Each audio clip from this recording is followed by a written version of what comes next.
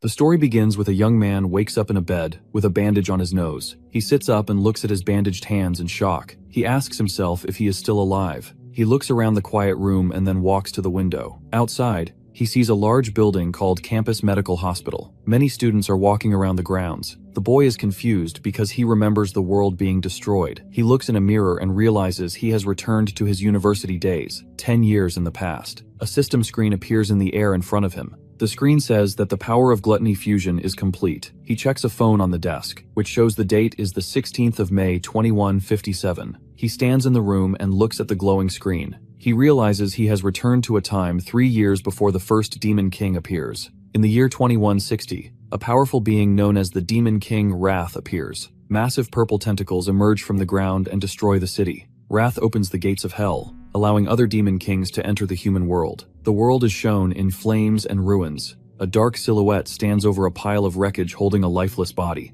Si Chen remembers losing everything in this war. Now back in the past, he looks at his open palms. He clenches his fist and his eyes glow red. He vows to defeat Wrath and stop the gates of hell from opening to change the future. A system screen floats in the air in front of him. It says the power of gluttony fusion is complete. Si Chen touches the screen. A status window appears showing his name and level. Although he is level 1, all of his stats, including strength and speed, are at 100. He explains that in this world, only 1 in 10,000 people can awaken special powers. A chart shows different classes, such as Star Mages, Flame Warriors, and Lightning Assassins. Si Chen is currently a student at the National University for Awakened Powers. The campus consists of several large, modern buildings where students with potential are trained. Si Chen stares at a digital card displaying the Lightning Assassin class. He recognizes this as his class from his previous life. He wonders if he has awakened his powers early. He clenches his fist, and yellow electricity sparks around his hand. A system message appears that says, "Class change loading." The door opens, and a student named Ma Long enters. Ma Long wears glasses and a brown sweater. A text box identifies him as an E-rank flower chanter. Ma Long is shocked to see Si Chen standing.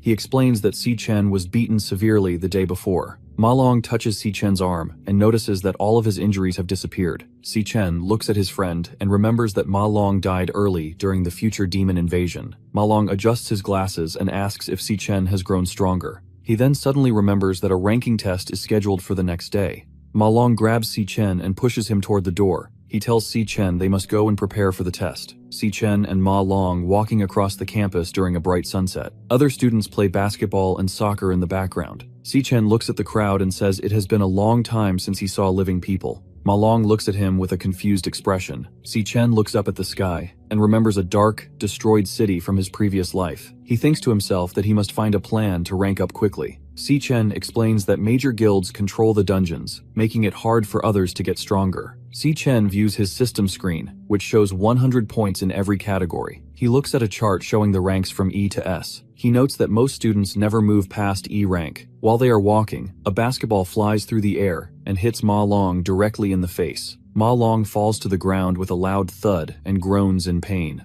Si Chen looks over and sees a group of muscular students sitting on some stone steps. One man wearing a black tank top and dog tags smiles mockingly at them. He tells them he is surprised they recovered so quickly from their previous injuries. He tells his friends that the two boys can endure a lot of pain. The leader looks down with a smug expression and asks why they did not bring him cases of drinks. Ma Long bows his head and offers to go buy the drinks immediately. Si Chen stands calmly, with one hand in his pocket. He stops Ma Long and tells him it is not his fault. He states that the bullies are the ones who should be apologizing. As he stares at the group, his memories from the past begin to return. The student holds Si Chen's head underwater in a sink. Si Chen struggles and gasps for air. Ma Long sits on the floor nearby, looking terrified. He reaches out a hand and begs the bullies to stop. The leader smiles and claims he is trying to help Si Chen awaken his dormant powers. The other students stand in the doorway and laugh. Si Chen loses consciousness and falls to the floor. The bullies lose interest and walk out of the room, leaving him there. Ma Long rushes to Si Chen's side and calls out his name.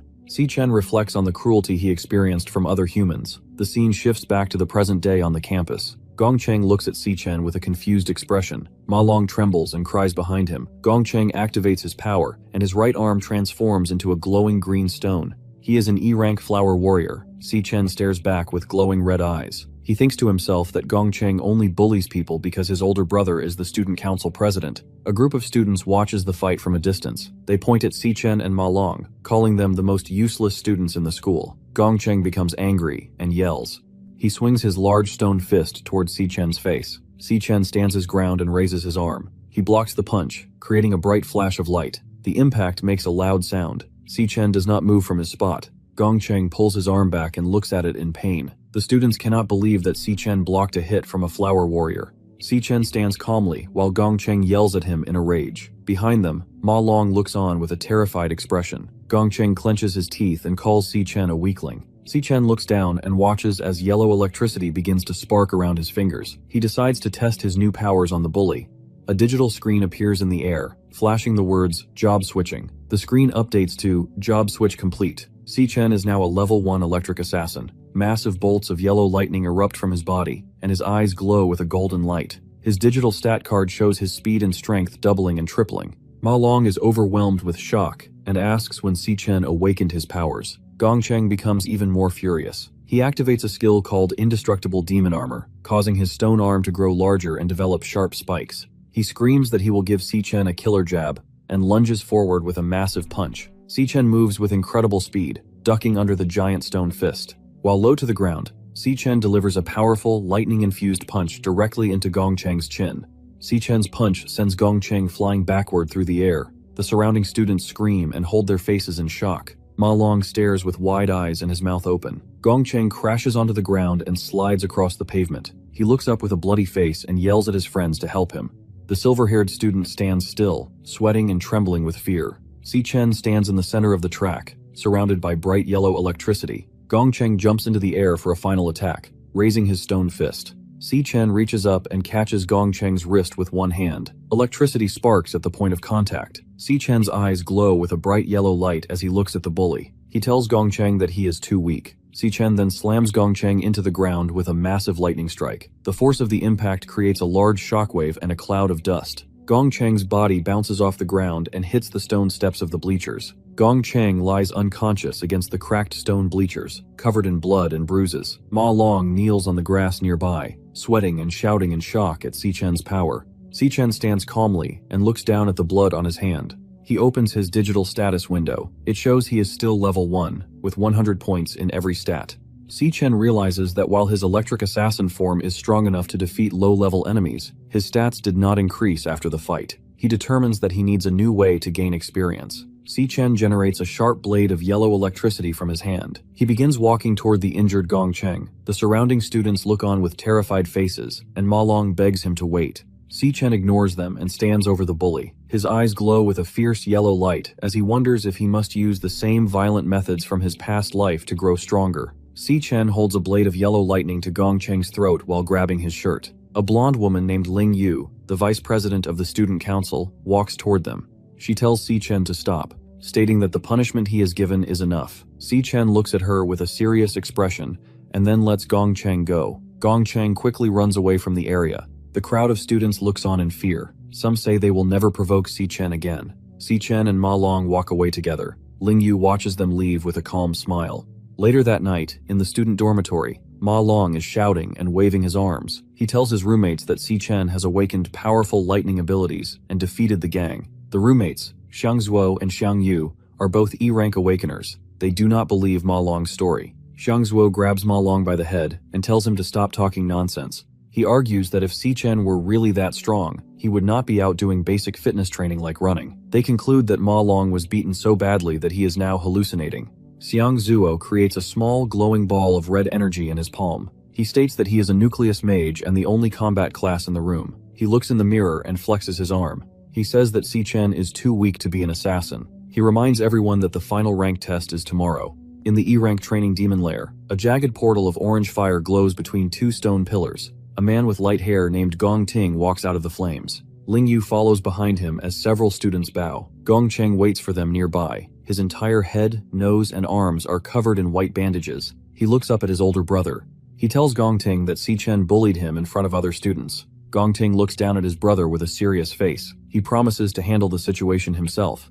After that, Gongting and Ling Yu sit at a large, formal dining table. Gongting cuts a piece of steak with a knife. Lingyu explains that fewer than 10 people in the school have reached D rank. She tells him that others do not have the same access to demon lairs that he does. On the other side, Si-Chen is running through a heavy rainstorm at night. He is wearing a blue jacket and carrying 100 kilograms weights. He is completing a 20 kilometers run. Sweat and rain drip down his face as he focuses on his breathing. He believes that a strong physical body is necessary to use his electric assassin powers. A flashback shows the world in the year 2160. Massive purple tentacles emerge from the clouds and destroy buildings. Si-Chen kneels on the ground in the rain, holding his sister's body. She has been killed by the Demon King Wrath. Back in the present, Si-Chen stands in the rain with glowing red eyes. He declares that his first goal is to kill Wrath, to prevent the destruction of the world. His phone vibrates in his pocket. He sees an incoming call from his sister, Si-Yun. He puts an earbud in his ear and answers the call. Si-Chen stands still in the middle of the empty track. Si-Yun's voice comes through the phone. She asks why he called her many times today. She explains that she was at a competition and her phone was dead. She tells him that if she wins a prize, they can pay their rent. Si-Chen looks down at the ground and remains quiet. He thinks about how he prayed to return to the past. Si-Yun asks if it is raining on his side and why he is silent. Si-Chen smiles sadly. He tells her it is nothing and that he just wanted to hear her voice. Si-Yun is confused. She says they spoke only 2 days ago. She says goodbye and tells him to wait for good news. Si-Chen looks up at the dark sky. He turns around and begins to run again. He says he needs 3 more laps. He returns to his dorm room after 8 hours in the past. Si-Chen stands in the shower, looking at his reflection in the steam. He notes that while his body is younger and physically weaker than before, he is gradually adapting to it. Later, Si-Chen sits on the edge of his bed, wearing a black robe. He reflects on the difficulty of leveling up, as major guilds control all the demon lairs. He wonders how he will find monsters to fight, and what the true nature of the power of gluttony is. As he begins to sleep, a red digital system message appears in the darkness. It shows a loading bar with the words, "System booting." Once the loading is complete, a screen flashes, "Gluttony system start." Si-Chen suddenly finds himself falling through a bright pink and red void. He performs a mid-air flip and lands on one knee on a red, watery surface. He looks up to see a massive, dark tower covered in thorns stretching into a purple sky. He wondered how he arrived in this strange place while he was supposed to be sleeping. He looks at the massive tower stretching into the dark, purple sky. Low growling sounds come from the darkness. Large, pale monsters with skull heads and glowing blue eyes emerge from the water. A system identifies them as E-rank death hounds. The hounds surround Si-Chen, baring their teeth. Yellow lightning begins to spark around Si-Chen's right hand. He watches the monsters as his powers activate, saying, "Loading switching class." Si-Chen realizes he is inside a demon lair. Si-Chen completes his class switch to become a lightning assassin. His hair is messy, and his eyes glow with a bright yellow light. Electricity sparks all over his body. 3 death hounds lunge at him at the same time. Si-Chen moves with extreme speed and slashes through the monsters with his hands. One hound's skull head shatters into small pieces upon impact. A digital notification appears showing that he obtained 3 Death Forest items. Si-Chen thinks to himself that these E-rank monsters are very easy to defeat. He watches as 4 separate experience point notifications for plus 52 EXP pop up on the screen. A large glowing level up banner appears above his head. Si-Chen's status updates, showing he is now level 2. He realizes that this place allows him to gain experience and increase his power quickly. He views his digital status window. He is level 2, and all his stats have increased by 5 points. He smiles and realizes he has found a dungeon he can raid by himself. A large boss monster appears behind him. It is a massive hound with a skull for a head and red glowing eyes. The monster opens its mouth to reveal sharp teeth. Si-Chen turns around and attacks with yellow electricity. He slashes through the monster's neck, causing blood to spray across the screen. A notification shows that he earned 320 experience points from the kill. A glowing level up banner appears. Si-Chen is now level 3. A victory screen displays his loot. 18 Death Forest Fangs and 1 Death Forest Crystal. Si-Chen checks his stats again. His speed has increased to 330. He notes that boss monsters provide much more experience than common monsters. He is pleased with how quickly he is becoming stronger. He stands over the body of the defeated boss monster. A red system window appears above the hound's head. The text in the window says, "Devourable." Si-Chen looks at the screen with surprise. He wonders if this is the true power of his gluttony system.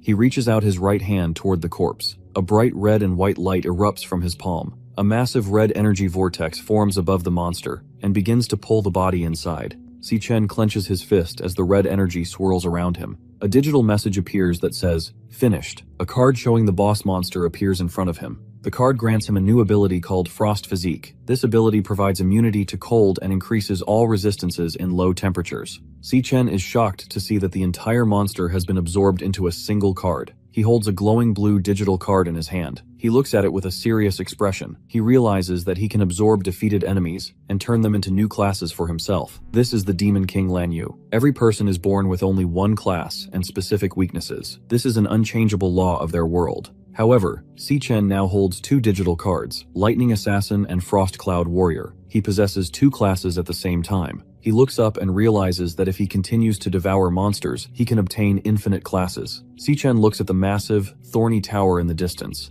He wonders why he was given this unique power and what the purpose of the demonic tower is. He suddenly stops as he feels a heavy pressure. The monster appears inside a large burst of purple flames. The monster carries a massive sword on its back. He speaks, saying it has been waiting for Si-Chen for a long time. The government's ranking system for warriors, ranging from E rank up to S rank. A vision of the past shows Si-Chen being thrown through the air by a powerful force. He is covered in blood and groaning in pain. He remembers that reaching S rank in his previous life nearly killed him. Si-Chen is tired and breathes heavily. He holds a glowing yellow lightning sword in his hand. He realizes his power level is only D rank. The monster stands in a sea of red liquid. The monster is an S-rank boss with two large purple blades. Si-Chen is confused because the monster knows his name. The monster attacks with a large, curved blade. Si-Chen moves quickly to avoid the hit. The monster hits Si-Chen in the chest, and Si-Chen yells in pain. Si-Chen lies face down on the red surface. The monster looks down at Si-Chen and asks if he is still struggling. Si-Chen is heavily injured. He looks at the monster and thinks that it wants him to submit. The monster asks Si-Chen to stay and guard the tower. It calls this a rare opportunity. Si-Chen looks at the monster with a determined expression. He says he will never stay in this place. Suddenly, a purple energy blade slashes through the air. A large amount of blood sprays from Si-Chen's shoulder. He looks down at his wound in shock. The monster becomes angry. It points its purple sword at him. He says he has been patient because Si-Chen is the only one who can enter this lair. Ghostly skulls erupt from the red water all around them as Si-Chen stands alone as the purple light fills the sky.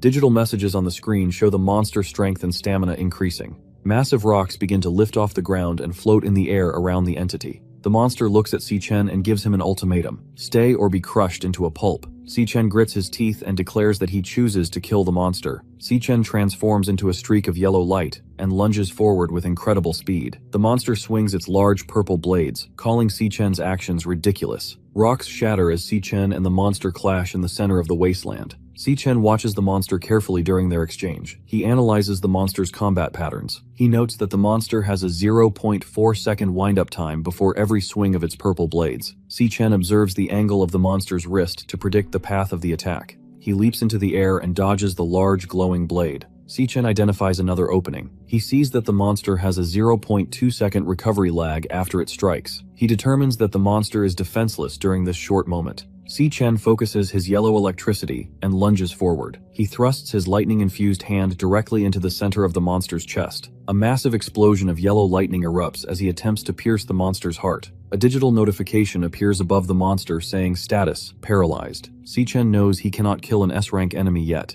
He decides to use the paralysis to escape. He activates a skill called Lightning God, which surrounds his body in bright yellow electricity and increases his speed 10 times. He runs toward a small point of light in the distance. He believes the light is the exit to the lair. Si-Chen leaps through the air, but the light suddenly disappears. He lands on the red ground in shock. A large explosion of dark purple energy erupts behind him. The monster reappears from the smoke. The monster tells Si-Chen that the exit was an illusion. It reveals that this location is not actually a demon lair. The monster reveals its true form as the Purgatory Rakshasa, an S-rank 1-star warrior. The Rakshasa looks at Si-Chen and tells him that he is the one who can bring hope. Si-Chen stares back with wide eyes. He recognizes the monster's form. He remembers that Demon King Lan Yu had the same appearance in his previous life. In his flashback, the battlefield filled with bright orange explosions and streaks of yellow lightning. During the final battle of his past life, the enemy switched between many powerful classes easily. A third monster appears as a green, vine creature with multiple glowing red eyes. Finally, a blindingly bright light appears in the shape of a person, with many glowing orbs behind its head. The Rakshasa has the same large horns, skeletal chest, and glowing blue energy. Si-Chen realizes he is facing a direct form of the greatest demon he ever knew. He realizes that this entire world exists inside his own body because of the power of gluttony. The Rakshasa smiles and praises Si-Chen's intelligence. He tells Si Chen that he is worthy of the tower's secrets. A golden key with a large red jewel appears in the air. A system box identifies it as the SSS-Rank Key of the Void. The description says it is the only way to open the demonic tower. The Rakshasa holds the key in his clawed hand. The Rakshasa explains that the former demon king, MANHUA, devoured many powerful demons in the past. He reveals that the strongest of those demons are currently sealed inside the tower. The Purgatory Rakshasa offers him a golden key. He takes the key of the void while asking why the monster is choosing to help him. The Rakshasa explains his motive. He says that the other demon kings slaughtered his entire race to satisfy their greed. He states he has waited an eternity for a chance at revenge. He looks at Si Chen and says that another mysterious person was correct about him being the only hope. Si Chen looks confused and asks who the monster is talking about. The Rakshasa points toward the massive, dark tower in the distance. He tells Si Chen that all the answers he seeks are hidden inside. Suddenly, the Rakshasa begins to glow with a brilliant blue and white light. He starts to dissolve into glowing particles. He tells Si Chen to take his power and use it to make the demon kings pay. It tells Si Chen he must become unstoppable and open the demonic tower. It warns him that the demons inside are vicious and will not be easy to defeat. A dark silhouette of several demon kings appears in a red void. The Rakshasa tells him he must conquer and devour every one of them to reach the top of the world. The monster's head breaks into small, glowing pieces. Its last few fragments float in the air. The Rakshasa says that only a person with strong resolve is worthy of its power. Si Chen stands on the red surface as the monster's energy floats in the air. He raises his hand to absorb the purple light. A large notification flashes, devouring level up. Si Chen is surrounded by bright yellow energy. His level increases to 10. A victory screen appears showing he obtained 2 items called Rakshasa's Underworld Bone. Si Chen looks down at his fist and says he will carry the monster's will. A digital message says devouring complete. A card for the Purgatory Rakshasa appears. It shows the monster is a star warrior with skills called Bone Grip Ruin and Triple Gravity Strike. Si Chen says he will make his enemies pay in blood. Back in his dormitory, a window with bright sunlight shining through. A loud voice tells everyone to wake up and get up. He sits up in his bunk and looks toward the floor. His roommates get dressed in the background. He looks at his hands and chest, noting that all his injuries from the previous night have vanished. He wonders if the battle was just a dream. He opens his system window. It shows he is now level 10. All his base stats have increased to 150. The Purgatory Rakshasa card and other loot are visible in his inventory. Si Chen realizes he gained 9 levels in one night. He contemplates what his current rank would be in the government system. His roommate, Xiang Zuo, walks over and leans towards Si Chen. Xiang Zuo has a mocking smile and mentions that Ma Long called Si Chen a powerhouse. Ma Long stands nearby, looking nervous. Xiang Zuo glares at Si Chen and asks if he is trying to take over as the top student in the dorm. Si Chen stares back as Xiang Zuo tells them the rank test is about to start and leaves. After that, they walked down the campus stairs while eating bread. He explains to the group that each rank is divided into low, mid, and high tiers. A digital chart appears, showing that while most students are in the low E tier, the peak rank among current students is mid D tier. Xiang Zuo claims he is in the mid E tier and is stronger than 10 low tier students. Ma Long turns to Si Chen and encourages him to aim for D rank to intimidate their rivals. They arrive at a large outdoor plaza where a giant screen announces the National Awakener University official rank test ceremony. A large crowd of students in uniforms has already gathered. In the hallway, 2 aggressive students shove a smaller boy against the wall. Ma Long recognizes them as Gong Cheng's followers and suggests staying away. The 2 bullies suddenly begin to sweat and look very afraid. They bow their heads low to the ground and call him Big Brother Si Chen. The roommates, Xiang Zuo and Ma Long, watch this with wide eyes and open mouths. Xiang Zuo is shocked and realizes that Ma Long's stories about Si Chen's power might be true. Si Chen continues walking calmly and does not look back at the bowing students. Suddenly, a man with blue-gray hair named Jiang Jian approaches Si Chen. Text identifies him as a student council officer. Jiang Jian smiles mockingly and mentions the incident Si Chen had with Gong Cheng. He reminds Si Chen that Gong Cheng is the younger brother of the student council president, Gong Ting. Ma Long and Xiang Zuo hide behind a nearby wall. They explain that Jiang Jian is a D-rank powerhouse and the president's assistant. They are worried that he is now targeting Si Chen. Jiang Jian leans in very close to Si Chen's ear. He tells Si Chen that he can smell the scent of a true powerhouse from a mile away. He then insults Si Chen, saying he only smells like a permanent bottom feeder. Si Chen looks at Jiang Jian and asks if he is a dog. Jiang Jian's face turns bright red with anger as he screams at Si Chen. His eyes are wide and his teeth are clenched as he demands to know what Si Chen said. Just as the tension peaks, Gong Ting steps forward and tells him to stop. He explains that he has investigated the fight. He admits that his brother, Gong Cheng, was at fault and deserved the consequences. Si Chen and Gong Ting share a long, silent stare. Both look very serious as they observe each other. In the main stage of the National Awakener University, a man announces that the assessments are about to begin. He instructs the students to proceed to the stage in order of their ID numbers. On the other side, the silhouettes of two people are seen standing in a high-rise office. They look out of a large window at the ceremony below, wondering if any interesting students will appear this time. Lingyu sips tea from a white porcelain cup and looks ahead with a calm smile. 1 hour passes at the National Awakener University. The announcer calls for the next student, Xiang Zuo. Ma Long stands in the crowd and cheers with his arm raised. Xiang Zuo looks nervous but determined as he walks toward the glowing blue portal on the stage. Xiang Zuo steps through the light and enters a dark room. Thick black wires hang from the ceiling and connect to a mechanical heart in the center. This is the magical core. The eye on the core is closed. The assessment requires the student to hit this core with their full power so it can absorb the energy. Xiang Zuo clenches his teeth and yells loudly. He raises his hands as a large ball of orange fire forms above him. He shoots a powerful beam of fire directly at the mechanical eye. A massive explosion occurs, and the room fills with bright light. They make a loud buzzing sound. A digital screen shows the E for the current rank. The scientist confirms the student is E rank, mid-tier. In the crowd, Ma Long shouts with excitement. He says the main event is starting. Then, the screen shows a new category for potential. White digital lines flash and move across the blue display and stop to form the letter C. A final summary box appears. It lists the current rank as E rank, mid-tier, and the max potential as C rank. Xiang Zuo is disappointed that his rank did not improve. He sits on the stone steps and puts his head in his hands. Ma Long puts a hand on his shoulder to comfort him. He says they will likely have even worse scores than him. The assessment results for the roommates appear on the screen. Xiang, Yu, and Ma Long are both E rank, low tier with C rank potential. Xiang Zuo is E rank, mid-tier with C rank potential. All three students look dejected. Suddenly, the screen flashes with a new result. A student achieves D rank with B rank potential. The three roommates stare at the screen with wide eyes and open mouths. Some time passes. Jiang Jian walks out of the blue assessment portal. He is laughing and looks very confident. The screen shows his result.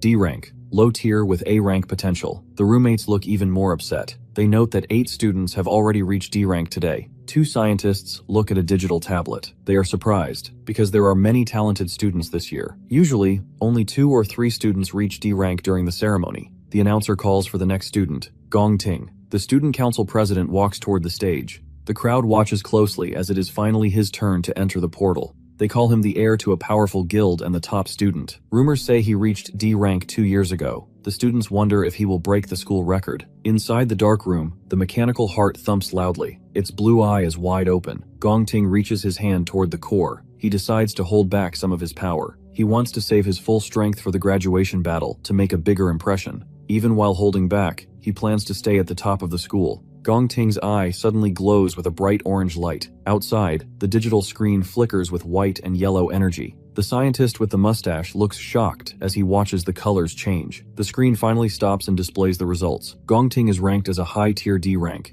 His potential is an S rank. The crowd is stunned by the high numbers on the board. The crowd is cheering and screaming loudly. They raise their arms in the air. Jiang Jian has his mouth wide open and shouts for the president. People say Gong Ting is the first person in the school's history with S-rank potential. Ma Long looks very shocked and clenches his fists. Si Chen standing nearby was calm. The scientists on stage discuss the results. They decide to report this news to the higher-ups immediately. An S-rank potential is very rare and will be protected by the government. Gong Ting walks out of the portal area. The students around him clap and cheer. High up in a skyscraper, the headmaster asks Ling Yu if she came to watch Gong Ting. She looks out the window and says she did not come just for him. She states she is more interested in Si Chen's results than Gong Ting's. The announcer calls Si Chen for his rank assessment. Jiang Jian leans in close and laughs mockingly at Si Chen. He tells him to make his dorm look good and calls his roommates a group of losers. Ma Long looks angry and shouts back at the bully, telling him to wait and see. Si Chen walks toward the glowing blue portal without saying a word. He enters the dark testing chamber where the mechanical heart hangs from the ceiling. The core's single eye opens wide. Si Chen reaches his hand toward it, his eyes glowing with red light. The graduation combat examination. This test uses 10-member teams. The team that takes first place joins the Imperial Guild. This guild is the most prestigious in the nation. Jiang Jian introduces a new student named Yan Lin to Gong Ting. Yan Lin is a low-tier D rank. Their team now has 9 students who are all D rank. They plan to add Gong Cheng to complete the group. Gong Ting looks confident as his teammates cheer for him. Nearby, Ma Long and the other roommates look small and dejected. Ma Long looks at his watch with a worried expression. He notes that Si Chen has been inside the portal for a long time, with no results. Other students walk past and mock Si Chen, calling him trash. They believe he is too weak to even register a rank. Jiang Jian tells Gong Ting that their team is full and they should go to karaoke. Gong Ting agrees and begins to walk away. Suddenly, the digital screen on the stage begins to flicker with white lines. The letter D appears on the screen. Ma Long and the roommates stare at the board with wide eyes and open mouths. They are completely shocked by the result. Ma Long shouts with joy and points at the results. Gong Ting looks surprised, while Jiang Jian stares with wide eyes and an open mouth. The board confirms Si Chen is a high-tier D rank. Inside the room, the mechanical core thumps violently and drips with sweat. A blue system message appears. It states that the core has an abnormality. The system asks the student to repeat the test because the results might be wrong. Si Chen views his digital stat screen. Every category is at 150 points. He realizes his regular body is equal to a high-tier D rank. He decides to test his weakest class first. A class change loading screen appears. Si Chen transforms into the Gravahound King. A white bone mask covers half of his face, and his right eye glows red. The rank on the screen outside changes again. It flickers and then displays mid-tier C rank. The students in the crowd scream and hold their heads in disbelief. Jiang Jian yells that the machine must be broken. The scientists sweat and wonder if there is a system error. The core inside the room thumps even harder. Si Chen realizes his other classes will be even stronger than C rank. He triggers another class change. He becomes the Abyssal Fiend. He now has red horns and glowing blue eyes. Purple energy swirls around his body. The mechanical core thumps faster and drips with sweat. Outside, a massive purple storm forms in the sky. Clouds swirl in a large circle and lightning flashes. The roommates huddle together in fear. They believe an earth-shattering monster has been born. The digital screen on the stage begins to glitch with colorful lines. A large yellow S appears under the potential rank. The mustache scientist screams in shock. He asks if there is another S-rank student in the school. Gong Ting looks toward the stage with a worried face. A red warning sign flashes on the screen. It says, "System error." A message states that the system cannot determine the rank because the power is too high. Jiang Jian screams with his eyes wide and his mouth open. Suddenly, the testing room explodes with a giant boom. Fire and blue energy fill the stage. The two scientists run toward the smoke in a panic. They shout that the core is overloading and they must check for danger. Si Chen's eyes glow with a bright cyan light as he activates the skill. Green digital hexagons appear over the heads of the surrounding students, identifying them as E rank. He looks at Gong Ting and sees a pink hexagon indicating mid-tier C rank. Si Chen notes that the president was also hiding his true power. The scientists announce that the ranking assessments are suspended and will continue tomorrow. Ma Long and Xiang Zuo are very excited and praise Si Chen for being a genius. However, Jiang Jian approaches them in a rage. He screams at Si Chen, waving his arms and getting very close to his face. He blames Si Chen for breaking the machine and wasting the student council's time. Si Chen clenching his fist as yellow electricity begins to spark around his hand. He considers attacking Jiang Jian. Gong Ting intervenes and tells Jiang Jian to stop being rude. Gong Ting then turns to Si Chen and personally invites him to join his elite team for the graduation combat examination. Jiang Jian is frustrated because the team is already full. He realizes he will have to remove another member to make room for Si Chen. He reaches out and places a hand on Si Chen's shoulder to welcome him. Si Chen quickly slaps the hand away and says he is not interested in joining. Gong Ting and Jiang Jian are stunned by the rejection. Jiang Jian shouted that their team is the strongest in the entire school. Si Chen looks back and tells Jiang Jian that he is too loud and demands that they never bother him again. Jiang Jian screams with anger, and a small flame comes out of his mouth. Students whisper that he is brave for rejecting the student council president. Si Chen walks away with a calm look. Ma Long and the other roommates hide nearby, looking surprised by Si Chen's actions. Gong Ting stands still and watches Si Chen leave. Headmaster Yuan Long and Ling Yu watch from a large window in a high-rise building. Ling Yu smiles and says the situation is becoming interesting. She states that Gong Ting was born into a wealthy family and that Si Chen's rejection is a declaration of war. Gong Ting looks down at the ground. He wonders if the power assessment was actually correct. Jiang Jian stands next to him and looks very angry. He offers to fight Si Chen to teach him a lesson. Gong Ting looks at him with a stern face and asks if he thinks he is a petty person. Gong Ting then turns away and tells the team he is no longer in the mood for karaoke. He tells Jiang Jian that his future actions are not his responsibility. Jiang Jian smiles broadly. He is happy to have permission to act. 10 minutes later, a silver-haired student tells Jiang Jian that Si Chen has left the school to go home. Jiang Jian crushes a blue soda can with his foot. He looks very excited to ambush Si Chen off campus. Si-chen walks along a fence with white earbuds in his ears. He looks calm as he remembers the past. A flashback shows a group of warriors standing before a giant, glowing pink eye. This is the monster, Wrath.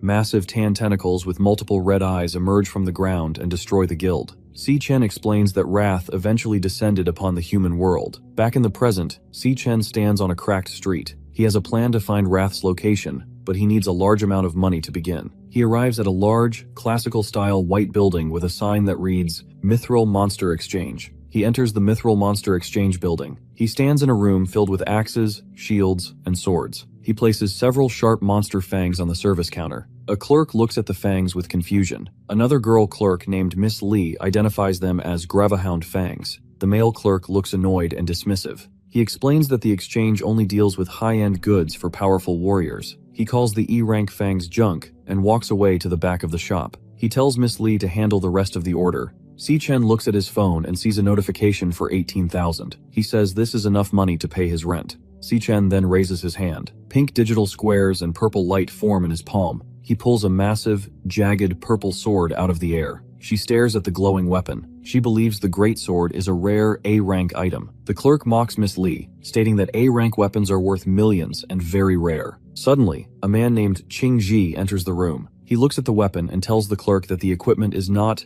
A-rank or B-rank. He identifies it as an S-rank piece of equipment from the Abyssal Lands. The clerk is terrified. His face turns dark, his eyes bulge, and he screams in shock. Qingji quickly walks over to Si-chen and clasps his hand in a firm handshake. He tells Si-chen it is an honor to have his business and invites him to the VIP lounge. Si-chen looks at Qingji calmly and realizes he is the leader of the Mithril Guild. In the VIP lounge, they sit on ornate green couches with gold trim. Qingji asks how much Si-chen wants for the weapon. Si-chen looks at him with red eyes and says, 1 million. Qingji is stunned and explains that the sword is worth tens of millions. Si-chen explains that he only wants to use the sword as collateral for a loan. He promises to pay the million back in 1 month. Qingji was impressed by the student's wisdom and confidence. Si-chen sits on a luxury couch and sips from a small cup. Qingji watches him and thinks that he is not an ordinary man. Si-chen offers to repay the loan in 1 month with 10% interest. Qingji tells Miss Lee to step outside so they can speak privately. Qingji adjusts his glasses and smiles. He identifies Si-chen as a student from the National Awakener University. He explains that the school's graduation exam is in 1 month, and the prize is 1 million. He notes that the amount and the date perfectly match Si-chen's repayment plan. Qingji realizes Si-chen is in urgent need of money. He makes a new offer. He tells Si-chen he will loan him 1.5 million in cash immediately. He says there will be 0 interest for the first month. Qingji stands up and reaches his hand out to Si-chen. He says he wants to be friends. Si-chen listens silently as Qingji promises to keep their discussion confidential. Qingji smiles and asks Si-chen to consider his exchange facility for all future trades. Si-chen observes the guild leader and is impressed by his ability to analyze the situation. He decides that he needs trustworthy allies to help him eliminate the Demon King Wrath. The two men shake hands in the center of the bright office. Qingji places his hand on a magic scroll, and a yellow circular seal glows with electricity. A notification on Si-chen's phone confirms that 1.5 million has been transferred to his account. Qingji asks what weapon Si-chen will use for the graduation exam now that his S-rank sword is being used as collateral. He offers to lend Si-chen A-rank or B-rank equipment from the shop.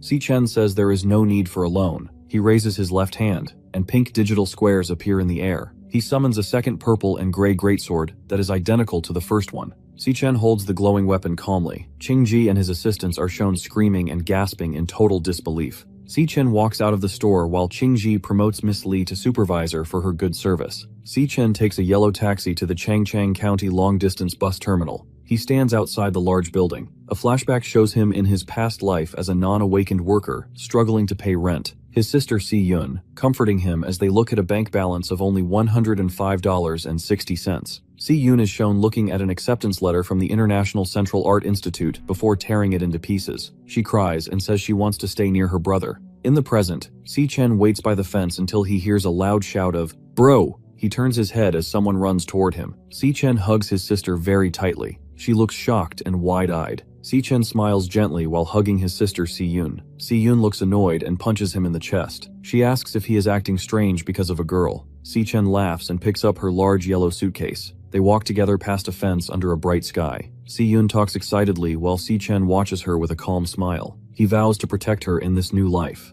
The scene shifts to a dark alleyway. Jiang Jian stands in the shadows with several masked men behind him. He looks at a map of the area and points to the path Si Chen takes to go home. He tells his group to hide and wait for the right moment to attack. He remembers Si Chen telling him to be quiet. Jiang Jian clenches his teeth and says he will destroy Si Chen so he cannot take the graduation exam. Jiang Jian's face turns a dark blue as he pulls out a glowing, jagged dagger. He calls Si Chen a poser and laughs. In the open street, Si Chen and Si Yun are walking home together. Si Yun drinks from a small carton with a cow on it. She asks if he is stressed about the graduation test. She tells him to pull himself together. Si Yun then starts singing a song about believing in yourself. Si Chen looks at his sister and thinks about how men form emotional walls. They continue walking home together. In a dark alley nearby, Jiang Jian and two masked followers watch them. Jiang Jian laughs and says it is a lucky day because the alley has no cameras. Si Chen suddenly narrows his eyes. He smells the scent of the student council members hiding ahead. He looks toward the dark corner of the street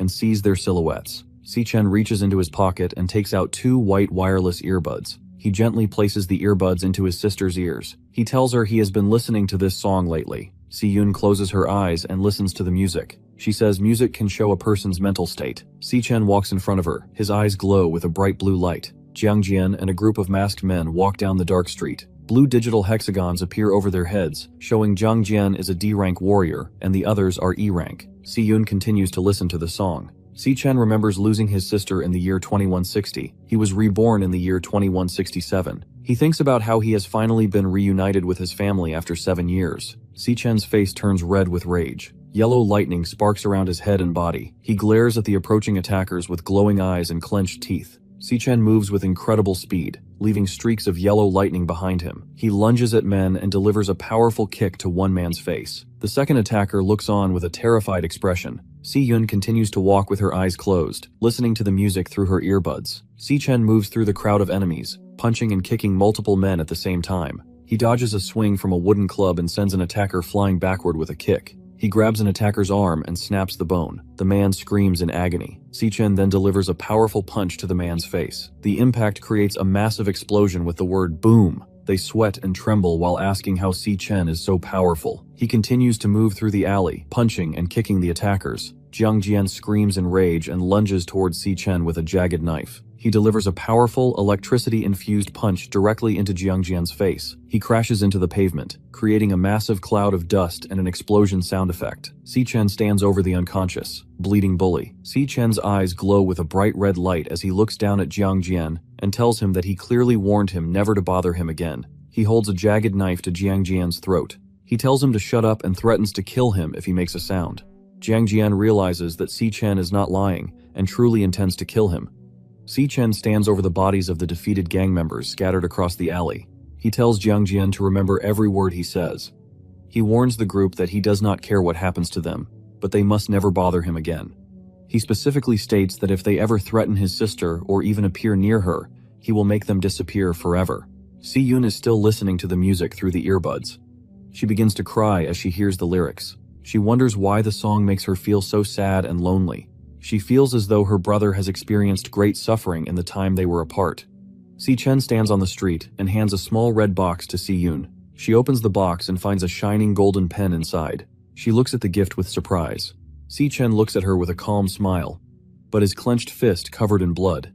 In the alley, Jiang Jian and his followers lie on the ground. They are badly injured and cry out for an ambulance.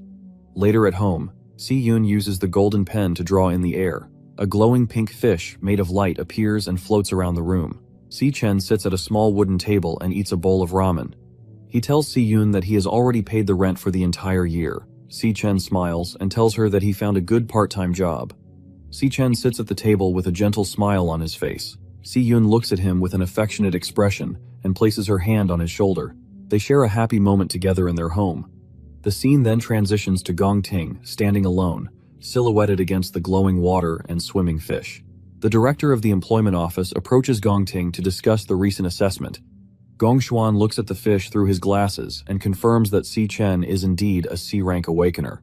He points out that Si Chen is now the only student in the university with a higher rank than Gong Ting. Gong Xuan mentions that there is a vacancy that needs to be filled. He tells his uncle not to worry and claims he did not use his full strength during the ranking test. Gong Ting vows to prove that he is truly the strongest student. It is 23 at the National Awakener University male dormitory. Si-chen stands in the shower with water dripping off his shoulders. He reflects on the future. He thinks about the golden trophy and the $1 million prize money for the graduation exam. He also remembers his new partnership with the guild leader, Qingji. Later, Si-chen lies in his bunk bed with his eyes closed, preparing to sleep. As he sleeps, the system message, "Gluttony System Activate," flashes on the screen. Si-chen suddenly finds himself back in the Red Wasteland. He stands before the massive, thorny demonic tower that reaches into the purple clouds. He looks at his updated status. He is now level 10 and ranked as a mid-tier C Awakener. He looks at the SSS-Rank Key of the Void glowing in his hand. He wonders what the interior of the demonic tower looks like. He approaches the massive stone gates and holds the key out. A blinding white and purple light erupts as the gates open. A giant swirling vortex of purple energy fills the doorway. Si-chen walks through the portal and finds himself in a new world. The area is called the Fallen Star Wastes. Suddenly, Si-chen feels immense pressure. He is forced down onto his hands and knees, struggling to breathe. He groans in pain as he realizes the gravity in this location is 10 times stronger than on Earth. A purple beast called the Phantom Lion appears on the ridge behind him. The monster is a B-rank star warrior with glowing white eyes. Si-chen struggles against the 10G gravity but manages to trigger a class switch. He becomes a level 10 lightning assassin. A yellow lightning blade forms in his hand. He leaps forward with his blade raised. He attempts to strike the monster's neck. A digital box appears with the word "miss" in large letters. The screen also notes that the vital hit and paralysis both failed. Si-chen's eyes widened in surprise. The Phantom Lion counters immediately. It lunges at Si-chen and slams him into the rocky ground with its paws. Si-chen realizes the strength of the monsters in this tower. He decides to switch his class to the Purgatory Rakshasa. A digital card shows his new stats and skills as a star warrior. He uses the heavy environment to increase his power. He begins stacking gravity to multiply the force of his attack. The percentages on the screen rise from 200 to 600%. His punch becomes 60 times more powerful. Si-chen shouts and lunges toward the Phantom Lion. The lion opens its mouth as Si-chen shouts and lunges forward, activating his super heavy mode. A massive pillar of purple and white energy erupts from his fist, shattering the ground into thousands of pieces. The impact creates a giant, circular crater in the fallen star wastes. Si-chen lies in the center of the cracked ground, breathing heavily. A notification appears showing that he earned 12,000 experience points. Another banner flashes, announcing he has reached level 11. He explains that each star on his class cards acts as a strength multiplier. His Purgatory Rakshasa class has 11 stars, while his Lightning Assassin has 9. He realizes his classes are breaking through the B-rank power limits. Si-chen stands over the glowing purple remains of the Phantom Lion. The system identifies the monster as devourable. He reaches out and absorbs the energy into his hand. In the distance, a tall gate made of purple light appears against the starry sky. Suddenly, a small dark vortex opens in the distance as several pairs of glowing white eyes appear inside the black hole. 4 more Phantom Lions leap out of the portal at the same time. Si-chen realizes that the powerful monster he just defeated with all his might was actually just a small common mob. One monster strikes Si-chen with its claws, causing blood to spray. Then, dark silhouettes show the monsters biting and clawing at Si-chen's body. A text box appears with the Rakshasa's warning. Once the door opens, what welcomes you will be endless pain. He suddenly wakes up in a bed, gasping and clutching his chest. He is covered in sweat and looks terrified. He sits up in the dark room and stares at the floor. He reflects on the intense physical pain from his dream. He looks at his hand and clenches it tightly. He states that there are no shortcuts to becoming stronger. In the Grand Auditorium on Friday, the 20th of May, 2157, about the graduation combat examination, Gong Xuan sits in a front row seat, drinking from a metal flask. The auditorium is full of students in uniforms. Several students are shown talking and whispering to each other. They discuss rumors that guild representatives are coming to scout for talent. Si-chen sits silently among the crowd. He listens as the other students talk about the high expectations for this year's results. Gong Xuan speaks to the students from a podium. The students raise their wrists to check their displays. A blue list appears in the air showing the team assignments. Xiang Zuo, Ma Long, Xiang Yu, and Si-chen are all officially ranked as low E rank. Ma Long screams in total shock. He looks at Si-chen and asks how his rank can be so low after the assessment. Nearby students point at Si-chen and laugh. They mock him and call him a loser. Si-chen stares at his wrist display with a calm expression.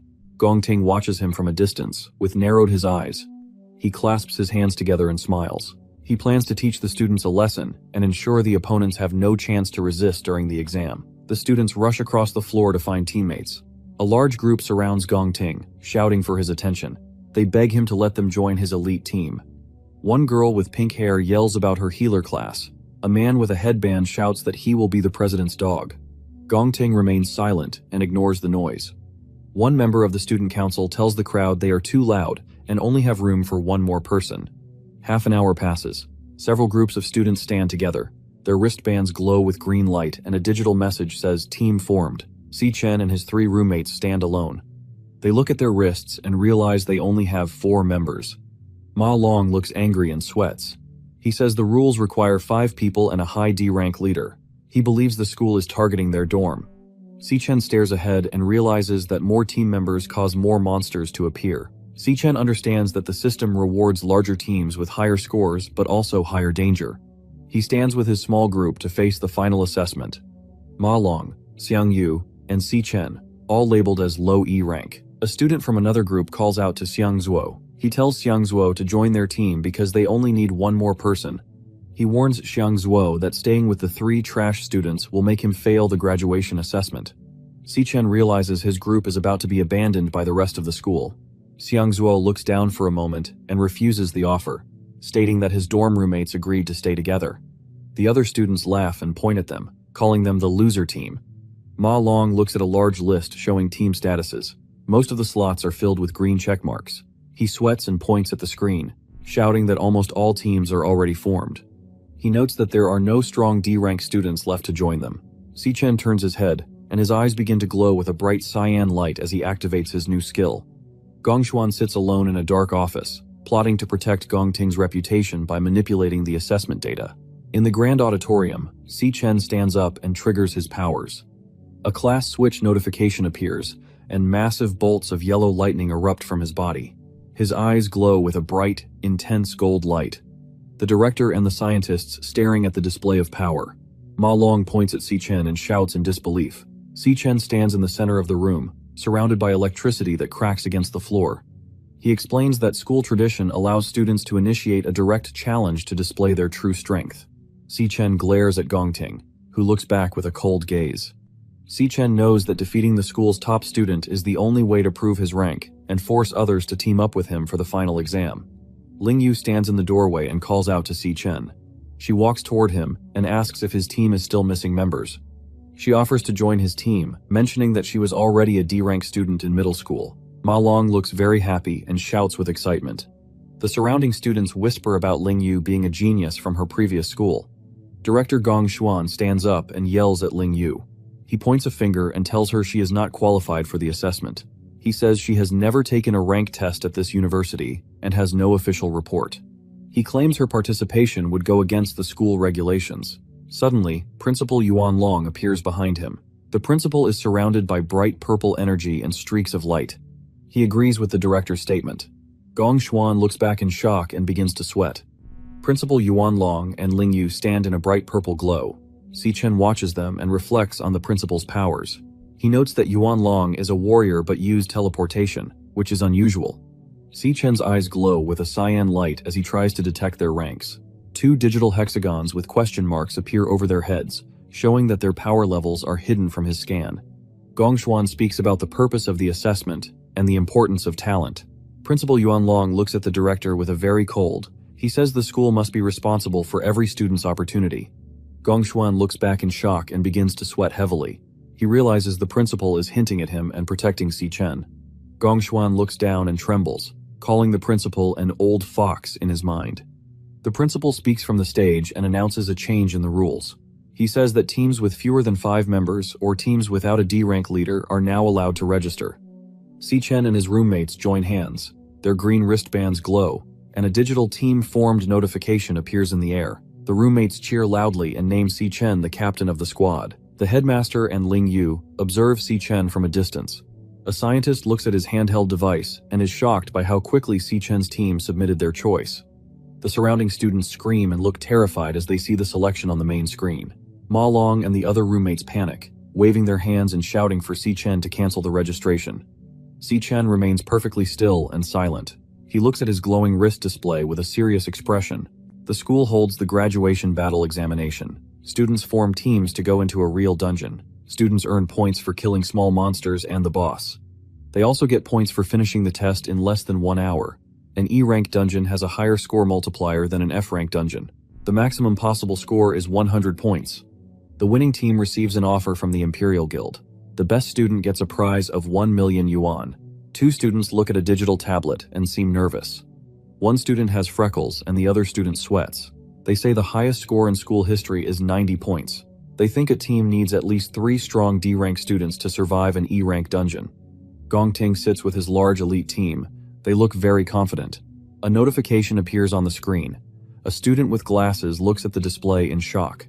He tells the crowd that a team has already chosen their dungeon. He zooms in on the screen and realizes it is Si Chen's team. The display shows 3 difficulty levels, F, E, and D. Si Chen's profile picture is inside the D-rank box. The student is terrified because no student has ever beaten a D-rank dungeon before.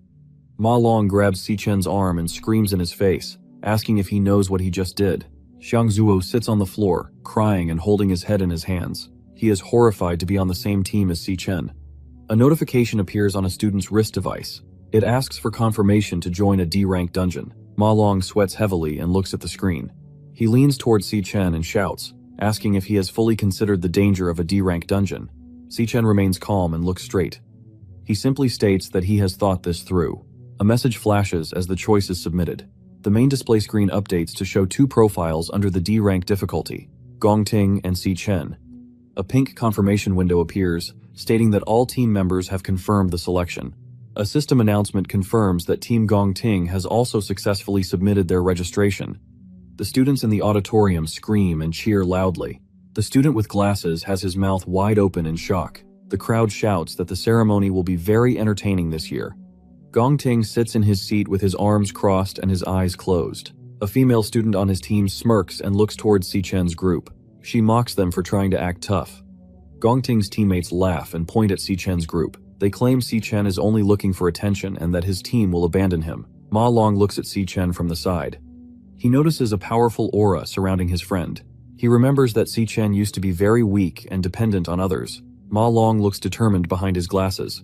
He shouts that he will stay with Si Chen until the end. He raises his arm and presses a glowing green confirm button on his wrist device. Xiang Zuo also raises his arm and presses the confirm button. He looks exhausted. He states that the difficulty of the dungeon does not matter because they are already in last place. All members of the team have now accepted the D-rank assessment. A system message announces that Team Si Chen has submitted their registration successfully. Si Chen stands in the center of the auditorium with his 3 roommates. Si Chen looks down with a serious expression and speaks to his team and tells them he is sorry. He explains that he chose the high-difficulty D-rank dungeon specifically to earn the MVP title. Si Chen looks at his roommates and tells them they are aiming for the top score together. Then, Gongting stands at the top, looking down at Si Chen. He shouts that there can only be one strongest student in the university. Ling Yu watches from the side. She notes that she has never seen Gongting look so angry or determined before. The battle between the 2 students has finally become public as they glare at each other from across the room. Headmaster Yuan Long looks on with a small, knowing smile. Ling Yu looks down thoughtfully and states that Si Chen choosing a D-rank dungeon is overconfident. F-rank is 1.5x, E-rank is 2x, and D-rank is a massive 3x with a maximum score of 150 points. A red warning sign flashes under the D-rank section. Ling Yu believes Si Chen's team of 4 is not strong enough for this choice. Yuan Long notes that there is only 1 month left until the battle examination. Combat Simulation Room at 22:45. Inside, elite students wearing high-tech visors are shown training against digital monsters. Blue energy and red explosions fill the room as they practice their skills in a controlled environment. Yuan Long hopes that Si Chen's team can at least put on a decent performance. In the school stadium, Si Chen stands calmly while his 3 roommates are bent over, vomiting on the ground and stares. There are only 17 days remaining until the examination begins. Ma Long is covered in sweat and exhausted. He asks Si Chen why they are doing physical exercises instead of using the school's monster simulator. Si Chen tells them that simulation training is not real. He explains that students will feel intense fear when they enter a real dungeon for the first time. Si-chen says that physical instincts will determine their fate, not theories drilled into the brain. He tells his roommates that they are training for endurance, power, and reaction speed to heighten those instincts. He notes that the benefits of school simulations are very small. He explains that only privileged people with high status have access to real dungeons for training. Gongting uses a bright yellow beam of energy to slice a large, white monster into 2 pieces. He explains that rich students are born with power that others can only hope to have. Si-chen says that the graduation exam is their only chance to join the Imperial Guild and surpass the elite students. Ma Long looks at Si-chen with wide eyes. Si-chen clenches his jaw, and his red eyes glow brightly. He promises his team that they will absolutely win the competition.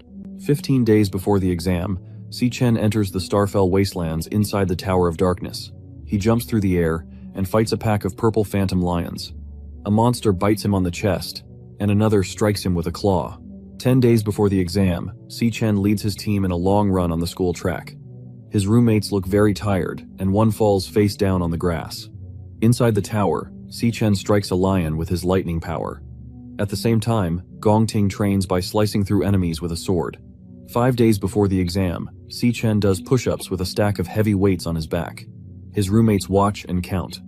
3 days remain, and Gongting stands calmly in a field of fire and ash.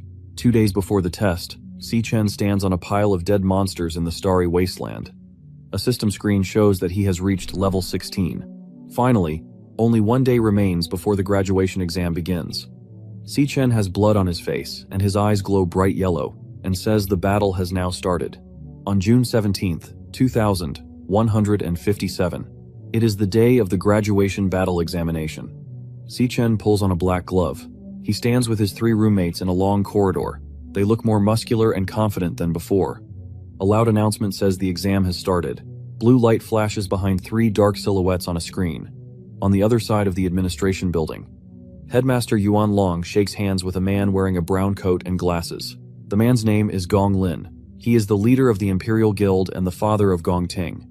A group of students watches from a balcony above. They look shocked to see such a powerful person on campus.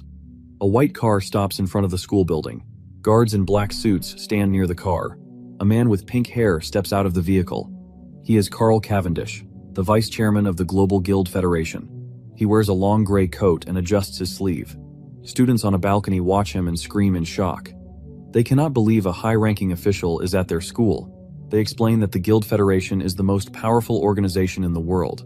Carl Cavendish walks toward the entrance with a woman. The woman is Sigrid, the Secretary General of the Federation. Inside a control room, Director Gong Xuan sits behind a desk. He looks at a large wall of video screens showing different areas of the school.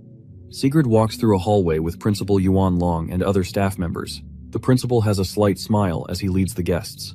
They walk past rows of monitors to observe the graduation examination. Many people follow behind the high-ranking leaders as they enter the viewing area. Students face dangerous monsters inside the graduation dungeons. A student uses a blue energy blade to strike a large water serpent called Ling Yao. In a different area, a giant sandworm with sharp teeth erupts from the water near 2 students. Inside a dark cave, several stag spiders crawl across the walls and ceiling. A student with glasses looks up and trembles with fear. In the control room, Director Gong Xuan watches the video screens. He explains that instructors are standing by at the gates to intervene if a student is in danger. A giant spider looms over a student who has fallen to the ground. The student screams and presses a button on his glowing wrist device. A red notification says, "Dropped," as he withdraws from the exam. He and his teammates are instantly teleported out of the dungeon in a flash of red light. Secretary General Sigrid watches the monitors. She notes that only 2 teams remain in the difficult D-rank dungeon. She says she is looking forward to seeing their performance. Director Gong Xuan watches the monitor. He believes the students will withdraw from the dungeon quickly. The team enters the D-rank dungeon named Cloudwood Summit. A creature crouches on a large, frozen tree branch. It is a wraithwing monkey, a D-rank monster with gray fur and long claws. Si-chen looks alert as snow falls around him. He tells his teammates to stay on guard. 3 monkeys fly down from the trees to attack. Si-chen moves with extreme speed. He creates 3 large slashes of blue energy in the air. The monsters are hit instantly and fall to the ground with a loud thud. Blood stains the white snow around their bodies. Ma Long sits in the snow and looks up in disbelief. Xiang Zuo is also shocked. He realizes that Si Chen just defeated 3 D-rank monsters by himself. Si Chen stands over a dead monster, while yellow electricity sparks around his body and the small yellow blade in his hand. Si Chen's eyes glow with a bright yellow light. His 3 teammates stand behind him. He tells his team that their current strength is not enough to handle the enemies. He tells them to stay back and protect themselves. He then lunges forward as a large bolt of yellow electricity strikes the frozen ground. He shouts for them to leave the rest of the fight to him. A student on the ground yells for the others to watch out. Another teammate slides across the ice and screams. One of Si Chen's teammates is thrown backward by an impact. Xiang Zuo finally realizes why Si Chen made them practice reaction speed and explosive power during their training. He understands that Si Chen never actually expected the team to help him fight the monsters. He concludes that the physical training was only meant to give the roommates a way to protect themselves and survive. He thinks about how he always considered himself the boss of their dormitory. He feels humiliated because he now has to rely entirely on Si Chen to carry him through the exam so he can graduate. In the background, Si Chen moves with incredible speed through the snow. He uses sharp yellow lightning blades to slice through a white, furry monster. His fast and violent attack against the remaining enemies. Giant white bat monsters fly through the snowy sky. They have human faces and open their mouths to roar. Many yellow lightning bolts strike the monsters from all sides. The electricity slices through their wings and bodies. Xiang Zuo says that as long as Si Chen is their leader, they will surely win the graduation exam. He believes in Si Chen's strength completely. He does not doubt their victory anymore. Si Chen's teammate watches him and thinks Si Chen is too strong for a regular student. He believes Si Chen is a battle-hardened warrior. In the snowy valley, many yellow lightning bolts strike the small dark monsters. The monsters fall from the sky as blood sprays out. Xiang Zuo asks himself when Si Chen became so reliable. He feels that he has been left far behind by Si Chen's great power. A monster falling from snow. One student shouts a warning that another monster is attacking from the rear. The student raises his flaming arms to block the attack. He catches the monster's limbs as sparks fly from the impact. He calls out to Xiang Yu and Ma Long. He tells them that they cannot continue to act like deadweights. He declares that they should not rely entirely on Si Chen to win the battle. Ma Long and Xiang look at each other. They realize that this exam belongs to them just as much as it belongs to Si Chen. Xiang Zuo shouts with a wide-open mouth and declares that it is their graduation assessment too. Ma Long reaches out with his right hand. A bright green light shines from his palm. He agrees with Xiang Zuo's words. Ma Long stands firmly in the snow and activates a skill called Flora Chant Vine Lock. Many long dark vines erupt from his glowing green hand and spread across the area. He yells for the monsters to taste his power. The vines lunge through the air and wrap tightly around a white monster's head and neck. The monster screams "SK-Ri" as it tears through the dark vines and breaks free. Xiang Zuo is thrown backward by a sudden blast of light and energy. He looks at the monster and his hand glows with a bright green light. He shouts that the monster broke through his trap instantly. Ma Long activates a new skill called Cloud Chant Frost Breeze. A wave of cold blue air hits the monster and begins to freeze its body in blocks of ice. Ma Long reaches out with a glowing blue hand and tells Xiang Yu that the monster is now vulnerable. He yells for them to attack together. Xiang Yu clenches his right fist, which glows with a powerful green aura. He looks at the frozen beast and says that the monster will not be able to escape this time. Ma Long and Xiang Yu combine their powers to trap the enemy. They use a combo skill called Frost Breeze and Vine Lock. The white monster is encased in large blocks of ice and wrapped tightly in thick green vines. Ma Long and Xiang Yu look toward their teammate and shout for Xiang Zuo to attack now. Xiang Zuo is the team's nuclear mage, runs forward, and holds a ball of swirling orange fire in his right hand. He pulls his arm back and throws a massive fire projectile at the trapped monster. He yells for the monster to taste his power. A large title identifies the move as Burst Flame Bullet. The giant ball of fire streaks through the air toward the frozen beast with great force. The massive fireball hits the monster directly. The monster is engulfed in flames and its white fur begins to burn. He crouches low and creates 3 smaller glowing fire bullets around his body. He shoots all 3 projectiles at the same time. He shouts that the beast is much more tanky than he expected. The fire bullets streak through the air and hit the monster's chest and wings. Each hit creates a new explosion. Xiang Yu reaches out his hand as green light glows from his palm. He shouts that he can no longer hold the monster back. Next to him, Ma Long looks very stressed as blue energy sparks around his hand. He grits his teeth and yells that he has reached his limit. High above them, Xiangzuo jumps into the air against a dark red sky. He holds a massive, swirling sphere of orange and white fire above his head. He shouts that he is going all out. His eyes glow with a bright red light. He opens his mouth wide and screams that this is his final attack. Xiangzuo uses his ultimate skill called Converged Burst Flame Bullet. He falls from the red sky toward the target. A massive explosion of fire and orange light fills the screen, and the impact shakes the ground. A small drone states that the team successfully killed a ghost bat monster.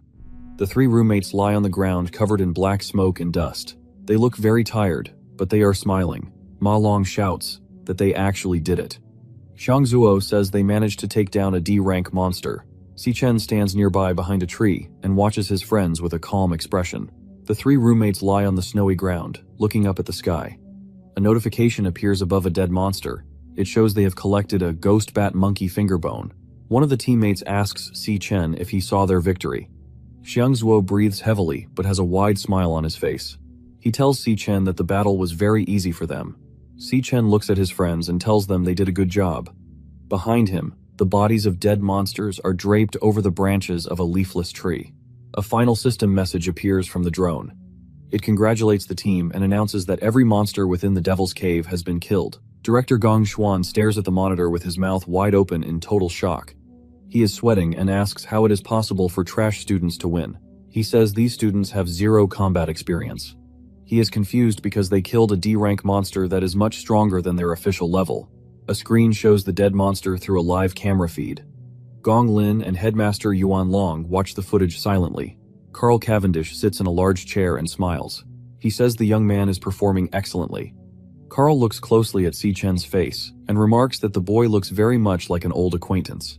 Carl Cavendish smiles while looking at the monitor. He repeats Xichen's name and says that he remembers him now. Gong Xuan looks toward the screen and sweats. He suddenly points his hand forward and laughs loudly. He tells everyone in the room to look at the display. A screen appears and states that the other team in the D-rank dungeon is moving very fast. They are already halfway through the dungeon. A live video feed shows Gong Ting fighting in a bright blue area. Sigrid notes that the coordination of the student teams is flawless. She compares them to a professional guild raid team. Carl Cavendish smiles while looking at the screen. He finds the situation interesting and says the graduating class is impressive. Director Gong Xuan smirks and states that the battle has only just begun. He promises that the real show is yet to come. Inside the dark dungeon, a high-risk D-rank dungeon called the Gloomvine Grotto, and a group of monsters called Noxious Toadstools rush forward. They are identified as D-rank flower soldiers. These creatures have large red mushroom heads and giant mouths filled with sharp teeth. She is a flower chanter using a skill called Withering Hymn. The icons indicate that the monster's strength, stamina, and speed are all decreasing. The blonde girl continues playing her guitar to weaken the enemies. A boy with short hair claps his hands together and shouts for his team to gather the monsters. He is a star mage using a skill called Astral Fusion. A large beam of purple energy traps a mushroom monster in the air. Another teammate calls out to the captain. Gong Ting looks very serious, and a bright light flashes from his hand with a shing sound. He strikes the monster with extreme force. A massive explosion of orange fire and red blood fills the area as the monster is torn apart by the captain's final attack. He performs a powerful strike called Searing Fracture. He is a C-rank flame soldier. He holds the handle of his sword as black energy flows around him. One teammate laughs and says that the monsters in this exam are the same ones they fought during their training sessions. Another teammate adds that fighting these creatures has become second nature to them now. They look very confident as they stand in the middle of the flames. His teammate smiles and says that the graduation exam is rigged by the Gong family. He thinks life is easy when you know the right people. He believes his team will become champions very soon. Gong Ting walks forward into a dark forest. Gong Cheng waves his hand and shouts to the team. He tells them it is time to fight the dungeon boss. On the other side in the snowy field, Xichen walks through the heavy snow with his teammates. They move forward together in the middle of the storm. The team is currently inside a high-risk D-rank dungeon. The location is called Cloudwood Summit's Peak. The mountain is covered in deep white snow and blue ice. One teammate speaks, saying he cannot believe they successfully made it to the top of a D-rank dungeon. A large title appears. It identifies the upcoming enemy as a frost wraith ape. The monster is classified as a D-rank cloud soldier. A giant white ape sits in the snow and eats a smaller creature. The ape tears the body apart with its teeth blood covering the ground and the monster's fur. Ma Long looks terrified and sweats heavily. He asks if the creature is the monster lord. His teammate says that one slap from the ape would kill him many times. He whispers that he is very scared. The giant ape has glowing red eyes and deep scars on its face. It stops eating and looks directly toward our teammates. Ma Long sees the monster staring at them. He throws his hands up in the air and screams in terror. He yells that the monster is looking right at them. The ape monster leaps down from above with great speed. It screams as it lunges toward the group. Si-Chen's two teammates scream and run away in terror. Si-Chen remains standing still and looks up at the massive creature. Suddenly, he delivers a heavy kick directly into the ape's face. Blood sprays from the monster's face as it is struck with extreme force. The giant white ape monster slams into the snowy ground with a loud crash. A bright blue trail of light follows the force of the impact. The monster is thrown backward and rolls across the deep snow. Si-Chen stays in a low combat stance as yellow lightning crackles around his body. He then delivers a fast strike with a glowing yellow blade. The blade slices through the monster's jaw, and blood sprays into the air. Si-Chen turns and runs forward with extreme speed, and several sharp yellows cut through the monster's large body as the ape is sliced into many pieces. Ma Long stares at Si-Chen with wide eyes and is in total disbelief and asks if Si-Chen really killed the giant monster so easily. His roommate stands behind him looking shocked. Digital system messages appear in the air. They state that Si-Chen obtained 1 Frostwraith ape fur and earned 200 experience points. Si-Chen stands calmly in the falling snow as his team approaches him. Si-Chen thinks to himself he finds it strange that killing the lord of a D-rank dungeon gives such a small amount of experience. He also thinks the loot he received was very poor. Suddenly, a teammate shouts with excitement. They tell the others to look at a large collection of mana crystals. One of the teammates shouts to the others to come and look at a discovery. He points toward a large, jagged tree trunk sticking out of the deep snow. Si-Chen watches as his roommates run toward the stump. Inside the hollow center of the tree, there is a large cluster of glowing crystals. The teammate says the giant monster must have hidden these mana crystals inside the tree. He notices the large size of the gems and believes they are at least mid-tier mana crystals. The roommates lean into the hollow and look at the treasure with wide eyes and happy smiles. They laugh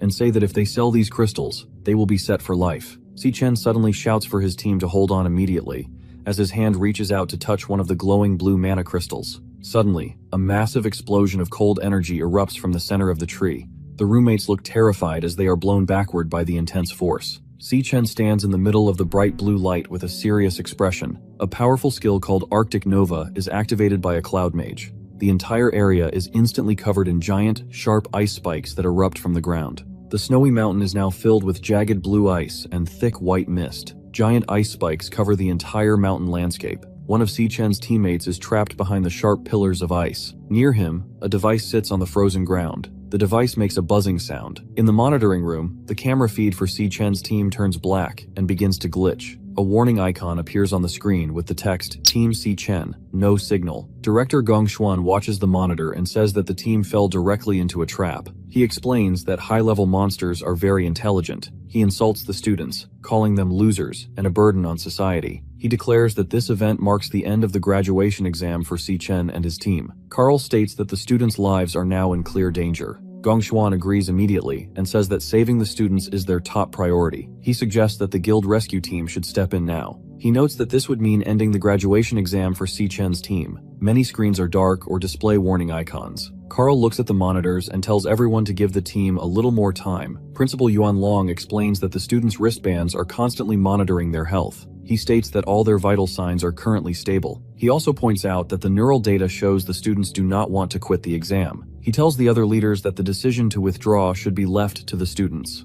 Gong Lin stands next to the principal and remains silent. Back to the snowy mountain. Ma Long lets out a very loud sneeze and shouts. He sits on the frozen ground, surrounded by giant ice spikes. He shakes from the intense cold and hugs his arms to stay warm. Behind him, his teammates are trapped inside large blocks of ice. He mentions that he is thankful to be a Cloud Class Awakener. He explains that his class gives him resistance to the cold. He says that without this power, he would be frozen solid like his friends. A dark shadow falls over the area and a creepy laugh comes from the mist. The monster is revealed to be a giant warrior made of ice and dark metal. It has long white hair and a bright blue glowing core in its chest. The monster towers over the snowy landscape. It looks down at Ma Long and laughs loudly while the snow falls around them. Ma Long looks up at the giant creature and asks if this monster is the true lord of the dungeon. He explains that he recognizes the monster from the school's monster manual. He identifies it as a frostbound Lich King, which is a C-rank cloud mage. He says this type of monster is an elemental mage that can manipulate ice. Ma Long explains that it uses area of effect attacks and knockback abilities to fight. He tells his team that these monsters are very cunning and enjoy torturing their prey before they kill them. He realizes that the Arctic Nova attack they just faced was actually a trap set by the boss. The Lich King stares down at the students with its empty, glowing eye sockets. Ma Long runs across the jagged snow as the blue frost-bound Lich King follows him from above. Ma Long looks back and realizes the monster is a rare C-rank lord. He knows he cannot defeat such a powerful enemy by himself. He tells himself that he must hurry. Suddenly, a sharp spike of ice strikes Ma Long's lower leg.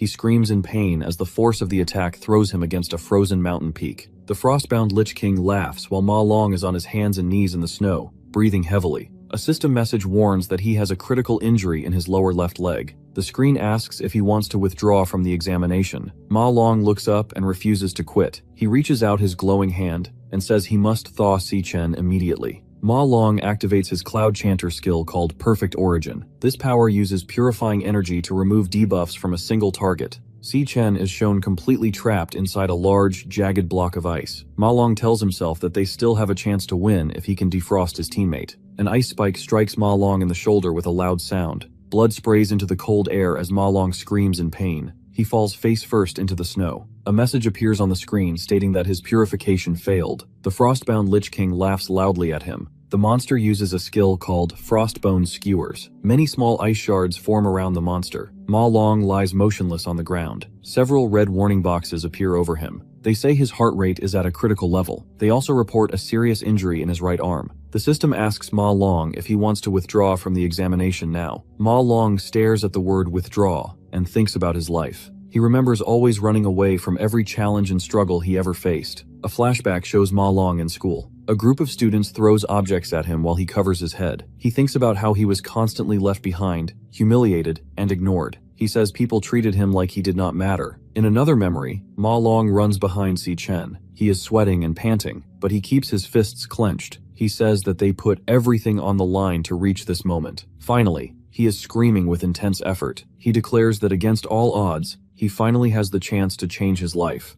He refuses to give up now. In the present, Ma Long grits his teeth and shouts that he will never give up the fight. Ma Long reaches his hand toward the large block of ice. A powerful green light erupts from his palm as he uses his Perfect Origin skill. He focuses a beam of bright blue energy directly at the ice trapping Si Chen. The frostbound Lich King stands nearby and watches him. The monster energy waves spin through the air around them. Ma Long reaches out his hand toward the frozen structure.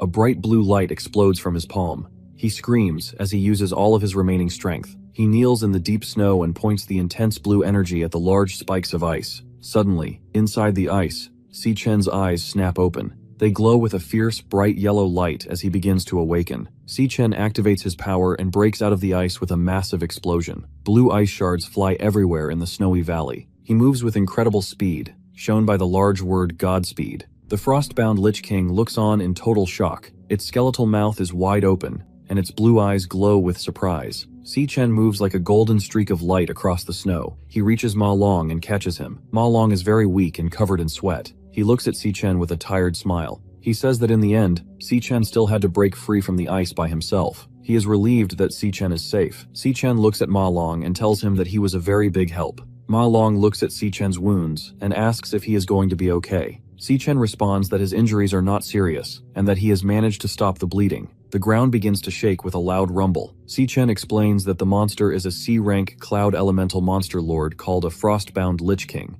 He warns Ma Long that it is incredibly powerful. He says they must not let the monster freeze them again. Si Chen looks over his shoulder as the rumbling continues. Ma Long stares with wide eyes and looks very terrified. High in the snowy sky, the frostbound Lich King raises its arms. A massive, jagged blue ice crystal forms above the monster. A title identifies the attack as Giga Frost Nova. Si Chen stands on the edge of a snowy cliff and looks up at the giant blue light. The frostbound Lich King opens its skeletal jaw and laughs loudly. Ma Long looks up at the sky with wide eyes and a terrified face. He asks how the monster could summon such a massive Frost Nova attack. He screams that it is impossible for them to dodge. A giant blue sphere of energy and jagged ice shards forms in the center of the snowy area. The ground rumbles violently as the spell expands. Suddenly, a massive white explosion fills the entire screen with blinding light. The force of the impact is extremely powerful. The frostbound Lich King floats in the snowy sky and laughs loudly. It looks down at the ground with glowing blue eyes to see the result of its attack. The entire valley is now covered in massive, jagged blue ice spikes. Ma Long is thrown backward through the air with a look of total shock. Si Chen stands in the center of a swirling blue aura of energy. He has switched his class to the Gravehound King at level 16. A system screen explains his frosty physique ability. This skill gives him full immunity to cold temperatures. It also increases all of his resistances while he is in low temperature environments. The frostbound Lich King opens its skeletal mouth wide and lets out a loud laugh. Ma Long sits on the snowy ground and sees that Si Chen is now using a different type of energy. Ma Long is confused and asks Si Chen what has happened to his power. He reminds Si Chen that he is supposed to be a lightning elemental assassin. Ma Long begins to sweat and asks if Si Chen is a rare 1 in a million person. Si Chen stands still as a powerful blue energy swirls around his body. Ma Long finally realizes that Si Chen is a dual-class awakener who can use 2 different types of abilities at the same time. Suddenly, Si Chen's eyes glow with a bright blue light. He tells them he is sorry for misjudging the situation. He says it is his fault that the 3 of them were put in danger. He clenches his fist tightly. Bright white light and electricity burst from his hand. He declares that the danger will end now. A message appears on the screen. It says that the class change is finished. Si Chen has now become the Abyssal Fiend at level 16. He holds a giant, glowing pink blade that makes a loud whirring sound. He looks toward the monster and says he will finish this battle immediately. Usually, an Awakener can only have 1 class. There is a very small chance for someone to have 2 classes. Only 1 person in 10 million can do this. The cloud symbol and the lightning symbol. These rare people are called dual classers. Ma Long realizes Si Chen is one of these extremely rare warriors. The world has fewer than 10 people with 2 classes. These people are very famous, and every guild wants to find them. Ma Long screams in shock as he realizes Si Chen is a dual classer. Si Chen stands in a bright blue aura while wearing a white bone mask. He has 2 classes. Then, a notification on the screen shows his strength and stamina increase 3 times. Ma Long screams again in total disbelief. He sees that Si Chen actually possesses 3 different classes. Si Chen's eyes glowed with a fierce blue light, and he reached max stamina and max strength. Si Chen notes that every single one of his classes is incredibly powerful. Si Chen is then leaping through the air. He is surrounded by swirling pink and purple energy. He prepares to strike with his massive, glowing pink blade. The monster stands in the distance, overshadowed by Si Chen's power. Ma Long looks completely terrified. He thinks about the crushing aura the monster had earlier in the fight. He realizes that Si Chen's current power is now even greater than the monster's pressure. The frostbound Lich King lets out a loud, high-pitched scream as it is struck. Si Chen activates a powerful move called Triple Calamity Overload Mode. He delivers a massive vertical slice that fills the panel with bright pink and purple light. The monster is torn apart by the force of the blade. The skeletal body of the Lich King shatters into many white bones and torn pieces of cloth. Si Chen kneels on the ground, holding his glowing weapon as the monster is destroyed. A victory screen appears over Si Chen. He stands in a bright pillar of yellow light as the system updates. He earns 5,000 experience points from the battle. A notification flashes, "Level up," showing that Si Chen has reached level 17. At the bottom of the screen, a loot window appears. It confirms that he has obtained a new item called Frostbone Skewers. Ma Long looks down at the skeletal remains of the monster lord in the snow. He is very impressed. He tells Si Chen that he should have known he could win. He says Si Chen defeated a C-rank monster lord with only 1 hit. Si Chen asks Ma Long if their other 2 roommates are still trapped in the ice. He asks if Ma Long has enough energy left to defrost them. Ma Long realizes he forgot about his friends. He runs quickly across the snowy ground toward the large ice spikes. He shouts that he totally forgot about Xiang Zuo and Xiang Yu. He tells them to hang in there as he rushes to help. Si Chen stays behind and watches him run. The skeletal skull of the frostbound Lich King lies on the ground. A system box appears above the skull. The box displays the word Devourer in large white letters. Si Chen reaches his hand toward the remains of the monster. A bright red light glows from his palm and pulses with energy. A red digital loading bar appears at the top of the screen with the word Devouring. Swirling white energy pulls the skeletal head of the frostbound Lich King into Si Chen's body. A system message appears stating that the devouring is complete. A card appears in front of him. It displays the frostbound Lich King and identifies the new class as Cloud Mage. The card shows star ratings for stats like strength, speed, and mental power. It also lists the skills Frostbone Skewers and Arctic Nova. Si Chen says that he has gained a new class called Cloud Mage. He explains that this is the first time he has obtained a new class while outside of the Dream Realm. Si Chen looks calmly at the snowy ground. He sees that the small robot camera is completely covered in ice. He thinks about the previous Arctic Nova attack. He realizes his true powers were not seen by the judges because the camera was frozen. He tells himself there is still plenty of time to finish the test. He wants to earn a perfect score for his team. In the background, Ma Long continues to use his energy to help the other two roommates. A screen appears in front of Si Chen. A notification flashes with the words, "Class level up." He has reached 100% experience for his current class. He gains 1 new star. The system tells him he can now use this star to increase his various stats. Si Chen looks at a glowing icon on his system screen. He is surprised and asks if he just earned a star. The icon shows a multiplication symbol and a green star. On the other side of Team Gongting, inside a dark cave called the Gloomvine Grotto, they are fighting a D-rank flower mage monster called a giant man-eater. The monster is a large red plant with sharp teeth and green vines. One student is thrown through the air by a vine and yells in pain. One teammate has purple glowing chains wrapped around his fists. He is sweating and his face is filled with strain. He asks if a D-rank boss is truly this powerful. He shouts at his other teammates to pummel the monster. He yells that he cannot hold the creature back any longer. Another student holds a bow made of bright yellow electricity. He pulls the string back and sparks fly through the air. He says the monster is too tanky and has too much health. The giant red plant monster is hit by yellow lightning in its open mouth. A student shouts that he is not doing any damage to the beast. The monster uses its large green vines to strike the students with a loud sound. Many team members are thrown into the air. One student screams that the monster has broken free. A student crawls on the dark ground, looks terrified, and is covered in sweat. He asks his teammates what they should do. He says they never fought anything this strong during their training sessions. Another student looks toward the back of the cave and says that Gongting is their only hope. He wonders how the situation is on Gongting's end of the battle. Gongting stands in a dark cave while his teammates use yellow magic circles to give him energy. Digital text on the screen shows that his stamina, strength, and elemental power are all increasing. One teammate asks if he has built up enough power yet. Gongting is now surrounded by intense orange flames. His eyes glow with a sharp red light, and he has a very serious expression. He looks ahead and says that he has enough power. Gongting leaps forward with incredible speed. A large fire explosion happens behind him as he lunges toward the enemy. He strikes the giant red plant monster with his sword. Gongting moves as a streak of fire and black light. He slices directly through the thick neck of the monster. Gongting looks ahead with glowing orange eyes. He yells, "Split," with great force. He activates a powerful skill called Sorrow Blade Burst. A giant explosion of orange and yellow fire fills the area. His teammates watch the explosion and begin to cheer. One student with light hair laughs and calls Gongting a legend.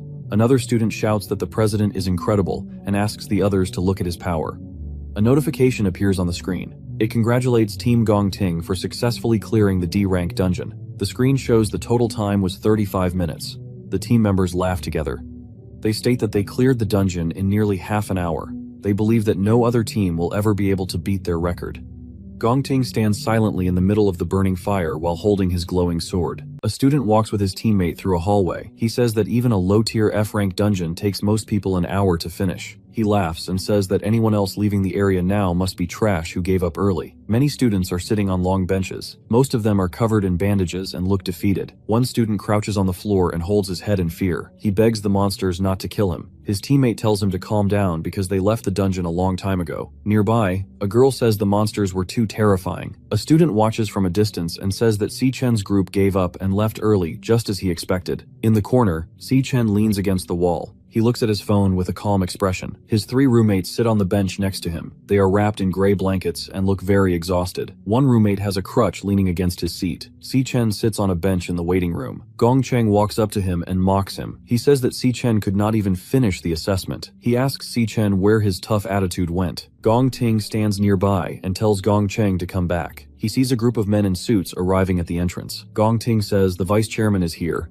and tells his team they must go greet him. Carl Cavendish enters the room and claps his hands together. He shouts that the performance today was brilliant. He says they witnessed an outstanding performance during the test. Carl Cavendish walks down the center of the long waiting room. Gongcheng looks very excited and says that Carl is the most powerful man in the world. He believes Carl is walking toward their team. Gongting reaches out with his hand, but Carl Cavendish walks past Gongting and his teammates. Gongting turns his head and looks back in shock. Carl stops directly in front of Si Chen. He tells Si Chen that he is truly remarkable. Carl places his hand on Si-chen's shoulder and explains that Si-chen cleared the D-rank Devil's Cave in only 21 minutes. He tells him that even professional raid teams would find this goal hard to reach. He calls Si-chen's performance truly brilliant. Gong Cheng is shocked and screams in disbelief. He thinks to himself that Si-chen and his friends are pieces of trash. He is amazed they successfully cleared a D-rank cave. He is especially stunned because it only took them 21 minutes. Si-chen stands quietly while his 3 roommates smile behind him. They greet the vice chairman happily. Si-chen thinks about Carl's identity. He knows Carl is the vice chairman of the World Guild Alliance. He believes Carl is the second most powerful person in the world today. Si-chen wonders why a man with such high power would come to the school. Carl looks at Si-chen and smiles. He asks Si-chen to confirm his name. Carl thinks to himself that this trip was not a waste of time after all. Carl Cavendish looks at Gong Lin and speaks. He says that the young master of the Gong family performed very well. He mentions that leading a team to clear a D-rank Devil's Cave at a young age is a great achievement. Carl says that Guildmaster Gong Lin taught his son well and that they are very similar. Gong Lin looks down and tells the vice chairman that he is flattering him. Carl says it is getting late and he must head back. Carl and his assistants walked through the room. Carl thinks to himself that the principal is lucky to have found 2 great prodigies. He says that finding 2 geniuses like this is a very rare event that happens once in 1,000 years. Director Gong Xuan looks nervous and has sweat on his face. He clears his throat and says he will announce the results for both Si-chen's and Gong Ting's teams. He explains that both teams have a tie for a perfect score. He prepares to make the final announcement. The director announces that both teams are tied for the championship. He tells the students that every member of both teams is now allowed to join the Empire Guild. Si-chen's roommates celebrate with great joy. They shout that they are now set for life and have a ticket to the top of society. Gong Ting stands nearby with a quiet expression. The director speaks again to announce the final details. He states that Captain Gong Ting and Captain Si-chen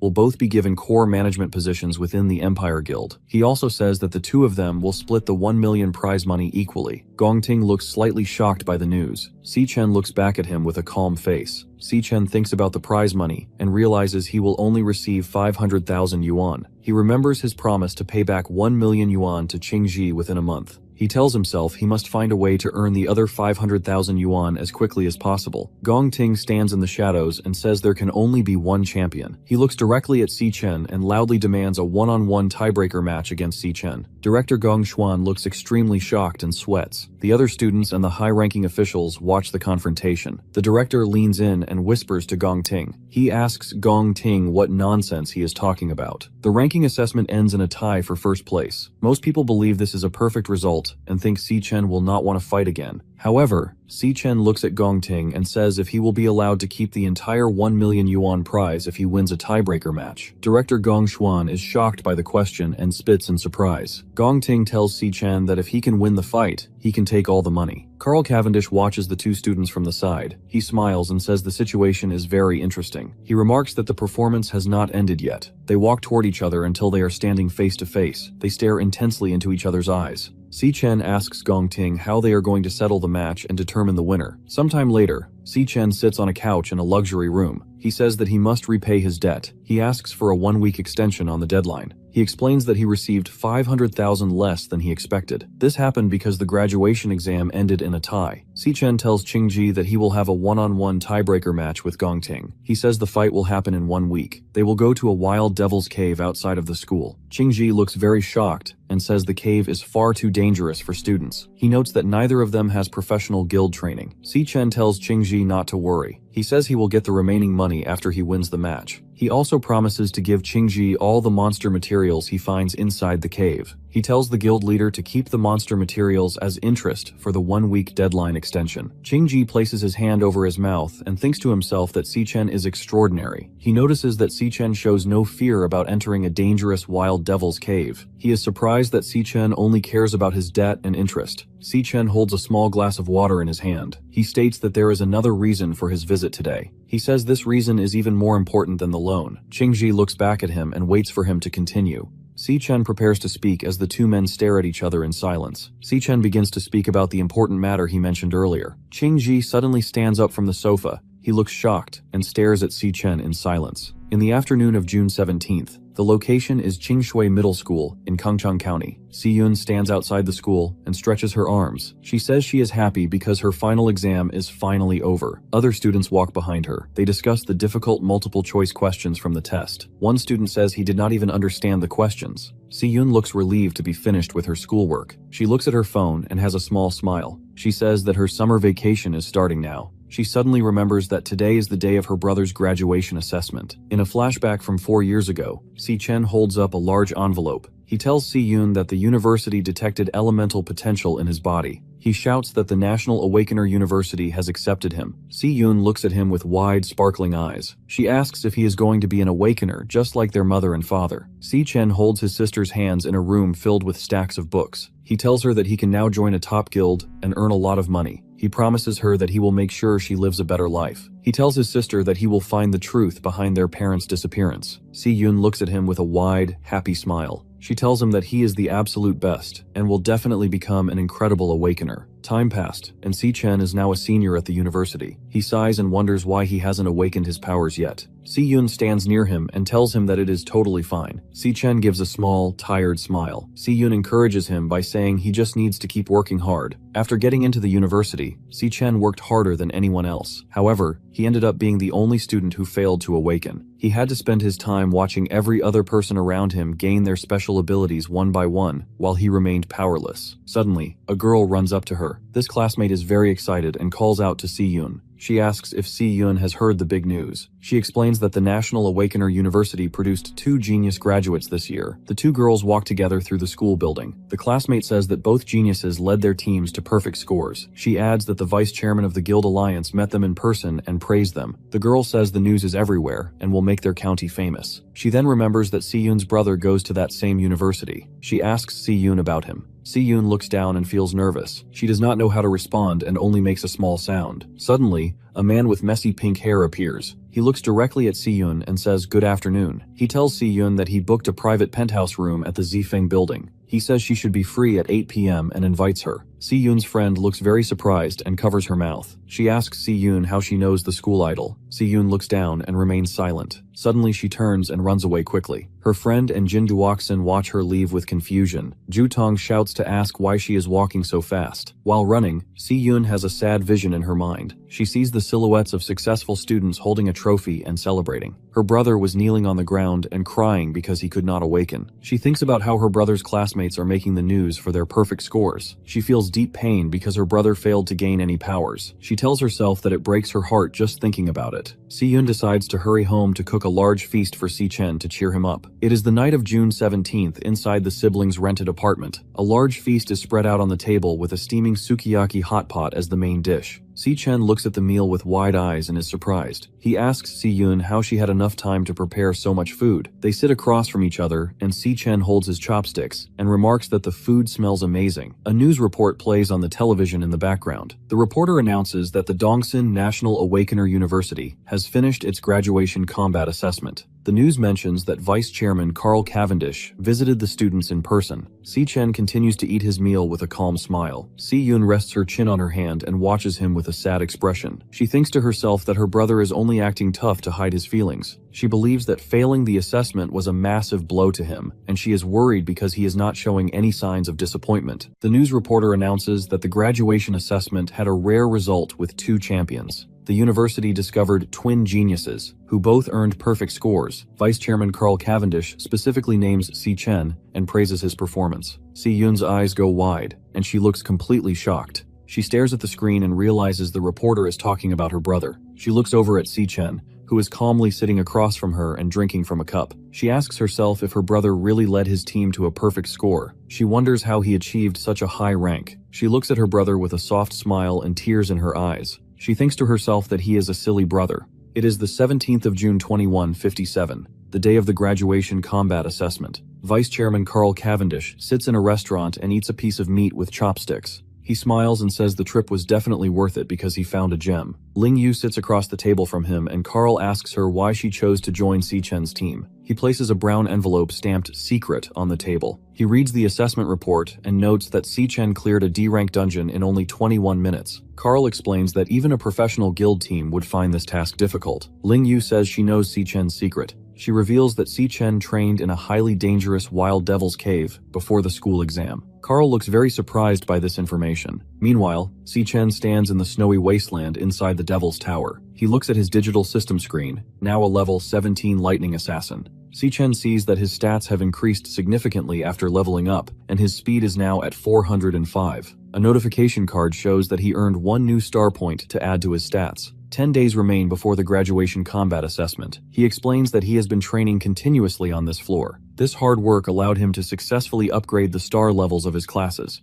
His stat numbers quickly increase on the digital screen. However, he reveals some bad news. 2 dark purple phantom lions prowl on the snowy ground. Suddenly, a massive purple phantom lion king appears. Si Chen explains that the monsters on this floor have started to mutate into B-rank bosses. Just then, he activates a skill called Divine Flash and shoots forward like a bolt of lightning. He strikes the giant Lion King and swings his sword down in a blinding flash of light. Si Chen says that despite their new power, they are still just regular monsters to him. He states he can finish the fight in seconds. He explains that the real problem is the endless number of enemies. As several more phantom lions appear over the snowy hill, he notes that every time he clears a group, a new wave immediately spawns to replace them. He swings his blade and dodges a leaping purple lion. He tells himself to wait a little more until his body reaches its physical limits. He lunges forward, covered in yellow lightning. A purple lion is hit by yellow energy and crashes hard into the snow. Si Chen falls to his knees, sweating and breathing heavily. He realizes the large monster is completely toying with him.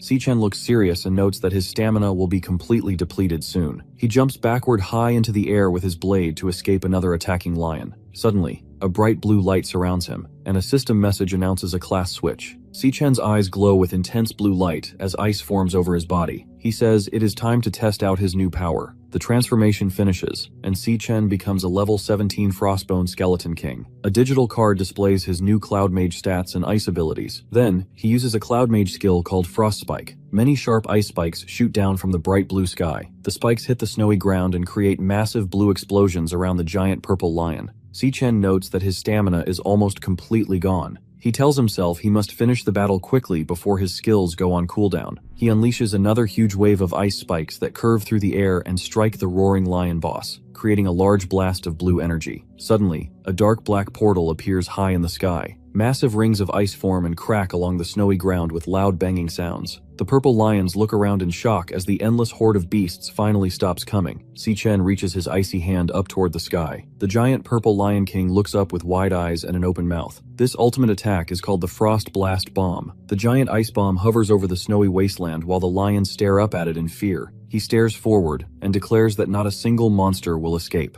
The giant purple lion opens its mouth and roars loudly. Si Chen jumps high into the air. A massive explosion of blue and white energy erupts from the snowy ground with a loud sound. The monster is completely frozen inside a large block of jagged ice. Si Chen holds a glowing pink sword and swings it down. A screen shows that his class switch is complete. Si Chen's eyes now glow with bright blue light. He declares that the fight on the first floor of the dreamscape is finally over. He activates a stellar warrior skill called Triple Cataclysm in crushing mode. He strikes the frozen lion with a giant beam of pink energy. The powerful attack slices completely through the monster. Si Chen stands in the snowy wasteland and holds his glowing sword. Several purple lions lie dead on the ground around him. Broken pieces of ice are scattered everywhere. One of the dead lions begins to turn white. Its body starts to fade into dark smoke. Si Chen stares forward with glowing yellow eyes and tells the dead monster to talk. He reaches out his hand and demands to know the monster's exact class. The purple lion's body turns into dark smoke. Si Chen absorbs the dark energy into his glowing hand. The energy transforms into a new purple digital card called Lion King Phantom Mane.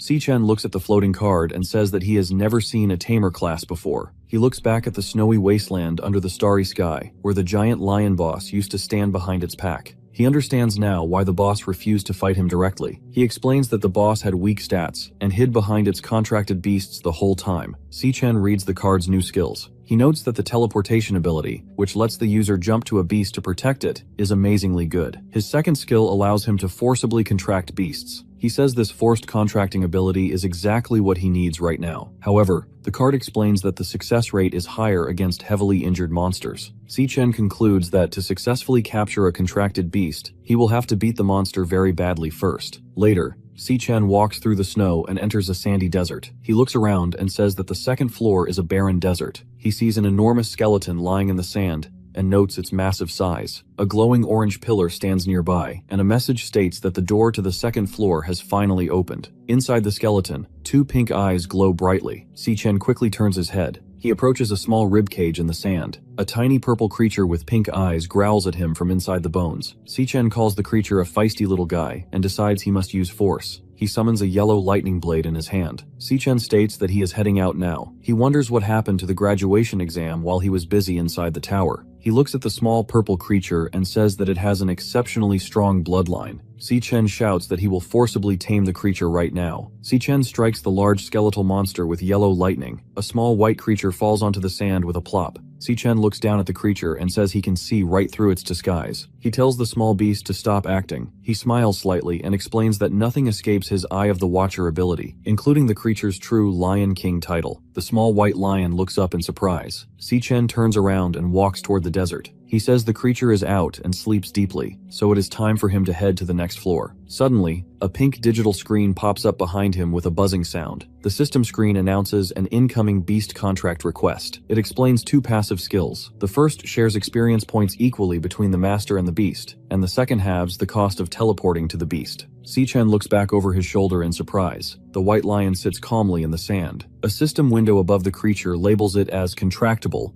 and names it Lion King Leo. Finally, the system asks Si-Chen if he wants to accept the contract. Si-Chen looks down at the creature and asks if it wants to follow him. The creature looks up and barks loudly. Si-Chen tells the creature that he plans to conquer every floor of the Devil Tower. He warns them that the monsters will become more vicious on each floor. He explains that it could be injured or even lose its life. He asks the creature if it has truly thought this through. The small lion barks again to show it agrees. Si-Chen closes his eyes and says he understands. He opens his eyes, and his glowing pink loudly consents to sign the contract. A message announces that the contract with Lion King Leo is established. A new card shows Si-Chen's stats as a Star Beastmaster. The screen lists new passive skills, including a pact that shares experience points and an ability to teleport to the beast's side. Si-Chen smiles and gestures with his thumb, telling the creature that they will head out together. The small lion runs happily beside him. They walk toward the swirling orange portal. Si-Chen tells the lion to protect itself while he is fighting. The creature barks in agreement and steps into the tall portal. Si-Chen and his small white beast walk into a dark, rocky cave filled with bright orange pillars of light and flowing lava. Si-Chen sweats heavily and says it is so hot that he feels like he will melt. As he walks near the edge, he wonders what kind of monster they will encounter on this floor. Suddenly, a blinding white light flashes. Si-Chen's eyes widen in terror as a massive hole is instantly blasted straight through his chest. Blood sprays everywhere as his face freezes in complete shock. Si-Chen suddenly gasps and wakes up in his bed with sunlight shining through the window. He sits up and breathes heavily, realizing he was killed in an instant without even seeing the monster. He looks confused and wonders what kind of terrifying power the second-floor monster possesses. Si-Yun calls out from behind the door, telling him to come out and eat breakfast. He sits at the table and looks surprised, calling the large meal of noodles and fruit an absolute feast. She reminds him to wash the dishes and hang up the clothes from the washing machine in 30 minutes. As she puts on her shoes, Si-Chen asks why she is rushing to leave since summer vacation has already started. Si-Yun explains she is going to her summer job. Si-Chen looks confused and reminds her that he told her to leave the money matters to him. Si-Yun smiles brightly and says that since her brother has made it to the top, she cannot fall behind. She adds that staying home all summer would be boring anyway. Si-Yun closes the door and leaves. She tells Si-Chen to wash the dishes and hang the clothes. Si-Chen washes a bowl under running water. He hangs a gray shirt on a clothing rack in the living room. He thinks about how Xiaoyun has always lived her life with grit, no matter what happens. He looks at a framed picture on his desk. The picture shows him and his sister smiling and making peace signs. He kneels down to look closer at the photo. He thinks that even though she is just a child, she makes him feel cared for. A vision of the massive Demon King Wrath with its giant tentacles appears in his mind. Si-Chen thinks that once he finishes school, he must fight Wrath. Because of this, he will not be able to stay by Xiaoyun's side for much longer. He states that she is the only person he truly worries about. Suddenly, his eyes widened in surprise. He puts his fingers to his forehead and thinks of a new idea. Si-Chen's eyes glow with bright purple light, and a dark purple portal opens in the air above him. The white lion falls out of the portal. Si-Chen looks completely shocked with his mouth open. He realizes that he actually managed to summon his contracted beast from the Dreamscape Devil Tower into the real world. The lion then jumps onto the couch and plays with a box of tissues, pulling them out and making a mess. Si-Chen watches the lion and decides to have Leo follow Xiaoyun while he is away. A card showing the Phantom Spirit Lion King and its skills. Si-Chen looks at his hand and explains the skill called Astral Orbit Jump. He says this skill will let him see through the beast's eyes if she is in danger. He will also be able to teleport instantly to her side to protect her. He remembers a time when Xiao Yun was little and happily petted a white cat and a brown dog. He smiles with glowing purple eyes and holds the beast card. He believes that since she loves cats and dogs, she will gladly accept a small lion. Suddenly, a loud clanging sound comes from the kitchen. Si-Chen quickly turns his head to look behind him. He walks in and stares blankly as the lion eats a ceramic plate on the messy counter. Si-Chen thinks that his sister can surely accept the creature. On the other side, a wounded man covered in blood kneels on the ground holding a broken blue weapon. He breathes heavily and looks up in terror. He yells for man to stay away and asks what it is. A sudden red slash strikes the man. Blood pours down his face as he stares with wide eyes, asking what kind of monster this is. The man is lifted into the air by white energy lines, and a red bar shows that the dark figure is devouring him. Later, Si-Yun walks down a street at sunset, carrying 2 plastic bags. She looks exhausted and says she is finally off work. She explains that standing all day selling milk tea is very tiring. She stops near a wall and wonders if her brother will like the drink she bought. She walks alone down a quiet alleyway. Suddenly, she stops and looks surprised when a voice speaks to her from the shadows, telling her that she has finally arrived. A boy named Jin Duoxin steps forward holding a large bouquet of beautiful red roses. He smiles and tells Xiao Yun that he has been waiting for her. He explains that she left school very fast last time, so she missed his date invitation. He tells her not to worry because he rented the entire top floor of the Zifeng building for them again tonight. Si-Yun asks him how he knew she lived in this area. Jin Duoxin smirks arrogantly and pushes his hair back. He explains that his father is the director of the first hospital, so using his connections to find her was very easy. Si-Yun does not accept his flowers. Instead, she walks past him and says they are from 2 completely different worlds. She firmly tells him never to come looking for her again. Suddenly, Jin Duoxin yells at her. He violently grabs her wrist to stop her from leaving. He becomes very angry and asks if she knows how much effort it takes to rent an entire floor at the Zifeng building. He tells her that he invited a bunch of friends, so her not showing up would completely disrespect him.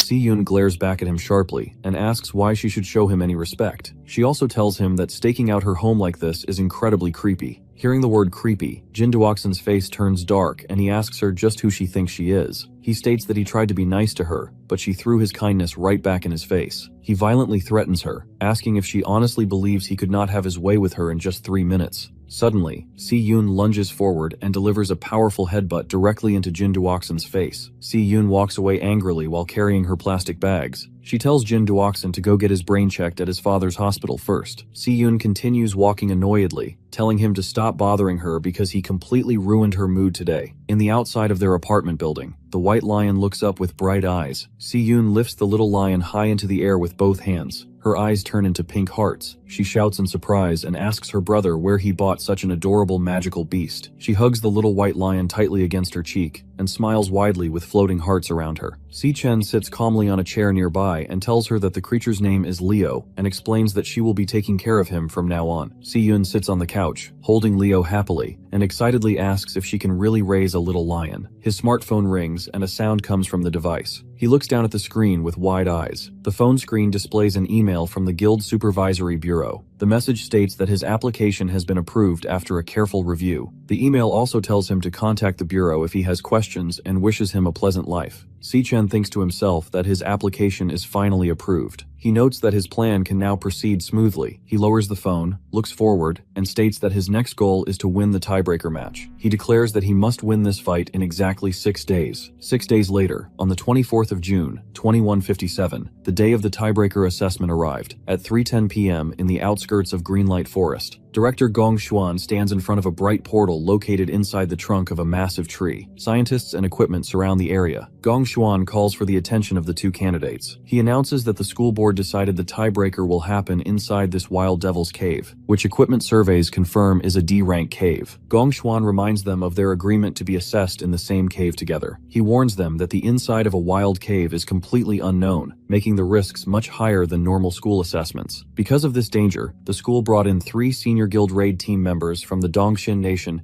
to act as accompanying examiners. These 3 professionals stand quietly in the grass. One of them is a man named Ivan from the Empire Guild, who is a C-rank Flora chanter. Gong Xuan explains that these examiners will follow the candidates into the cave to provide protection and give them a real-time score based on their performance. Kai Yu from the Divine Eye Guild wears a brown hat and an orange mask over her face. She is a C-rank nuclear shooter. Yuta Sato from the Yinfeng Guild has dreadlocks, a mustache, and wears dark sunglasses. He is a C-rank Star Warrior. An announcement states that the final results of the test will be decided by the scores these 3 examiners give. The 3 examiners on a large blue screen and smiles evilly and touches his chin. He thinks to himself that the examiners must perform their duties well and ensure everything is done without leaving a single trace, hinting at a secret plot. Later, inside a room, Gong Lin and Yuan Long stand near a sofa. Vice Chairman Carl Cavendish sits relaxed on the couch. Gong Lin asks Carl why he is still at the school, noting that his scheduled trip ended 2 days ago. Carl smirks and asks what could possibly be more interesting than what is happening here. Carl continues to smile and explains that he wants to stay because he has not witnessed a duel between true geniuses in many years. Director Gong Xuan stands in front of a massive, swirling green portal. He raises his right hand up toward the bright light and announces the start of the event. He says this is the National Awakener University class of 2157 graduation combat assessment, one-on-one tiebreaker. He declares the match is between Si Chen and Gong Ting, Si Chen's eyes glowing with intense yellow light. The announcement states that the match officially begins. Si Chen and Gong Ting walk forward into the bright green portal. The 3 examiners walk in behind them, accompanied by a small floating camera drone. Kai Yu looks at the surroundings and notes that there are dead trees everywhere. She explains that it looks like a flora-type devil's cave. Behind her, Ivan holds up a cigarette and asks Yuta if he wants a smoke. Yuta refuses and reminds Ivan that they are proctoring an exam and the cameras are still rolling. Suddenly, a jagged red light begins to flash brightly on Si Chen's chest. Massive red signs appear directly in front of him. He thinks to himself that this is the first time he has ever seen the Devil Heart issue a warning. Si Chen thinks to himself that this is the first time the Demon Heart has ever thrown out a warning.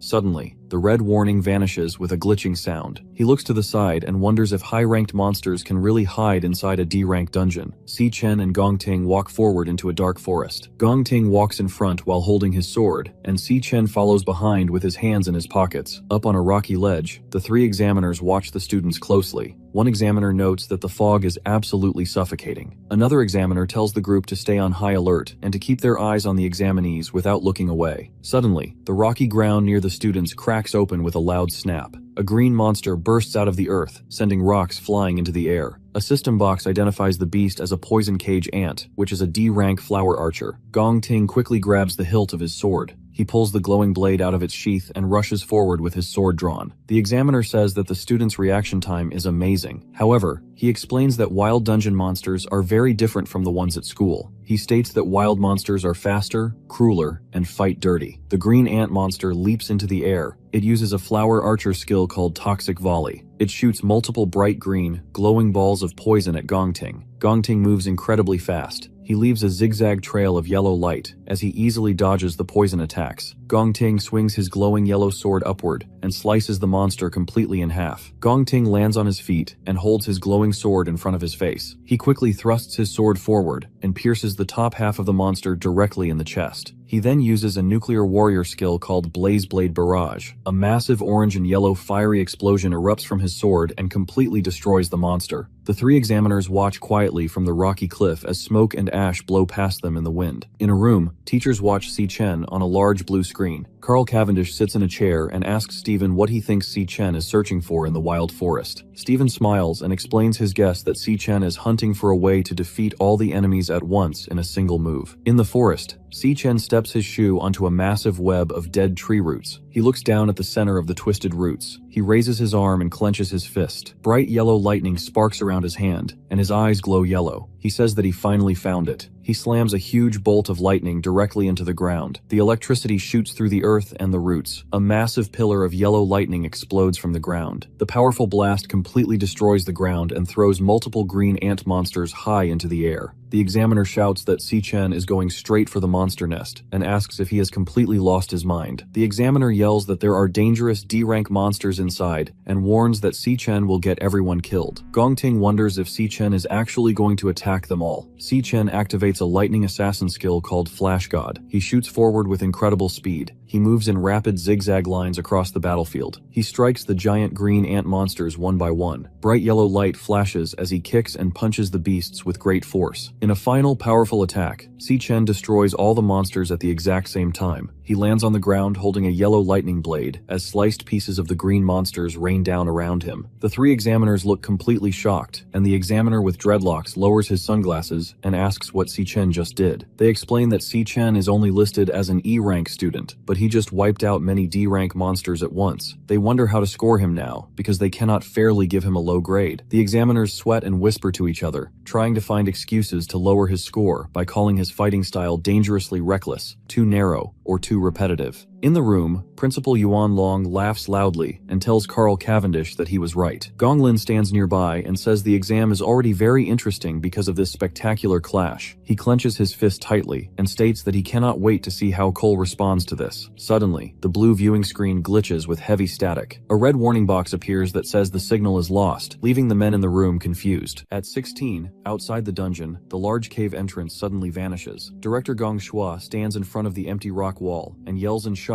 that the entrance just disappeared. Nearby, a technician looks nervously at his computer equipment. He tells his boss that they have no idea what is going on. He explains that the machine suddenly started showing signal errors and then just stopped working. Hearing this, Director Gong Shua shouts at his team to move quickly and call the command center right now. He loudly asks if something went horribly wrong inside the dungeon. Meanwhile, inside the dark dungeon forest, Si-Chen stops walking and looks back in surprise at the magical music. Gongting also looks up at the magic with a confused face. Suddenly, they all start hearing a weird noise. Caillou asks if anyone else is hearing that sound. Yuta Sato agrees and says yes, he hears it too, and adds that it sounds like some kind of strange music. Si-Chen suddenly looks very shocked and terrified as he realizes what the sound actually is. He says in his mind, "This is the Demon King Wrath's voice." He asks himself why Wrath's voice is coming from inside this dungeon. He thinks that this Demon King is not supposed to appear for another 3 years. Suddenly, loud noises start playing and red warning signs pop up all around the back of Si-Chen's head. The signs flash an alert that a highly dangerous creature is detected. Si-Chen thinks to himself that his demon heart is screaming another warning at him. Si-Chen realizes that there is something standing right behind him. In a wide view of the forest, heavy thud sounds echo through the trees. A creepy laugh echoes through the trees. Caillou nervously wonders what kind of terrifying creature is hiding in the thick mist. Deep inside the fog, two huge bright pink eyes suddenly glow. Then, a giant monster steps out completely. The monster is none other than a praying mantis insect. The mantis greets the humans, confidently mocking them for walking right into its trap.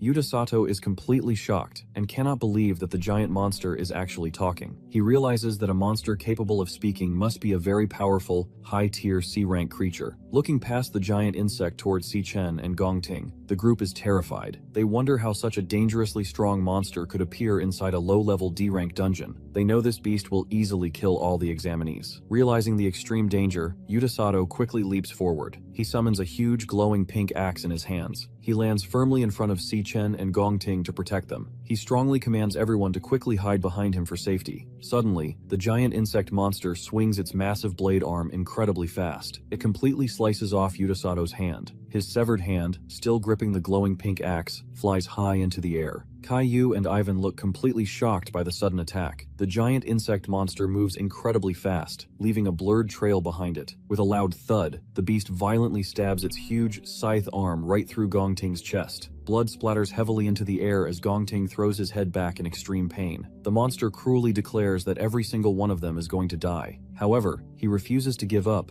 and with a powerful downward swing, he fiercely strikes back at the monster. The giant insect eyes widened in sudden surprise. With a loud bam, Gongting delivers a powerful kick to the creature's body. The strong force sends the monster sliding backward across the dirt path. Gongting turns his head slightly and says that because the monster managed to hurt him first, the rules of combat priority mean this battle belongs only to him. Gongting's eyes glow as he strictly warns Si-Chen not to interfere in the fight. Looking past Gongting, Si-Chen uses his power to scan the distant creature. A glowing sign pops up over the monster's head. The scan reveals that this dangerous beast is a C-rank mid-tier monster. The monster is actually a more dangerous C-rank high-tier creature. In the background, Ivan runs down the rocky hill and Caillou urgently yells at Gongting. She tells him that he needs medical treatment right away. She strongly suggests they stop the exam and escape immediately because the monster is far too powerful for him. Gongting quickly heals his chest with his hand and simply says no. Si-Chen realizes that Gongting is using the extreme heat of his own fire magic to burn and seal his bleeding cut. As smoke rises from Gongting's chest, he grips his sword, which now blazes with bright, hot flames. Gongting loudly shouts that the battle will not end until one of them is dead. The giant insect monster stares back at him with its huge pink eyes. Gongting leaps high into the air, gripping his sword with both hands, and swings his weapon down fiercely at the solid rock wall where the dungeon entrance used to be. A man with long white hair stands looking at the blank wall alongside the man and several guards. The man calmly explains that they have seen dungeon entrances disappear like this before. He says this means a very smart monster is controlling the dungeon from the inside. This intelligent creature leaves the door open on purpose to trick humans into entering, and then it firmly shuts the trap to lock them inside. His name is Silas Lin, and he is the leader of the King Squad from the Imperial Guild. Right behind him, Director Gong Shua is panicking and asks Silas Lin what they are supposed to do now. He desperately asks if there is any way at all to force the dungeon entrance back open, because a man named Cole is still trapped inside. Silas Lin looks serious and explains that there is only one way to make the exit appear again. He says that someone trapped inside must find and kill the boss monster, known as the Overlord. Director Gong Shua smiles nervously and feels a little bit hopeful. He thinks that since it is supposed to be a weak D-rank dungeon, the boss is only a C-rank monster, which means the fighters inside might actually win. However, Silas quickly ruins his hope and explains that the D-rank reading was a complete lie,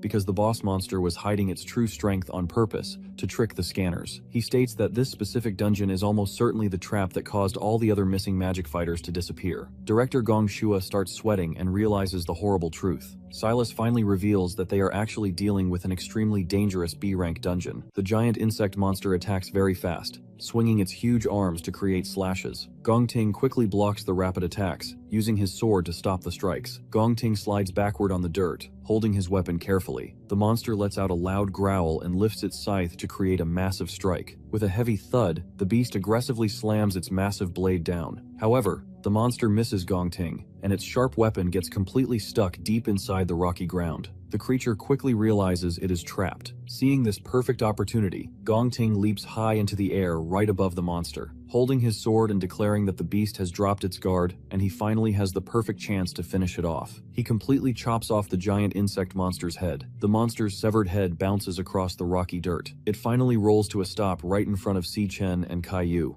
Caillou loudly says she cannot believe Gongting, whom she calls Cole, actually defeated the giant overlord boss all by himself. Looking at the victorious Gongting standing far away, Si Chen thinks to himself that his strength is seriously impressive and nothing to laugh at. Meanwhile, Ivan sits on the ground and uses magic to heal Yuta Sato's completely severed arm. Yuta slowly opens his eyes and thanks Ivan for saving him just in time. Suddenly, Yuta notices his digital wrist bracelet. He quickly warns the group that his device just lost its connection. He nervously realizes that they are now completely cut off from the outside world and cannot call for help. Caillou confirms that her signal is also dead. She explains that their compass positioning system is completely broken too. Nearby, Yuta Sato looks nervously at the broken camera drone on the ground and asks when the drone stopped working. Suddenly, Gongting hears a strange noise and looks back. The headless body of the giant insect monster starts moving as bright green blood drips from its neck. The beast jumps high into the air and raises its sharp arm to attack Gongting from behind. Gongting turns around in complete shock. Right before the monster can hit him, Bright slashes rapidly across its body. With a loud smash, the giant monster is instantly cut into many flying pieces. Si Chen stands right behind the monster's remains with his arm swung out, having quickly destroyed the beast to save Gongting. Glowing text appears near Si Chen, showing he just gained 2,000 experience points. Gongting loudly asks how the creature was still able to move and attack after he had completely chopped off its head. Si Chen strictly warns the rest of the group to escape the dungeon immediately. He explains that any of them could be the next person to get hypnotized by the strange magic. Gongting looks very confused, sweating slightly as he asks Si Chen how he could possibly know that. Yuta Sato looks angry and yells,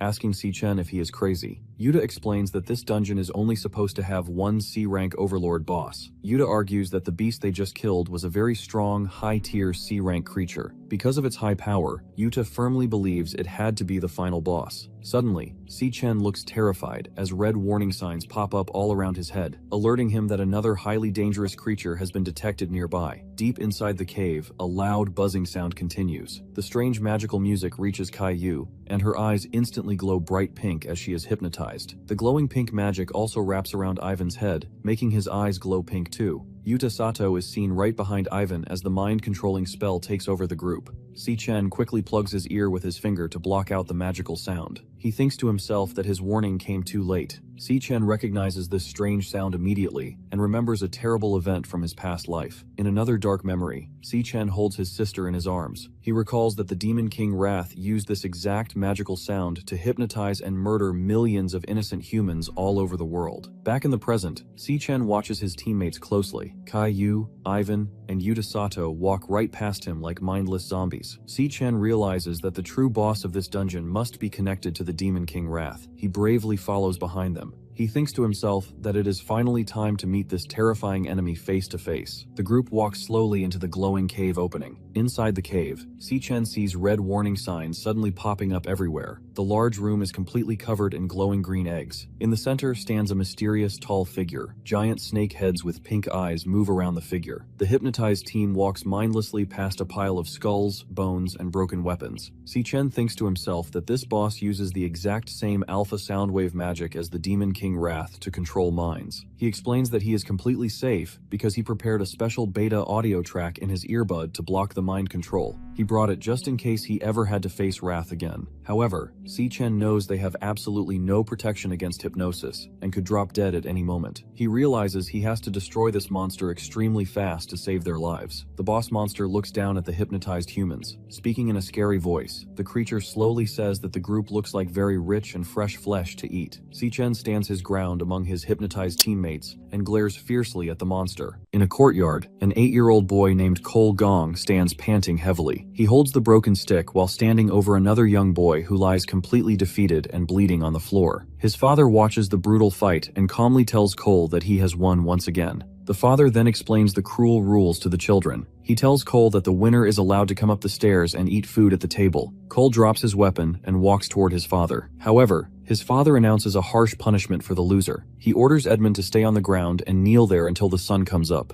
Time passes, and the moon shines in the dark night sky. Edmund is still kneeling alone on the ground. He looks down sadly as his empty stomach loudly growls from hunger. Suddenly, a hand reaches out to offer a piece of bread to the hungry Edmund. It is his brother Cole, who is also covered in bruises and has a bandage on his head. Cole tells Edmund to take the food. Edmund looks up in surprise and whispers in fear. He nervously warns Cole that their father will punish him badly if he catches him helping. Cole simply tells his brother to be quiet and just eat the bread. Suddenly, Cole is hit violently across the face with a loud smack. After some time, Cole kneels on the floor, shaking in pain. His back is covered in fresh, bleeding cuts. The father looks down coldly and asks Cole if he wants to know why the Gong family is so successful and powerful today. The father explains his cruel belief. He states that the family is strong because he has never lost a single time in his life. He proudly declares that the winners are the ones who make all the rules. He coldly adds that the losers have no choice but to follow those rules. He asks his father if beating him in a fight means Cole will finally get to make the family rules. His father just smirks and laughs at the idea. Suddenly, a broken wooden training sword falls to the floor with loud clanging sounds. Cole is then coughing up a puddle of blood in extreme pain. In the background, Silas Lin stands holding a blue sword made of ice. Cole struggles and angrily asks his father a question. He wants to know why his father cheated by using Silas and the powerful King Squad to beat him when Cole had challenged him to a fair, one-on-one fight. The father explains that his true strength is not just about how hard he can punch. He tells Cole that real strength is the political power and influence he controls behind the scenes. The father continues his cruel lesson and tells his son that the real world does not follow fair or honorable rules. The father clenches his fist tightly and firmly declares that the only absolute truth in the world is to win, no matter what it takes. His father continues his harsh lesson. He tells Cole that how a person wins does not matter at all. Only the final result is important. He strictly demands that his son must always be in first place, even if he has to completely abandon his family, his loyalty, and all his dreams to achieve it. The father cruelly states that winning is the absolute only reason Cole is allowed to be alive. Young Cole looks down with sad eyes and deeply accepts this dark truth. He repeats to himself that winning is his only purpose for living. Back to the present inside the cave, Si-Chen reminds himself that the monster uses an alpha sound wave to control minds, so his special beta audio track keeps him perfectly safe. However, he He looks at his friends walking like zombies. He knows they have absolutely no protection and could drop dead at any moment. Realizing the extreme danger, Si-Chen decides he must kill the monster very fast to save them. Bright yellow lightning magic starts crackling fiercely around his hand. Gongting suddenly grabs Si-Chen's wrist from behind to stop his lightning attack. He quietly whispers to Si-Chen to hold on. Gongting tightly grabbed his own bloody chest wound. He hurts himself on purpose to cause extreme pain. Drops of fresh blood fall onto the rocky floor. Gongting tells Si-Chen, whom he calls Ash, that he does not know how Si-Chen escaped the mind control. However, Gongting explains that he is using the sharp pain from his open wound to stay awake and fight off the hypnosis. Gongting then leans in very close behind Si-Chen's shoulder. He seriously warns Si-Chen not to attack yet. He explains that if they make a move now, the monster will know they are awake, and all their hypnotized friends will be killed instantly. Gongting asks Si-Chen to look at the strange eggs. He explains that if they make a loud noise and trigger the eggs, dozens of dangerous C-rank monsters will hatch and attack them all at once. Gongting reveals the monster's evil plan. He explains that the boss purposely made this place look like a weak dungeon. It was a clever trap to trick human fighters into entering so the beast could kill them and drain their blood. Gongting is sweating as he seriously shares his plan. He tells Si-Chen that they should stay completely hidden because the monster will eventually come to them. He suggests that the second the terrifying beast gets close enough, they should strike it together and finish it off. Si-Chen calmly admits he is surprised Gongting came up with such a smart idea. However, Si-Chen explains why that plan will completely fail. He states that this powerful overlord boss does not even need to move a single muscle to fight them. Si-Chen explains that because of the strong mind control magic, the monster only needs to think one single thought. If the beast gets angry, it can simply command every single hypnotized person to commit suicide instantly. The horrifying truth of his warning is then shown. The hypnotized Yuta Sato smiles creepily while holding his glowing pink energy blade right against his own neck. Next to him, Kai-Yu points a loaded gun directly at her own head. Finally, Ivan uses both of his hands to tightly choke his own throat. Suddenly, Si-Chen moves incredibly fast and quickly strikes Ivan, Chai-Yu, and Yuta Sato one by one. He successfully knocks all three of them safely unconscious before they can actually hurt themselves. The boss monster looks completely shocked by his sudden interference. Looking down at the unconscious humans lying perfectly still on the dirt floor, the angry boss complains that its perfect meal has been ruined. Suddenly, the giant green eggs start to crack open with loud popping noises. The boss monster commands its hidden army to attack the humans. The monsters burst completely out of the eggs. They look just like the giant praying mantis monster from earlier. A system screen appears, revealing that these hatched creatures are C-rank monsters, known as Blade Arm Mantis Flower Assassins. A massive swarm of these dangerous mantis monsters stands up. They march forward to completely surround Si-Chen, Gongting, and their helpless, sleeping friends. Gongting realizes the situation is terrible and says it is time to use their emergency plan. He pulls his sword out of its dark sheath. He calls out to Si-Chen, asking him to do just one important thing. Gongting steps forward bravely, holding his sword ready, and strictly tells Si-Chen to grab the sleeping teammates and escape the dungeon immediately. He confidently promises to stay behind and keep the monster swarm busy. Si-Chen looks back in surprise, his eyes wide. Gongting honestly admits that he knows he cannot defeat all these monsters by himself, but he is sure he can buy Si-Chen enough time to run away. Suddenly, a mantis monster leaps fiercely through the air at him with a loud, scary shriek. Gongting quickly swings his flaming sword to block the beast's rapid strikes. Gongting explains that he feels responsible for this mess because he was the one who demanded the tiebreaker competition, which dragged everyone into this deadly trap. Kneeling on the dirt and panting heavily, he firmly states that this deadly trap is entirely his fault, so he must be the one to fix it and clean up the mess. Suddenly, Si-Chen steps forward confidently as a digital system screen pops up in front of his chest, showing that he is currently loading and switching his battle class. Si-Chen tells Gongting that he completely misunderstood him. He reminds Gongting that he was not the only person who agreed to the tiebreaker trial, meaning they share the blame. A new system screen appears above his head, finally revealing his true power. It shows that Si-Chen is actually a level 24 lightning assassin. Gongting watches in complete surprise from behind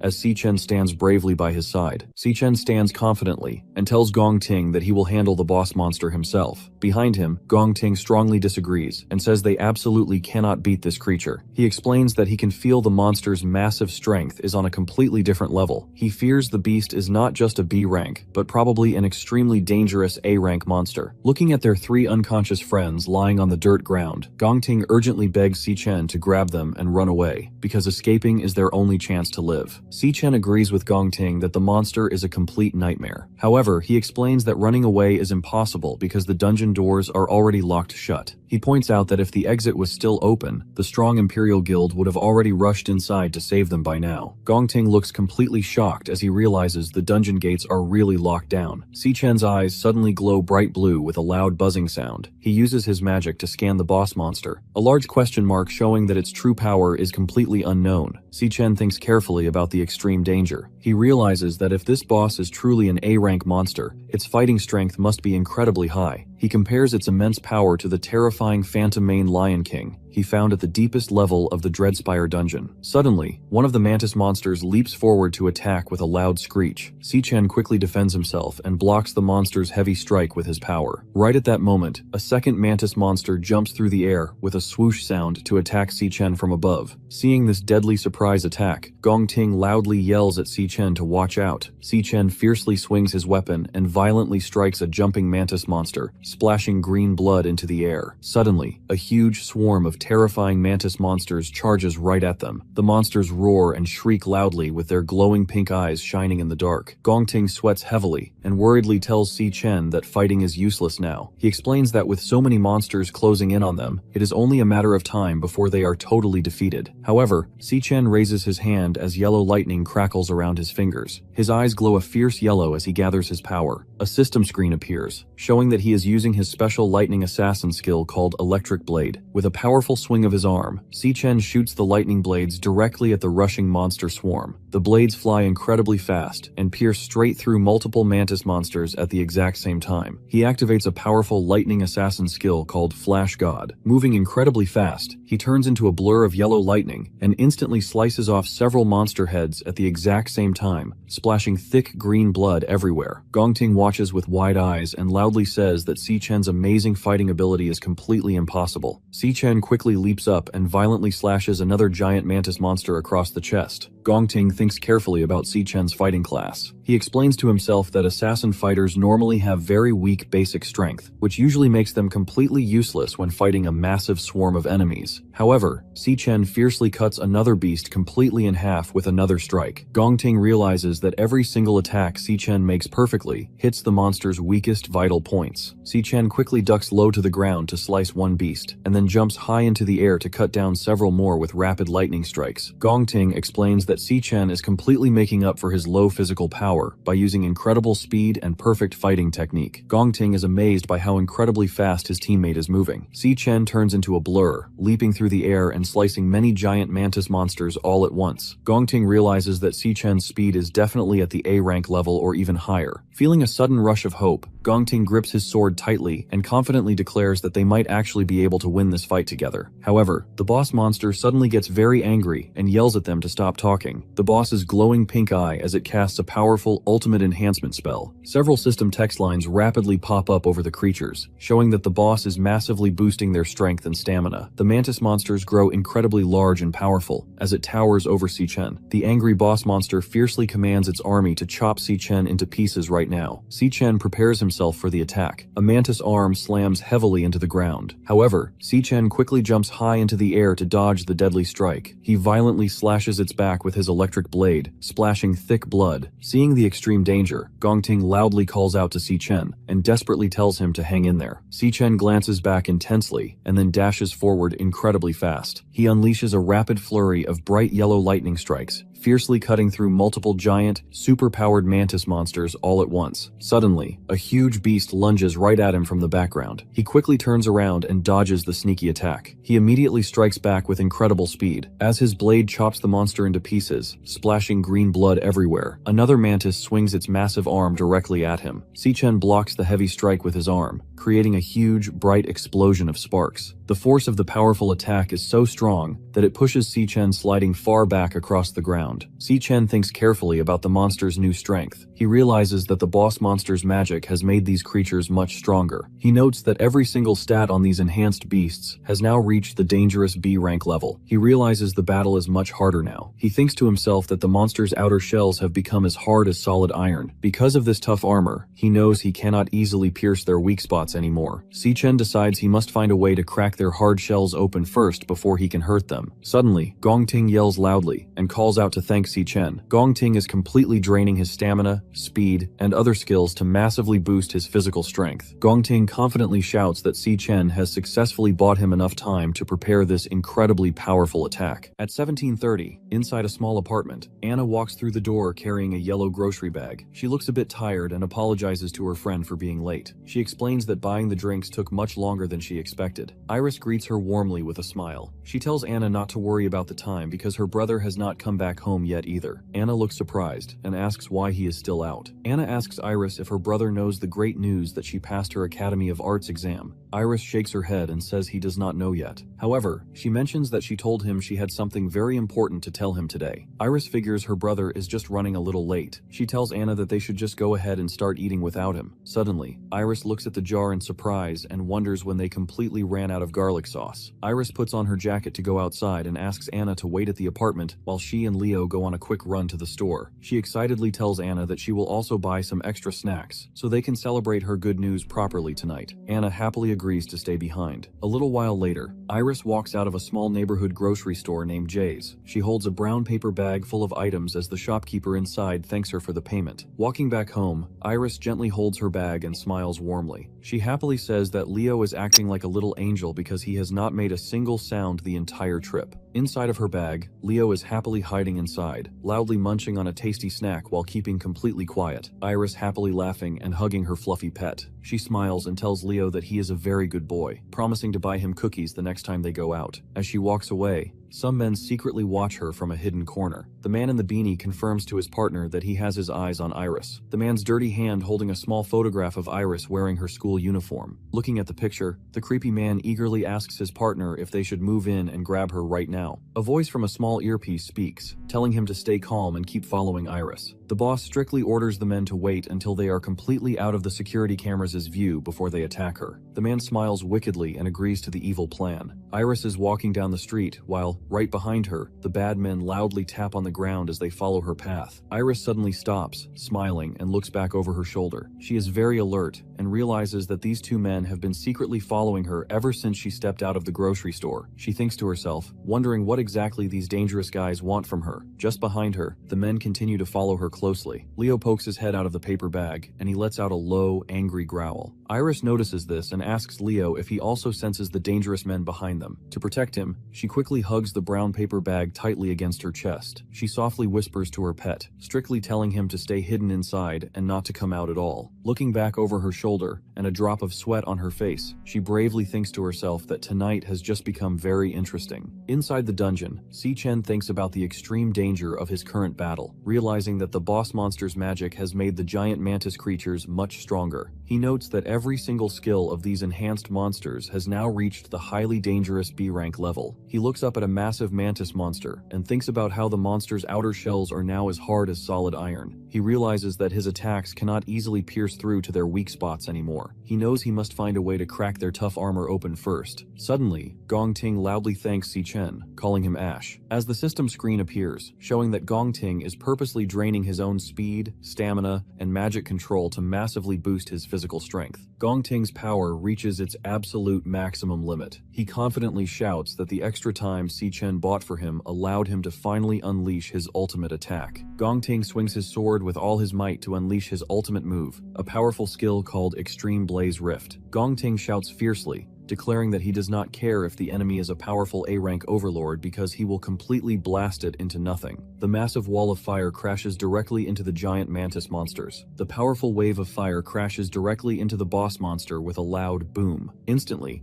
a massive explosion completely fills the area with another huge boom. After the giant attack, Gongting knee heavily drops to the hard ground with a loud bam. He sweats and pants heavily while leaning on his sword just to stay upright. He groans in pain and tiredness. The warning text shows that his stamina, mental control, and magic control are all completely empty. Gongting looks very tired and feels relieved, and whispers that the fierce battle is finally over. The battlefield is completely covered with the dead bodies of the giant mantis monsters. Suddenly, a voice speaks from the flames. The boss monster laughs wickedly at them. It mocks Gongting and asks if that attack was really the best he could do. Hearing this terrifying voice, Gongting opens his eyes wide in pure shock. Behind him, Si-Chen also turns his head in surprise. They realize that the powerful boss monster easily survived the huge explosion, the boss monster standing completely unhurt in the fire. He called Gongting a human and mocking him by saying his attack was very disappointing. Gongting looks completely pale and terrified. He thinks to himself in total despair that he used every single drop of his energy for that fiery strike. Gongting cannot believe that his ultimate move did not even leave a single scratch on it. Si-Chen carefully watches the beast and figures out exactly how it survived the massive explosion. He realizes that right before the fire hit, the monster sucked all the magic energy out of the eggs. It used that stolen power to build a super strong shield that could block any attack. Nearby, Gongting leans heavily on his sword. He sadly asks himself if this is really how they are going to die. Suddenly, Si-Chen steps forward and stands in front of Gongting. Si-Chen calls him by his real name, Cole, and suggests that they make a deal. A system screen pops up in front of him, showing that he is currently loading and switching his fighting class. Si-Chen explains his deal to Cole. He promises to let Cole take the first place win for the exam, but he demands that the entire 1 million prize money must go to him. Si-Chen's hand tightly gripping a new weapon handle. He tells Cole that there is one strict condition for their deal. Si-Chen then transforms and holds a massive weapon in his hand. A new system screen pops up above his head to reveal his second secret power. It shows that he is now a level 24 Infernal Rakshasa. Si-Chen seriously warns Cole to never tell anyone a single word about the secret power he is about to see. Cole stutters in pure disbelief and understands the amazing truth, and asks if Si-Chen is actually a very rare dual-class user, which means he can fight using two completely different classes. Suddenly, on the ground, bright pink magic energy starts floating up from the dead bodies of the defeated mantis monsters. This glowing energy flies directly into Si-Chen. A system screen appears and reveals his terrifying new skill called Ossuary Collapse. This dark power drains the leftover strength and stamina from all the dead bodies nearby, and turns it completely into his own energy. Many text alerts pop up, showing that Si-Chen's strength and stamina are rapidly increasing. Cole watches this incredible display from a distance. He is completely amazed by Si-Chen's overwhelming new power. The boss monster stares shocked by the sudden burst of power. As Si-Chen breathes out a puff of white smoke, the screen shows that his stamina and strength have reached their absolute maximum limits. Looking incredibly powerful, Si-Chen confidently speaks to Cole. He reminds Cole of their earlier agreement and firmly declares that he will defeat this dangerous boss monster all by himself. The boss monster has a powerful spell called Soul Rest. A giant green magic shield quickly forms around the boss to protect it. Cole grabs his head in terrible pain, and his hand bleeds. He angrily curses because the monster's mind control hypnosis is taking over his brain again. However, Si-Chen stands perfectly still as the magic swirls all around his body, but he is completely unaffected. The boss monster looks very confused by this. The beast angrily asks why its strong hypnosis magic is not working on Si-Chen at all. Si-Chen ignores the monster, and now holds a weapon in his hand. Seeing this, the angry boss monster decides to use its ultimate attack. With loud slamming noises, the monster announces its finishing move. The beast unleashes a terrifying attack called Sonic Hell from inside its green shield. The monster's powerful magic storm hits the ground with loud sounds. Cole falls to his knees and holds his sword to stay upright. He groans in pain as the strong magic crashes into him with a heavy thud noise. However, Si-Chen stands perfectly fine inside the dangerous storm. He steps forward with a loud tap of his boot. He walks calmly through the swirling storm right towards the monster's green shield. The boss monster says this is impossible, and loudly asks why its strongest attack cannot hurt Si-Chen at all, as the angry boss orders the giant snake to bite Si-Chen and tear his body into shreds. Si-Chen tightly grips his jagged weapon and swings the blade with incredible power and slices completely through the giant purple snake head. With a loud thud, thick blood splashes into the air as the severed head crashes to the dirt. Suddenly, two more massive snakes lunge down at him with loud boom. Si-Chen does not panic. He leaps high into the air and violently swings his glowing pink weapon. He rapidly chops the extra snakeheads into falling bloody pieces. After destroying the terrifying snakes, Si-Chen dashes forward very fast with loud tapping footsteps. He jumps straight toward the boss monster hiding inside its green magic shield. The boss tells Si-Chen to save his breath and stop trying. He hears the monster brag about its perfect defense and calmly asks, "Oh really?" The system shows his powerful skill called Ossuary Collapse, which constantly drains energy from the dead monsters to make him even stronger. Si-Chen's eyes glow with blinding white light. A system message confirms that his physical strength has now reached its absolute maximum limit. Using all of this unstoppable power, a heavy strike hits the green shield. The boss monster looks completely shocked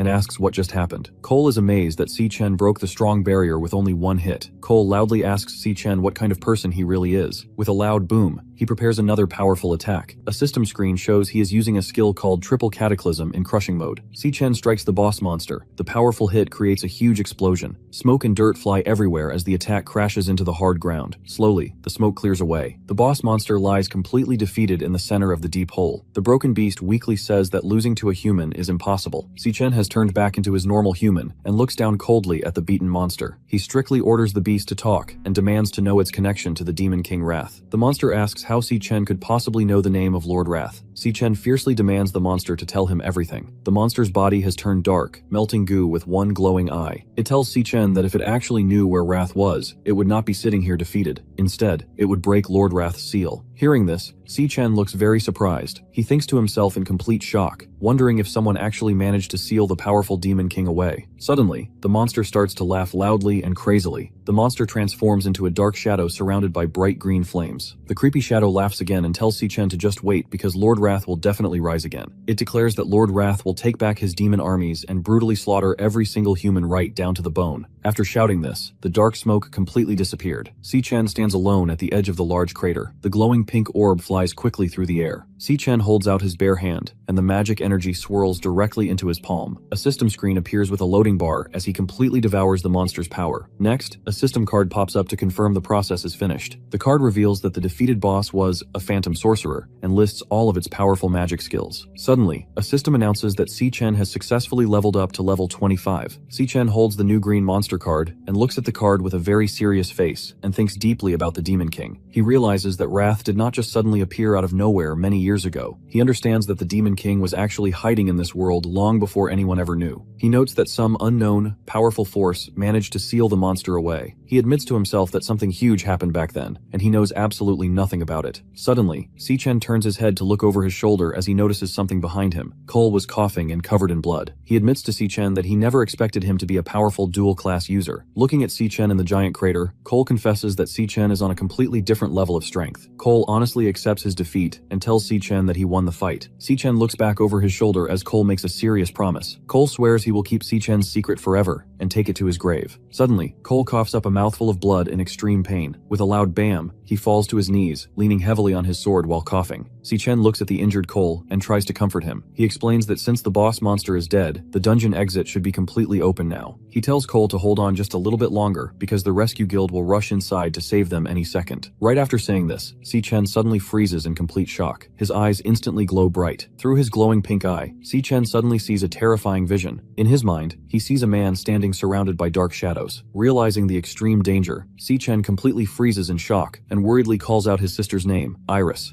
From high above the narrow street, we see Iris walking alone. She suddenly looks back over her shoulder and realizes that two suspicious men have been secretly following her ever since she left the store, and she wonders exactly what they want from her. Just behind her, two creeping men continue to follow her closely. Suddenly, her fluffy Leo pokes his head out of her bag, and he lets out an angry growl. Iris notices this and asks Leo if he senses the danger too. To keep him safe, she tightly hugs her paper bag against her chest and strictly whispers to Leo to stay completely hidden inside. Iris does not look scared at all. She sweats slightly but glares back, thinking to herself that tonight has just become very interesting. She then remembers the most important safety rule for when someone is following you. The rule is to quickly get to a crowded place. Following this smart plan, Iris walks down a set of outdoor stairs and heads straight into a very busy street. She knows that Restaurant Row is full of people at this time of the evening, hoping the large crowd will protect her from the bad men. Iris quickly walks into the busy crowd. She makes a smart plan in her head to blend in with all the people. Behind her, the two scary men struggle to push through the busy street. The man gets angry and yells at the crowd to move out of his way. Iris keeps walking forward and waits for the perfect moment. She thinks to herself that the second the bad guys look away, she will completely vanish. Suddenly, she disappears from their sight. The two men are completely shocked and ask where she went, realizing they have completely lost her in the large crowd. Meanwhile, Iris runs away and hides in a quiet, narrow back alley filled with boxes and pipes. She looks back over her shoulder and happily says that the scary men are finally gone. But suddenly, a shoe steps down right in front of her, completely blocking her path. A man smokes a cigarette and tells her that he has been waiting forever because her door was locked. Iris stops and angrily asks who they are and how they know where she lives. She then looks back and sees the two scary thugs from the street running up behind her. The man in the beanie laughs and says that she can run really fast. Trapped, Iris quickly tries to sprint away down the alley with fast tapping footsteps. The three men chase after her while the man laughs loudly. Suddenly, sharp blue ice crystals shoot out of the ground and completely freeze her foot. Iris trips and falls hard onto the ground with a heavy BAM, crying out in pain as she drops her bag. The man walks up to Iris. His hand glows with bright blue ice magic. He cruelly mocks her, asking if the little girl is completely tired out. He coldly tells her to take a little rest. The creepy man is drooling and laughs wickedly. He reaches his hand out to grab her. He cruelly tells her that she is going to keep him entertained for a while. Iris screams out loud in fear. Suddenly, a massive paw violently punches the thug right in the face. With a loud BAM, the heavy punch sends the thug flying backward through the air. He crashes hard onto the stone stairs. The man stands nearby and watches this happen in complete shock. Next, a claw steps heavily onto the ground with a loud thud. Leo is completely surrounded by a bright pink magical aura and angry growl at the bad men. Iris looks at Leo and slowly stammers his name. The man screams in pain and asks where Leo came from. He complains that the person who hired them never warned them about dealing with a monster like this. Leo opens its mouth wide and lets out a terrifying, loud roar. The second thug in the hoodie screams in pure terror as he holds up his fists, which suddenly glow with bright yellow magic. However, with a quick poof of smoke, Leo loses his power. He instantly shrinks back down to his normal and falls onto his back on the hard ground. Iris worriedly shouts Leo's name again as she sees her tiny pet lying helpless on the floor. She kneels on the ground and gently holds her small pet and asks him if he is okay. The man looks disappointed and says he thought the pet was special. Suddenly, tentacles burst out of the ground with loud snap. The man walks forward as he controls the tentacles and mocks the tiny pet. He complains that the beast could not even stay transformed for 10 seconds. With loud swish sounds, the tentacles swirl quickly around Iris. She hugs Leo tightly to protect him. She steps back in fear and loudly tells the man to stay back. The scary man walks right up to her and traps her inside the tentacles. He looks very angry and tells Iris not to waste his time. He asks if she is going to take it off herself. The man glares at Iris and threatens her, asking if he has to forcefully take the pet from her himself. Suddenly, a system screen appears, revealing a stellar tamer skill called Stellar Warp. This special magic allows a person to instantly teleport directly to their pet beast. Out of nowhere, Si-Chen violently stomps his foot straight down onto the man's head, crushing him face first into the ground and splashing blood everywhere.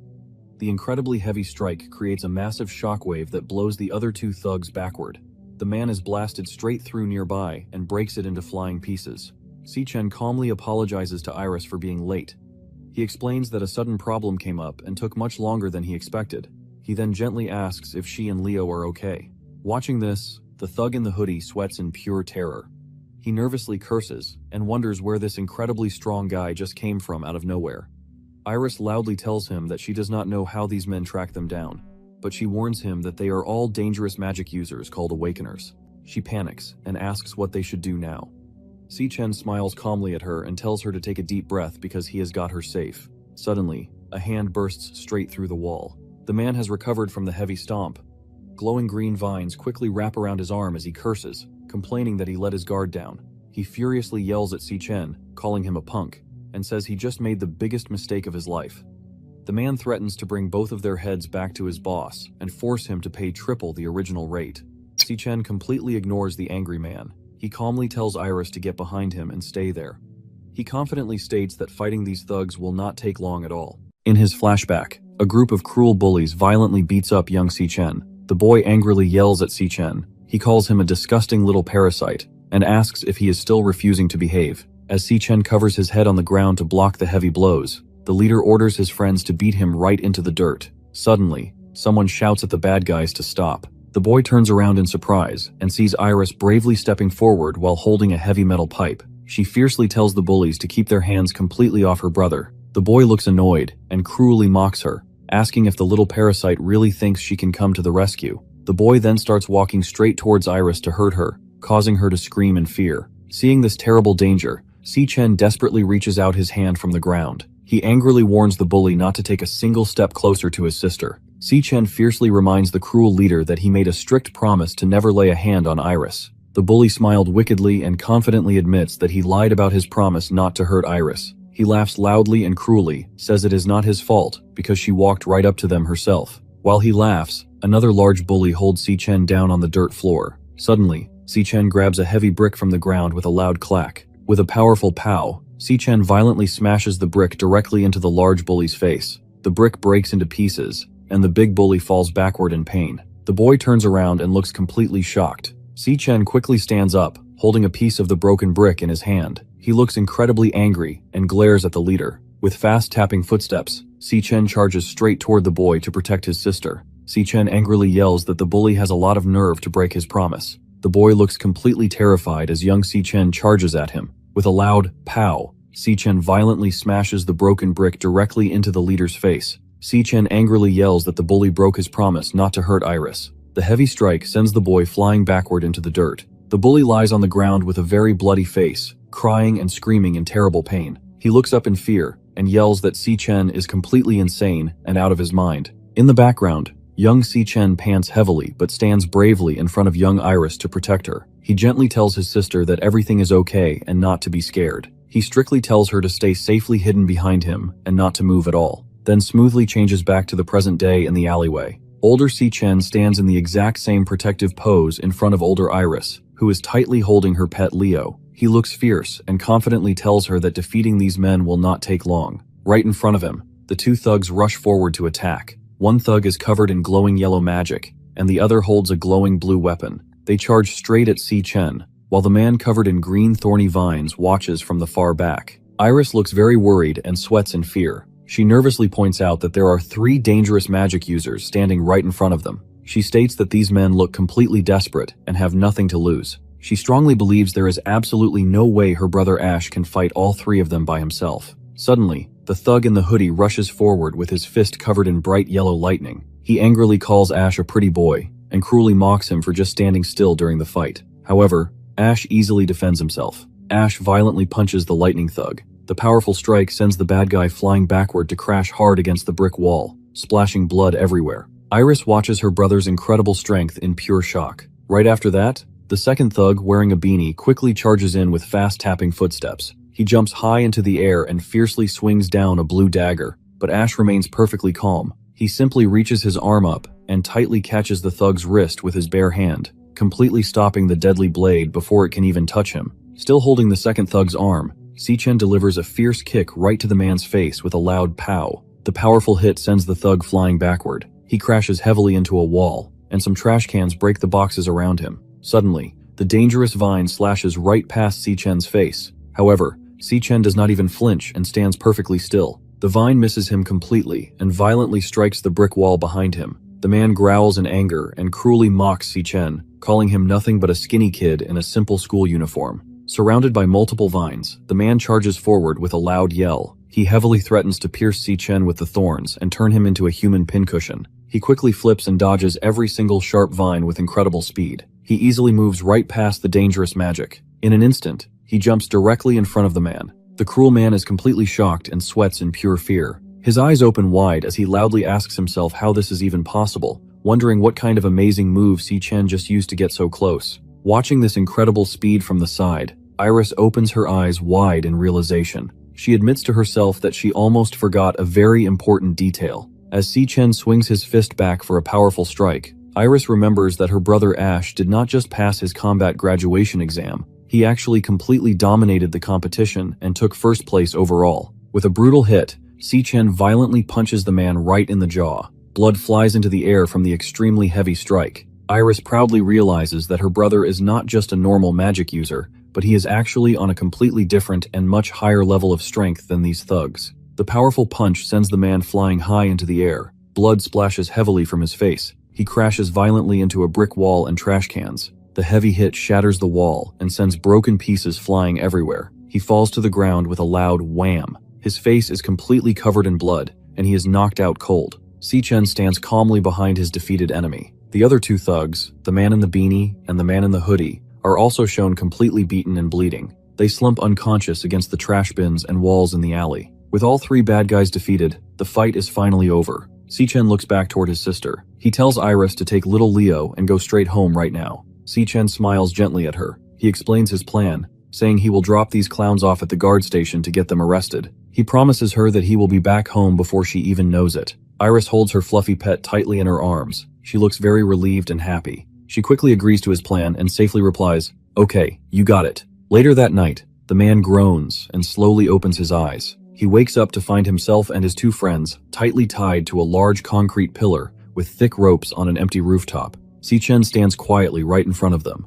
The man panics and loudly asks where they are and why Si-chen dragged them out here. Next to him, the thug in the beanie groans in extreme pain, complaining that his head feels like it is cracking in half. Si-chen states that he knows they are from a group called the Black Mountain Society. He explains that this group only does things for money. Si-chen strictly demands to know exactly who paid them to attack his sister. The man just smiles with his missing teeth and laughs. He tells Si-chen that since he is only in it for the money, he will never talk. He explains that the exact moment he reveals the boss's name, he will be a dead man in this business. Si-chen simply replies, "Well then." A system screen appears above his head, showing that he is loading and switching his battle class. Si-chen glares fiercely at the men and confidently declares that if they will not talk, they will have to do this the hard way. A system screen pops up to announce that the class switch is completely finished. A new title shows that he is now a level 25 Phantom Sorcerer, a system card for his new Phantom Sorcerer class. It explains all of his new amazing powers and shows his high stats for speed, strength, and stamina.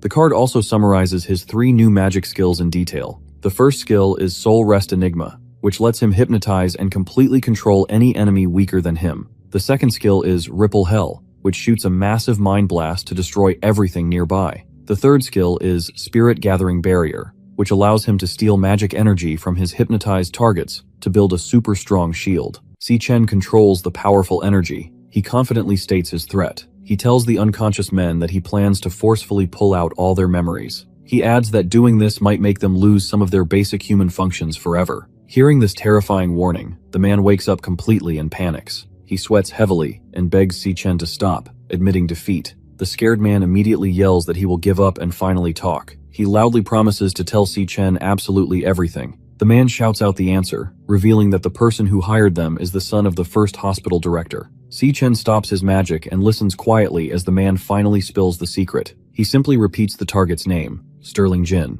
He was having fun at a rooftop pool party on the top floor of the Purple Peak Tower just a few days ago on June 24, at 17. Another guy walks up and loudly teases him. He asks Sterling if it is true that a junior schoolgirl rejected him twice. The guy laughs and jokes that the legendary campus heartthrob has lost his charm. Sterling looks incredibly angry. He mutters to himself that the girl humiliated him in front of everyone. He angrily promises that he will make her regret it tonight. Annoyed by the party, Sterling walks away from the crowd. He tells a girl on a couch to leave him alone because he needs to use the restroom. Inside the quiet bathroom, Sterling stands at the urinal. As he finishes, the lights suddenly flicker and go dark. He turns his head in surprise. Sterling curses out loud, complaining that even the lights are against him tonight. Suddenly, Si-chen appears right next to Sterling out of nowhere with a loud whoosh. Sterling looks completely shocked. Si-chen stares at him with glowing red eyes and calmly asks if his name is Sterling Jin. In the security room, 2 guards sit at a desk with many camera screens. One guard drinks coffee and mentions that the spoiled rich kids rented the entire top floor of the Purple Peak Tower again. He explains that this is why all the security cameras on that floor are turned off. The guards chat about how the rich boys are probably having a great time using their money and power. One of the guards leans in close to whisper a dark secret. He tells his partner that most of the girls at those parties do not actually go there willingly. He explains that the girls are tricked and trapped inside. The other guard sweats and asks if he is serious. The first guard nods and shares a terrible story. He says that not long ago, the rich boys severely harmed a young student at one of their parties, leading to her tragic death. He angrily explains that the rich parents used their massive wealth to completely cover up the crime and make the problem vanish. Si-chen's hand crackles with yellow lightning as he completely crushes the thug's cell phone into pieces. Sterling Jin stares at him in absolute terror. Sweating and panicking, Sterling screams and asks what Si-chen did to his hired man. He yells loudly, demanding to know who Si-chen really is. Without saying a word, Si-chen violently attacks. With a massive smack, he strikes Sterling incredibly hard. The powerful hit sends Sterling flying backward right through a large glass window. The glass shatters into flying pieces as Sterling crashes onto the ground with a loud pow. He slides across the floor, bleeding heavily from his face. Sterling desperately screams for help.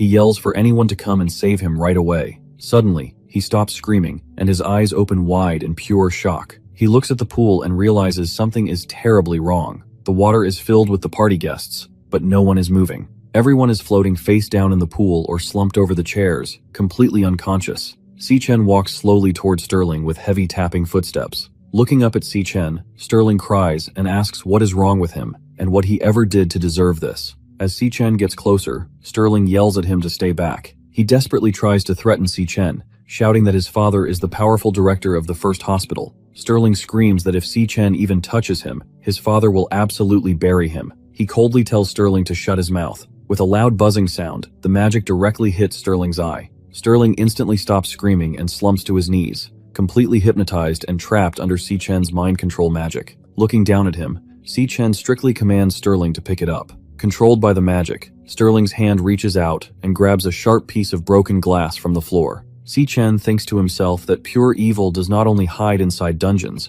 but it walks among regular people every single day. These rich people use their money to commit whatever crimes they want. Sterling just drinks from a bottle, burps, and tells his friend to calm down. He cruelly says they will just lie and tell everyone she slipped in a tragic accident. Sterling proudly brags that his father's power will easily force the autopsy report to say whatever they want. Crying in fear, the thug finishes his confession. He screams that Sterling Jin paid them a massive fortune to attack Iris, and make sure she never forgot this day. Hearing all of this, Si-Chen completely understands that these rich humans do whatever they want with methods much more rotten than any demon could ever dream up. Cole sits on the ground, coughing and bleeding. He looks up at Ash and promises to tell everyone the truth when they get out. He wants the world to know that Ash is the one who saved them today. Suddenly, Ash's eyes flash bright pink with a loud buzzing sound. He sees a quick vision of the man standing in the dark alley. Ash instantly realizes something is terribly wrong. A system screen appears, revealing another class called Stellar Tamer. It shows a skill called Stellar Warp, which lets him teleport directly to his pet. Ash realizes his sister Iris is in extreme danger.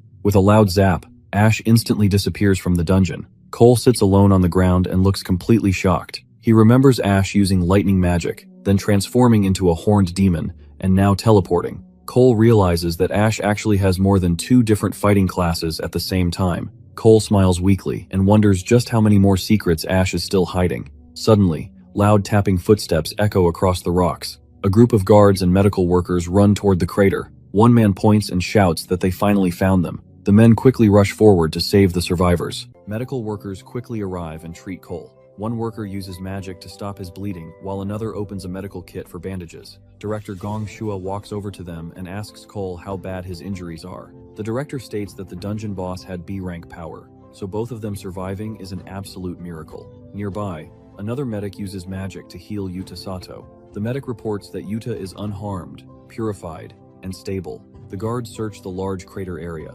They suddenly notice that Si-Chen, also known as Ash, is completely missing. A guard reports that there are no other dead bodies anywhere. They wonder if Ash got scared and ran away, so they decide to spread out and keep looking for him. Director Gong Shua looks extremely angry.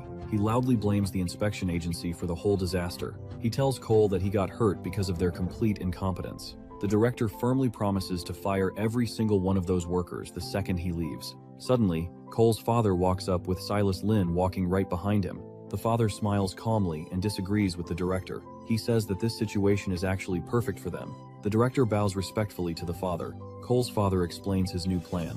He says they will just tell the public that an unexpected incident happened during the examination, and the examiners were defeated by monsters. Cole's father smiles and happily explains his plan. He wants to tell the public that his son bravely stepped forward and saved everyone when all hope was lost. He thinks this fake story is absolutely perfect. Sitting on the ground, Cole tries to tell the truth. He explains that Ash was actually the one who defeated the Overlord and all the other monsters. Suddenly, his father violently smacks Cole right on his injured shoulder with a loud smack. Cole groans in pain. His father leans in close and pants heavily. He strictly tells Cole that he was the one who took care of the monsters. Nearby, director Gong Shui and Silas Lin stand quietly and watch. The director points out that every single person there watched the real events happen with their own eyes. Ignoring them, the father tightly grips Cole's bloody bandages. He glares at his son and firmly repeats his order, forcing Cole to accept the lie that he took care of it. Cole's father calmly wipes his hands. He tells Cole to quickly clean himself up. He proudly announces that tomorrow's graduation ceremony is where Cole will finally step into the spotlight as the big hero. On the other side, in a small rental apartment at 20, three hands happily clink glass soda bottles together with a loud clack. Ash, Iris, and Anna sit around a warm table eating hot pot and laughing. Little Leo sits safely on the table next to them. Anna cheerfully congratulates Iris for getting accepted into the prestigious Central International Academy of Arts. Anna tells Iris that she is finally achieving her dream and will definitely become an incredible artist one day. Meanwhile, Ash quietly drinks his soda with loud glug sounds. He looks completely calm and a bit blank. Iris leans in close with a cute face. She asks Ash why he looks completely dead inside right now, acting as if he already knew the good news all along. Ash looks surprised for a second. He then smiles warmly and promises his sister that he really is happy for her. However, he secretly thinks to himself that Iris actually got her acceptance letter on this exact same day in his past life too. Sitting next to them, Anna looks a little sad and sighs. She honestly tells Iris that she is very jealous of her. Anna explains that getting to study in the famous city of Sandhaven is a rare, once-in-a-lifetime chance that most people never even get close to achieving. Iris looks down at the table with a sad face. She worries that Sandhaven is just too far away and the cost of living there will be insanely high. Ash puts his soda bottle down on the table with a loud thud. He smiles gently and tells her not to worry about the distance or the money at all. He surprises her by revealing that after he graduates, he will also be working in Sandhaven. Hearing this, Iris and Anna quickly jump up and lean in close. Iris excitedly asks if he actually got recruited by a guild over there. She is completely amazed because the guilds in Sandhaven are the absolute best, top-tier elite groups. She happily asks how he managed to pull that off, while Ash just sits back and smiles. Iris throws her hands high in the air and cheers loudly. She is thrilled that they get to move to Sandhaven together. Anna laughs and says she is super jealous, promising to work hard and get into a school there too. Watching his sister celebrate so happily, Ash smiles warmly. He thinks to himself that in this second life, Iris will never have to give up her dreams for anyone. Later, as the water splashes over his head, he thinks about everything that just happened. He is relieved that the dangerous threats against his sister are finally handled, and that his graduation exam is completely wrapped up. Ash remembers his deal with Cole back in the dungeon. He agreed to let Cole take first place, but Ash gets the entire 1 million prize money tomorrow. Ash thinks to himself that this money is just enough to finally clear Theo's debt. Ash sits on his bed in the room lit by a warm lamp. He rubs his neck and lets out a tired sigh. He thinks about the terrifying truth that the Demon King Wrath was actually sealed away after secretly crossing into the human world. Ash realizes that his original 3-year plan to prepare is getting much riskier every single day. He knows he needs to move to Sandhaven fast and make finding Wrath his absolute top priority. He thinks to himself that before he does any of that, he desperately needs someone he can actually trust to watch his back. He decides that tomorrow's graduation ceremony is exactly the perfect opportunity he has been waiting for. On the other side, Ling Yu seriously reports that a dangerous target known as the Glutton was recently spotted in Everfield County. Carl casually drinks from a small teacup. He looks interested and asks her to tell him absolutely everything. She explains that the moment she got the tip, she went straight to the crime scene to investigate. One photo shows a completely destroyed security camera hanging by broken wires. Another photo shows a concrete pillar covered in fresh bloodstains and rough scuff marks. Ling Yu explains that all the security footage was already wiped clean before she arrived. She states that the messy scene is exactly the same as every other time. The target always follows a brutal and simple pattern. Kill the victims first, and then consume them. Ling Yu admits that they have absolutely no pictures or videos of the Glutton. However, she reminds the red-haired man about Ash's recent battles. She points out that they both watched how Ash fights, and how his powers are growing incredibly fast in a way that makes no logical sense. She explains that she currently has 2 possible theories. Her first theory is that the dangerous killer has his sights set on Ash and wants to hunt him. Carl holds his teacup and quietly interrupts her. He finishes her thought and reveals the shocking second theory, asking if the Glutton is actually Ash himself. In a large office, a woman asks the school president if he is really going to skip the graduation ceremony, especially for the students he raised himself. The president opens the cage door and explains that he only gave them a safe place to land, back when they were too weak to fly. He watches the white birds fly out into the bright sky. He says they have grown up now and must find their own path. He then notices one single bird still sitting inside the cage. He gently asks the small bird if it does not know where it wants to go yet. At the graduation ceremony on June 26th, at 1 p.m. Si Chen's friend says it is his first time ever seeing the school use such a huge hall. His muscular friend smiles and explains that the school had to go big because all the top elite guild leaders are coming to watch the event today. In the crowded auditorium seats, the muscular student wonders who won the extra trial between Ash and Cole. He notes that the school kept the results completely secret without a single leak. The boy with glasses confidently cheers, bragging that his friend, Ash, definitely crushed the competition. Hearing this, a guy angrily yells at the boy with glasses to stop talking about Ash. He gives a huge thumbs down and confidently declares that Ash has absolutely no chance against his brother. He firmly states that his brother, Cole, will be the final champion. The two groups of students angrily argue and give each other thumbs down signs. Meanwhile, backstage, Cole's father explains that every single major guild in the country sent someone to watch this graduation ceremony. He looks out from behind the red curtain and sees the audience. He notes that the entire board of the powerful Imperial Guild is sitting in the crowd. Down in the aisles, students cheer as very important guests arrive. Guam Yuan, the Imperial Guild co-founder, and Titan Ming, the Imperial Guild founder, walk toward the front VIP seats, surrounded by bright camera flashes. Cole's father thinks to himself that the Imperial Guild's next board election is coming up very soon. He watches the guild leaders closely. His vote count for the election is currently tied with Titan South. He sees today's ceremony as the perfect chance to win over the undecided board members to his side. With a serious look, he confidently declares that the chairman's seat will soon be his. He then turns to his son and explains the schedule. He tells Cole that Vice Chairman Carl will personally hand him the champion's trophy right after the ceremony starts. The father continues his strict lecture. He tells Cole that the whole world will remember this day because it marks the start of his climb to the top. He calls it the most glorious moment in their family's history.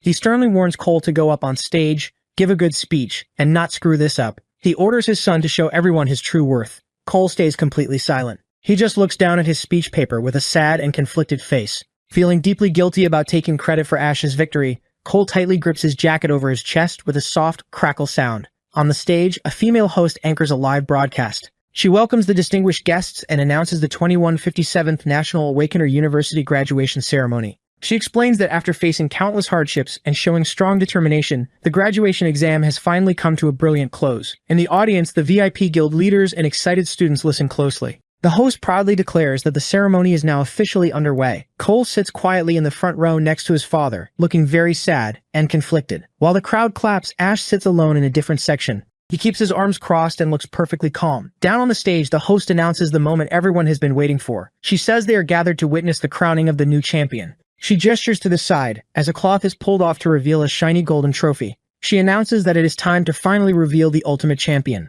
She asks the crowd to give a warm welcome to Mr. Carl Cavendish, the vice chairman of the Global Guild Alliance. Carl walks down the aisle wearing a white suit. The host explains that Carl will announce the winner and hand out the award personally. Carl stands on the stage and smiles. He thanks the Imperial Guild for the invitation and says it is an honor to witness the talent of the next generation. Carl then shares some unexpected news with the crowd. He explains that something went wrong during the recent extra exam. The students in the audience look confused. Carl reveals that the test dungeon was supposed to be a safe D rank, but it was actually a disguised, highly dangerous B rank dungeon. The entire audience gasps in shock. Loud whispers fill the massive hall. The students and adult guests are completely amazed and terrified. They wonder how any student could possibly survive, noting that even a full team of professional guild fighters would have a very hard time beating a B rank dungeon. Carl tells the crowd that when all hope was lost, one student used pure skill to do the impossible. He smiles and announces that this student defeated the B-rank dungeon boss completely by himself and brought his entire team back home alive. Cole sits quietly in the audience with a serious face, as Carl calls the winner the true champion of the year. Ash just leans on his hand and looks totally calm, while Carl calls the winner the strongest graduate of his generation. Carl then loudly shouts the winner's name, Cole Gong. Bright golden confetti falls from the ceiling, and the whole room cheers loudly. Cole slowly stands up, looking very sad. Up in the balcony, Ash's friends look completely shocked and angry. The boy with glasses screams out loud. They cannot believe Ash actually lost to Cole and angrily yell that the test results must be rigged. The bully laughs wildly and gives a huge thumbs down. He asks the other students if they are still confident about their choice, bragging that his brother Cole is just built differently. The other students are completely amazed by the news. They whisper that clearing a B-rank dungeon alone is insanely powerful. They note that even an E-rank dungeon usually wrecks them completely. The entire crowd cheers loudly, throwing bright golden confetti. They loudly praise Cole as an absolute legend, who is ridiculously handsome and strong. Under the bright lights, Cole slowly walks up the stairs to the main stage. In the audience, Ash sits quietly. With his head resting on his hand, he calmly watches him. A quick flashback shows exactly what happened back in the dark dungeon to set this up. While switching his battle class with bright, swirling magic, Ash promises to let Cole take first place. In return, Ash demands the entire 1 million prize money for himself. Ash gives Cole one final strict condition. He orders Cole to never say a single word to anyone about the secret powers he is about to see. On the stage, Cole stands alone in the spotlight. The people in the crowd smile and loudly praise him. A woman calls him a dignified young man, and a bearded man calls him a true hero in the making. In the audience, Cole's father, Soaring Gong, smiles very proudly. The guests around him praise the powerful Gong family name, saying Cole is truly worthy of being Soren's son. Cole just stands silently on the stage, facing the bright lights and the cheering crowd. He remembers his father's strict order to give a good speech, not to screw up, and to show everyone his true worth. Cole looks down sadly at his paper. He questions himself, wondering if this fake victory is what his true worth really is. Standing next to the shiny golden trophy, Cole thinks about Vice Chairman Carl's grand speech. Cole admits in his mind that Carl was completely right about the amazing feats in the dungeon. Someone really did face an unbeatable monster. Someone really did pull the whole team back from death and defeat the dungeon overlord. However, Cole looks down and sadly accepts the truth. He admits to himself that he did not do any of those things. He knows that every single bit of that glory actually belongs to Ash. He repeats the brave deeds of facing a monster too strong to beat, saving the team and defeating the overlord. He tells the massive crowd that he did not do any of those things. He loudly announces that the real hero was actually Ash. In the audience, Ash sits with his arms crossed and looks completely shocked by this sudden confession. On the stage, Vice Chairman Carl looks very confused. Down in the audience, Cole's father quickly stands up with a furious, sweating face. He angrily yells at Cole, asking what he is talking about. Cole's brother and his friends lean over their seats in pure shock. The brother yells and asks if Cole has completely lost his mind. On the stage, Cole ignores them and continues his honest speech. He explains to the crowd that everything went terribly wrong inside the test dungeon. He says the examiners were knocked out cold, leaving only him and Ash awake to fight. Ash sits in the audience and looks slightly surprised, resting his hand on his chin. On stage, Cole continues his speech. He tells the crowd that Ash is without a doubt the most powerful lightning assassin he has ever seen. He explains that Ash used raw skill and instinct to cut through waves of monsters like they were nothing. Cole admits that Ash showed him what it actually means to be strong, and that he had never seen an Awakener on that level before. Cole looks out at the crowd and loudly announces that the true champion of this year's graduation assessment is Ash. Ash realizes that Cole kept his promise and hid his secret about having multiple classes. Down on the floor, the massive crowd starts murmuring loudly in confusion. The guests ask what in the world is going on. They wonder how the results could be fake, if the King Squad verified them. Vice Chairman Carl watches the chaos unfold with a sly smile, and says that this is very interesting. Up in the balcony, Asher's friends are furious. The boy with glasses points down and yells that he called it, claiming the whole exam was a setup from the start. Beside him, his muscular friend angrily demands a full investigation right now. In the VIP seats, the older guild founder Titan Ming watches silently with a small smile. Next to him, Cole's father, Soren, sweats and looks completely furious. Another guild member asks Soren to explain exactly what his son just did on stage, stating that the crowd deserves an explanation. Soren is so angry that he grips his wooden armrest tightly, breaking the wood with loud crackle sounds.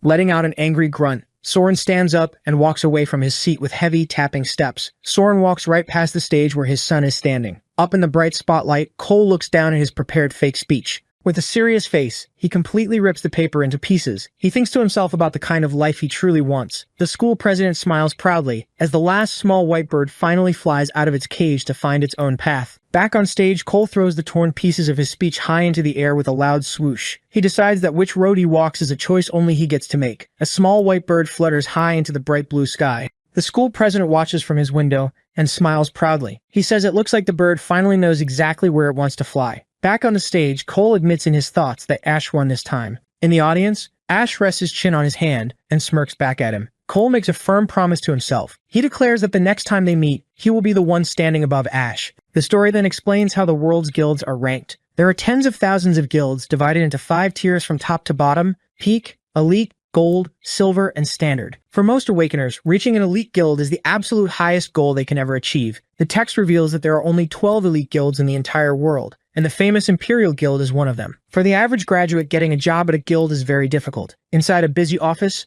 a sweating student desperately begs a woman to look at his resume one more time. The woman sitting at the desk rejects him. She explains that the Divine Eye Guild is not taking any support class fighters this year, and tells him to try his luck somewhere else. Outside, 2 tired students slump against a wall in defeat. They complain that the job market is completely cutthroat because they did not get a single offer. However, things are very different for the lucky few who manage to get into an elite guild. A hand picks up a shiny red card with a gold lion symbol. Inside a quiet office, an older man with glasses named Charleston sits at a desk. He is the HR manager for the Imperial Guild. Charleston tells the student that his identity registration is complete. He hands over the red employment certificate and explains that as a member of the champion team, the student gets direct entry into the Imperial Guild. Marlon Ma holds the glowing red card up and cries tears of joy. He realizes he has finally achieved his life goal. Marlon and his friends cheer loudly while holding up their new red cards. Marlon happily yells that he is going to the monster research office. His muscular friend shouts that he got put into combat, and another friend says he is in research too.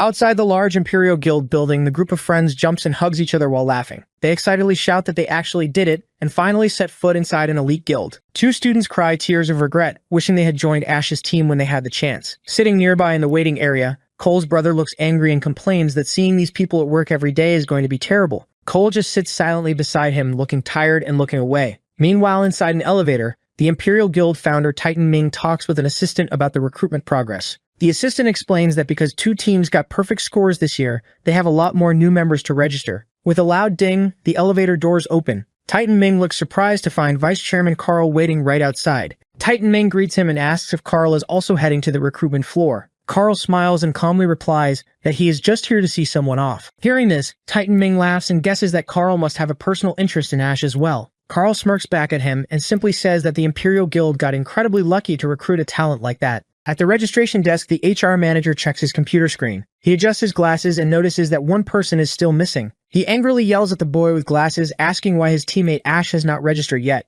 He complains that Ash is the only one left and tells the students to stop wasting his time. The panicked friends frantically look around the large lobby and shout Ash's name. Suddenly, Ash calmly walks out of the restroom with his hands in his pockets. His friends spot him and point, yelling that he is over there. They rush up to him and loudly scold him. They ask why he has not turned in his form yet, and complain about him wandering off for a bathroom break at a time like this. They warn Ash that the Imperial Guild staff is already breathing down their necks. Sitting at his desk, the manager sighs and opens his metal thermos. He rolls his eyes and complains about kids these days acting arrogant and playing hard to get. The manager takes a sip of his hot drink. He strictly tells Ash that even the first place winner has to follow the rules, just like everyone else. He proudly calls the Imperial Guild the absolute pinnacle of success. He orders Ash to come over and fill out his registration form right this second. Standing in the middle of the lobby, Ash stays completely calm. He plainly announces that he is not joining the Imperial Guild. Hearing this massive shock, the manager's eyes go wide, and he violently spits his drink straight out of his mouth. Ash's friends immediately panic and loudly yell no. They ask if he has gone completely insane, and beg him to think very carefully before he says another word. The manager continues to cough and choke on his hot drink. The shocking news quickly spreads across the busy lobby. Other students, including Cole's brother, look completely stunned. They loudly ask what Ash just said and cannot believe he really wants to reject the Imperial Guild. The whole crowd starts whispering to each other, wondering what kind of game Ash is playing. In the back, Titan Ming hears the commotion and looks very shocked. Beside him, Vice Chairman Carl just watches silently. The HR manager gets extremely angry. His face turns bright red as he violently slams his fist on the desk with loud bam sounds. He yells at Ash, telling him this is not the time or place for pulling stunts. The manager angrily explains that the Imperial Guild specifically saved a high-level senior management position, just for him. He asks if Ash has any idea how many people would throw away everything for that chance, noting that many veterans work their entire lives and never even get close to that level. Ash just looks at him with a calm face and glowing red eyes. He simply repeats that he never actually agreed to join the Imperial Guild. The manager yells, demanding to know why Ash is even here then. Vice Chairman Carl steps out from the crowd, with loud tapping footsteps. He smiles and says that his timing could not be more perfect. The students in the lobby are completely shocked to see such a famous man there.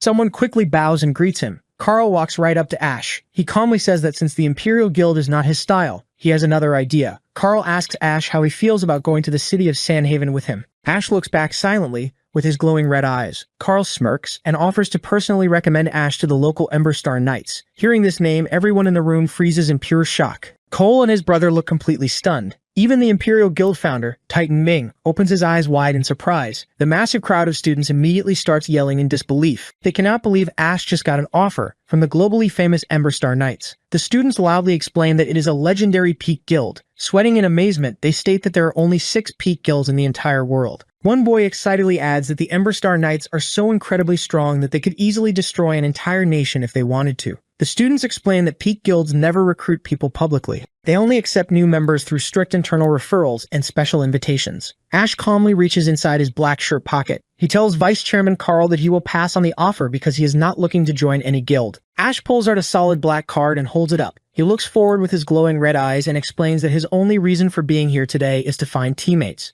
Carl looks very surprised by this answer. Ash's friends are completely shocked. They yell out loud and ask if he actually started his own guild. The bald HR manager points his finger and angrily tells them to give him a break. He yells that a fresh graduate running his own guild is not how things work. A close-up shows Ash's black card. It has a bird logo and the words Black Raven Guild printed on it. The manager reads the name and says he has never heard of it in his entire life. Holding the card up, the manager breathes heavily and angrily explains the strict rules. He tells Ash that guild registration only opens for a set time each year. He also states that anyone making a new guild has to pay a 1 million registration fee right at the start. The angry HR manager continues to yell at Ash. He states that a new graduate could never get a guild approved without a referral from a big, established guild. The manager laughs cruelly and asks how a kid with absolutely no connections and no backing could possibly make this happen. Suddenly, a female worker at a computer interrupts him. She looks completely shocked and tells the manager that the Black Raven Guild is actually real. The manager freezes in pure shock. The computer screen clearly shows the official guild page. It reveals that the Black Raven Guild was registered on May 18th and officially approved on June 18th. It also lists Ash C as the founder and shows the 1 million registration fee was fully paid. Sitting nearby, Cole hears this and looks completely stunned. He realizes the May 18th date is very important. As Ash calmly walks past him, Cole figures out the amazing truth. He realizes that Ash started building his own guild a full month before their graduation exam even began. Cole's eyes open wide as everything finally makes sense. He understands now why Ash made that secret deal in the dungeon. This is exactly why Ash only wanted the 1 million prize money and did not care about winning first place at all. Cole watches Ash walk away and realizes that from the very beginning, Ash always just wanted his own guild. Joining the famous Imperial Guild was never even on his radar. Titan Ming looks closely at Ash and realizes the truth. He mutters no. The HR manager looks completely shocked. They realize that Ash is not just rejecting the Imperial Guild. Ash was actually never interested in joining any of the big guilds at all. Vice Chairman Carl smiles at Ash and thinks to himself that Ash and a certain woman are exactly alike. Standing in the middle of the lobby, Ash holds up his black card with a loud snap. He tells the crowd that a guild needs at least 2 members to run a dungeon. He explains that right now he is the only person in his Black Raven Guild. Ash then reaches his hand out and offers his black card. He walks right up to Cole, who is sitting quietly on a bench nearby.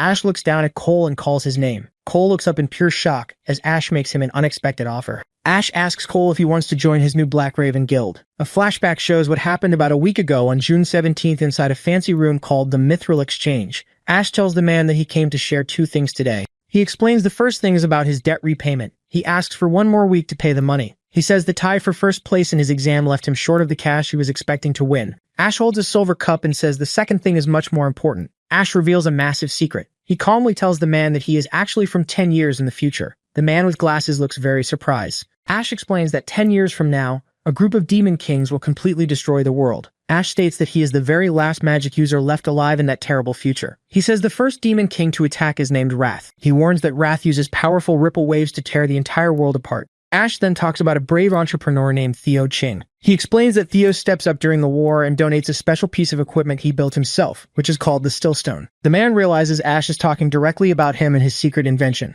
Ash continues his story. He explains that the Stillstone lets countless people safely survive the Demon King's ripple attacks. It buys humanity enough time to catch their breath and fight back against the monsters. Hearing this, Theo stands up from his chair in complete shock. He stammers that he really did design the Stillstone to block ripple magic. However, he nervously explains that the idea is barely even a concept in his head right now. He wonders to himself if Ash is actually telling the truth about coming from the future. Ash rests his chin on his hands and calls Theo by his name and simply asks him to come work with him. In the present day at 4:30 p.m. inside the Mithril Exchange archive room, a display case opens with a loud snap to reveal the large, glowing purple jagged weapon that Ash used in the dungeon. Theo tells Ash that his loan is now completely paid in full. He hands the weapon back to Ash, saying it is finally back where it belongs. Ash nods and holds out a small pouch glowing with digital blue light. He explains that these are the materials he pulled from the dungeon to pay the extra interest they agreed on. He empties the bag, dropping the monster parts onto the table. The items include sharp poison cage ant legs, blade arm mantis spikes, and a large slimy purple black scale snake gall. He tells Theo that he is actually moving his trip to Sandhaven up to an earlier date. Ash explains that his original plan to prepare for the future had 3 different stages. He explains that the first step was to build his own guild completely from scratch.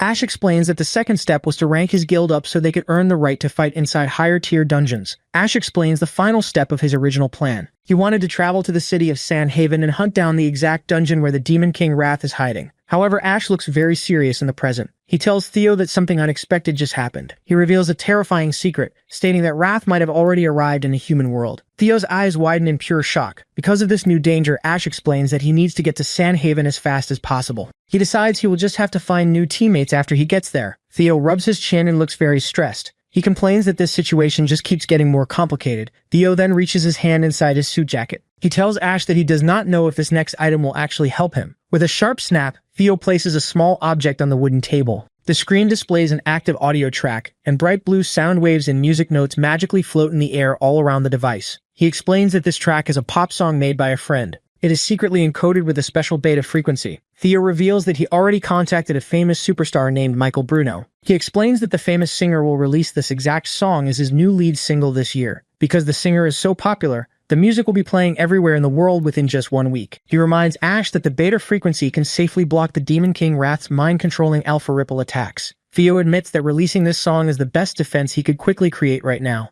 Ash is amazed and asks how Theo actually managed to pull all of this off in just 1 single week. Theo adjusts his glasses and smiles slightly. He tells Ash that if the future really is going to be destroyed, then helping to save it means more to him than anything else he has ever done in his entire life. Theo then turns and grabs Ash's arm. He remembers something else and says he has one more special thing to give him. Theo commands the storage ring to open. The ring suddenly glows with a bright blue light and floating digital blocks with a loud buzzing sound. Theo explains that this is a special Demon King Radar. He reverse engineered it from a regular smartwatch. He says it will sound an alarm and lock onto the exact location if it senses an S-rank demon or higher. It can even trace the target's movements going back 10 full days. Theo smiles and says Ash will not find a device like this anywhere else. He hopes it will help him track down the Demon King Wrath. Ash puts the glowing radar on his wrist and looks at it in pure amazement. He thinks to himself that the device works a lot like his own demon heart, but it shows exact positions much more clearly. He cannot believe Theo actually hand-built something so incredibly advanced. Theo sighs and looks down sadly. He wishes he could become a magic-using Awakener too so he could make a real difference in the coming war, but he knows he cannot. Ash gently tells his friend that he has already done more than enough to help. Ash looks forward and tells Theo to just leave the rest of the fight to him.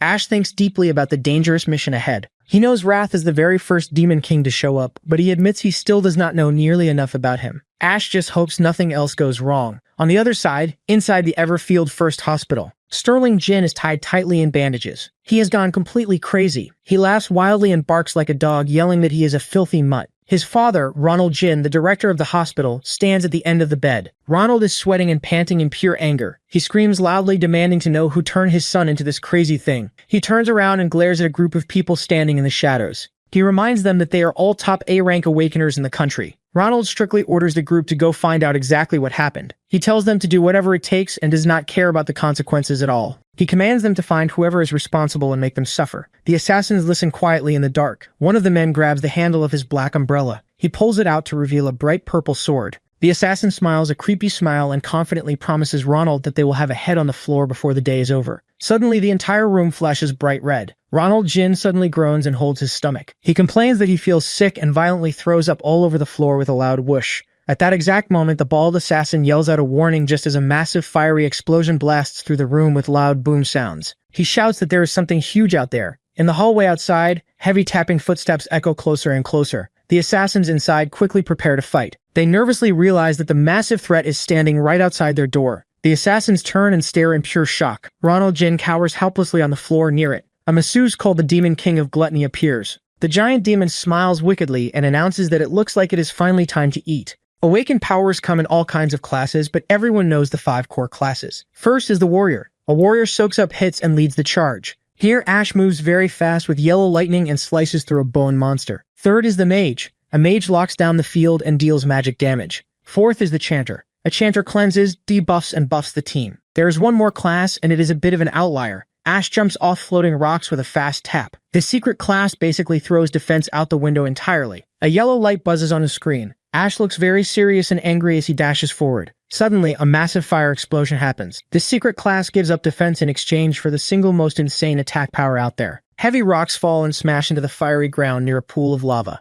Ash looks back over his shoulder and thinks that this enemy is the Floor 2 Overlord of the Dreadspire, and its class type is an archer. Ash stands on a high cliff edge as bright yellow light beams fly around him. He jumps high into the air to dodge the fast energy blasts. Ash takes cover behind a large rock formation. Another shot hits the rock right next to him. He thinks about the path of the last attack. He realizes the enemy must be firing from somewhere nearby. Ash hides in the shadows with a focused look on his face. He notes that the enemy's ranged attacks hit very hard, but it has to hide and recharge after every single shot. Ash looks across the empty, jagged rocks and flowing lava. He knows he must find the enemy before the next blast comes. Suddenly, he hears a rustle. A dark tail moves behind a rock in the distance. Ash finally spots his target and says the enemy is right there. Ash charges a bright yellow lightning attack in his hand. He looks determined and says, "Now." He jumps through the air with his glowing weapon. He aims for the enemy's dark tail and shouts, "One clean kill." The yellow lightning bolt slices right through the spiky tail, cutting it off. Suddenly, Ash looks up with wide eyes and sweat on his face. He curses as a huge blinding light flashes above the rocky cliffs.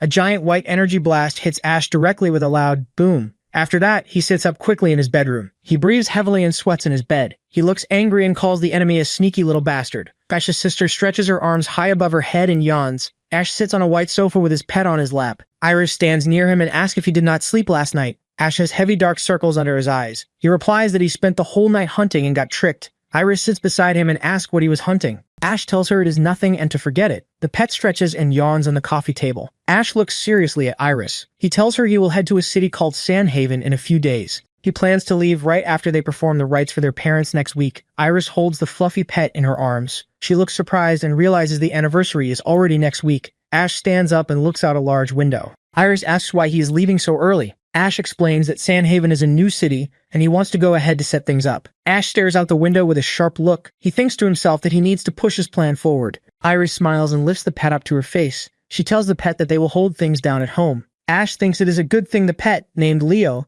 is around to keep Iris company. He feels he can finally leave without worrying about her. He thinks about a problem. He explains that under certain conditions his mental link with Leo just cuts out completely. He remembers walking into the deepest part of a dungeon. Ash says that the moment the gate closed behind him, his connection with Leo went totally silent. Ash notes that the link stayed broken until he fully defeated the dungeon overlord. Ash's eyes suddenly glow bright pink. He explains that his connection to Leo only came back when the dungeon gate opened again. Ash thinks about what could have happened if he was too slow. If he had not defeated the monster exactly when he did, things would be very bad. He imagines a scary scene where Iris holds Leo tightly. She looks extremely terrified as strange, sharp tendrils surround them. Ash realizes that even a 30-second delay could have put Iris in serious danger. Ash breaks his silence and calls out Iris's name. Ash stands by the window with his hands in his pockets. He asks Iris if he can borrow Leo for a few days before he heads to Sandhaven. Iris and Leo both stare at Ash with wide, confused eyes as a question mark floats near them. Dungeons do not appear often in this world. That resources from clearing a dungeon are worth a small fortune.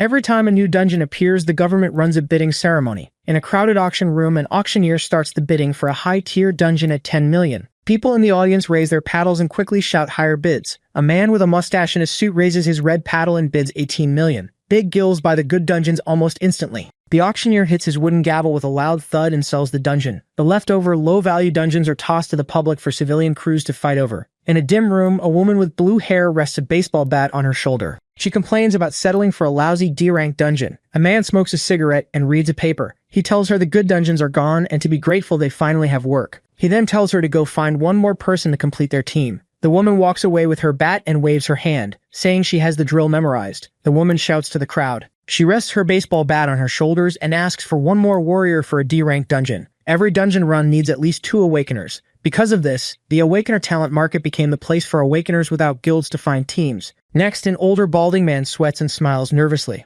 A hand holds his profile card. His name is Tanaka Daiki, an E-rank shanter. He says he can heat up weapons and boost attack power. The woman angrily waves him away. She yells that she needs a warrior, not a weak support. The old man puts his hands together and begs. He says he has not found a team in a whole month. Ash walks through the busy market wearing a black hoodie. In the background, the woman continues to yell at the old man. Ash thinks to himself, he knows Leo must enter a dungeon to gain combat experience and level up. This is the only way to keep Iris safe. Ash wears glasses under his hood. He explains that his guild is just him right now, so he has no dungeon rights. He also notes his own Dreamspire dungeon is too dangerous for Leo. This market is his only chance to find a team. Ash stands still and holds Leo in his arms. Leo is now wearing a tiny gray hoodie. Ash asks Leo if he is ready, and Leo happily howls. Ash is using a fake name, Ashton Lee, and posing as an E-rank stellar tamer. A person holds a personal resume card belonging to Ashton Lee, a male E-rank stellar tamer with 1 contracted beast, no team history, and no desired pay. He is surprised to see an E-rank stellar tamer,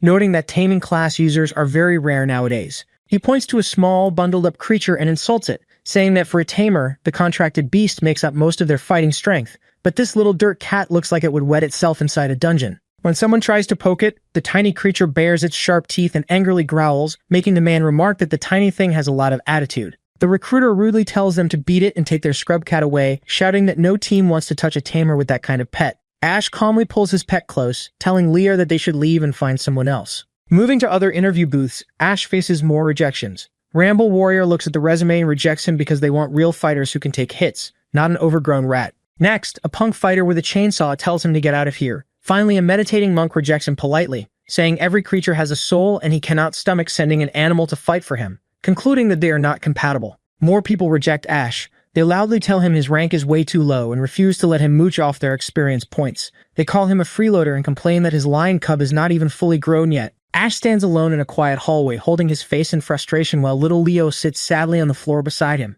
Ash sweats and thinks to himself that beast tamers really are considered the bottom of the barrel here. He regrets his honest approach, thinking he should have just lied about his class and smuggled Leo inside. Suddenly, a girl runs past him with fast tapping steps. She stops in surprise and asks what this is. The girl crouches down and happily picks up Leo. She laughs with floating hearts around her and calls him a cute puppy, saying he is just too adorable. Leo looks completely shocked. Tears quickly fill his bright pink eyes and he starts trembling in fear. Leo jumps out of the girl's hands with a loud crying howl. The girl looks confused and asks why the puppy is crying. Ash explains that the creature is not a puppy at all, but actually a lion beast. The girl quickly apologizes and scratches her head, explains that it is her first time seeing such a tiny lion beast, adding that she thinks it is really cute. She then looks closely at the resume card in Ash's hand. Reading it out loud, she realizes his name is Ashton Lee, and that he is an E-rank stellar tamer. She looks at him with a surprised face and asks if he is looking for a team. Ash holds the scared little Leo in his arms and quietly agrees. He explains that he needs a team so his pet can level up.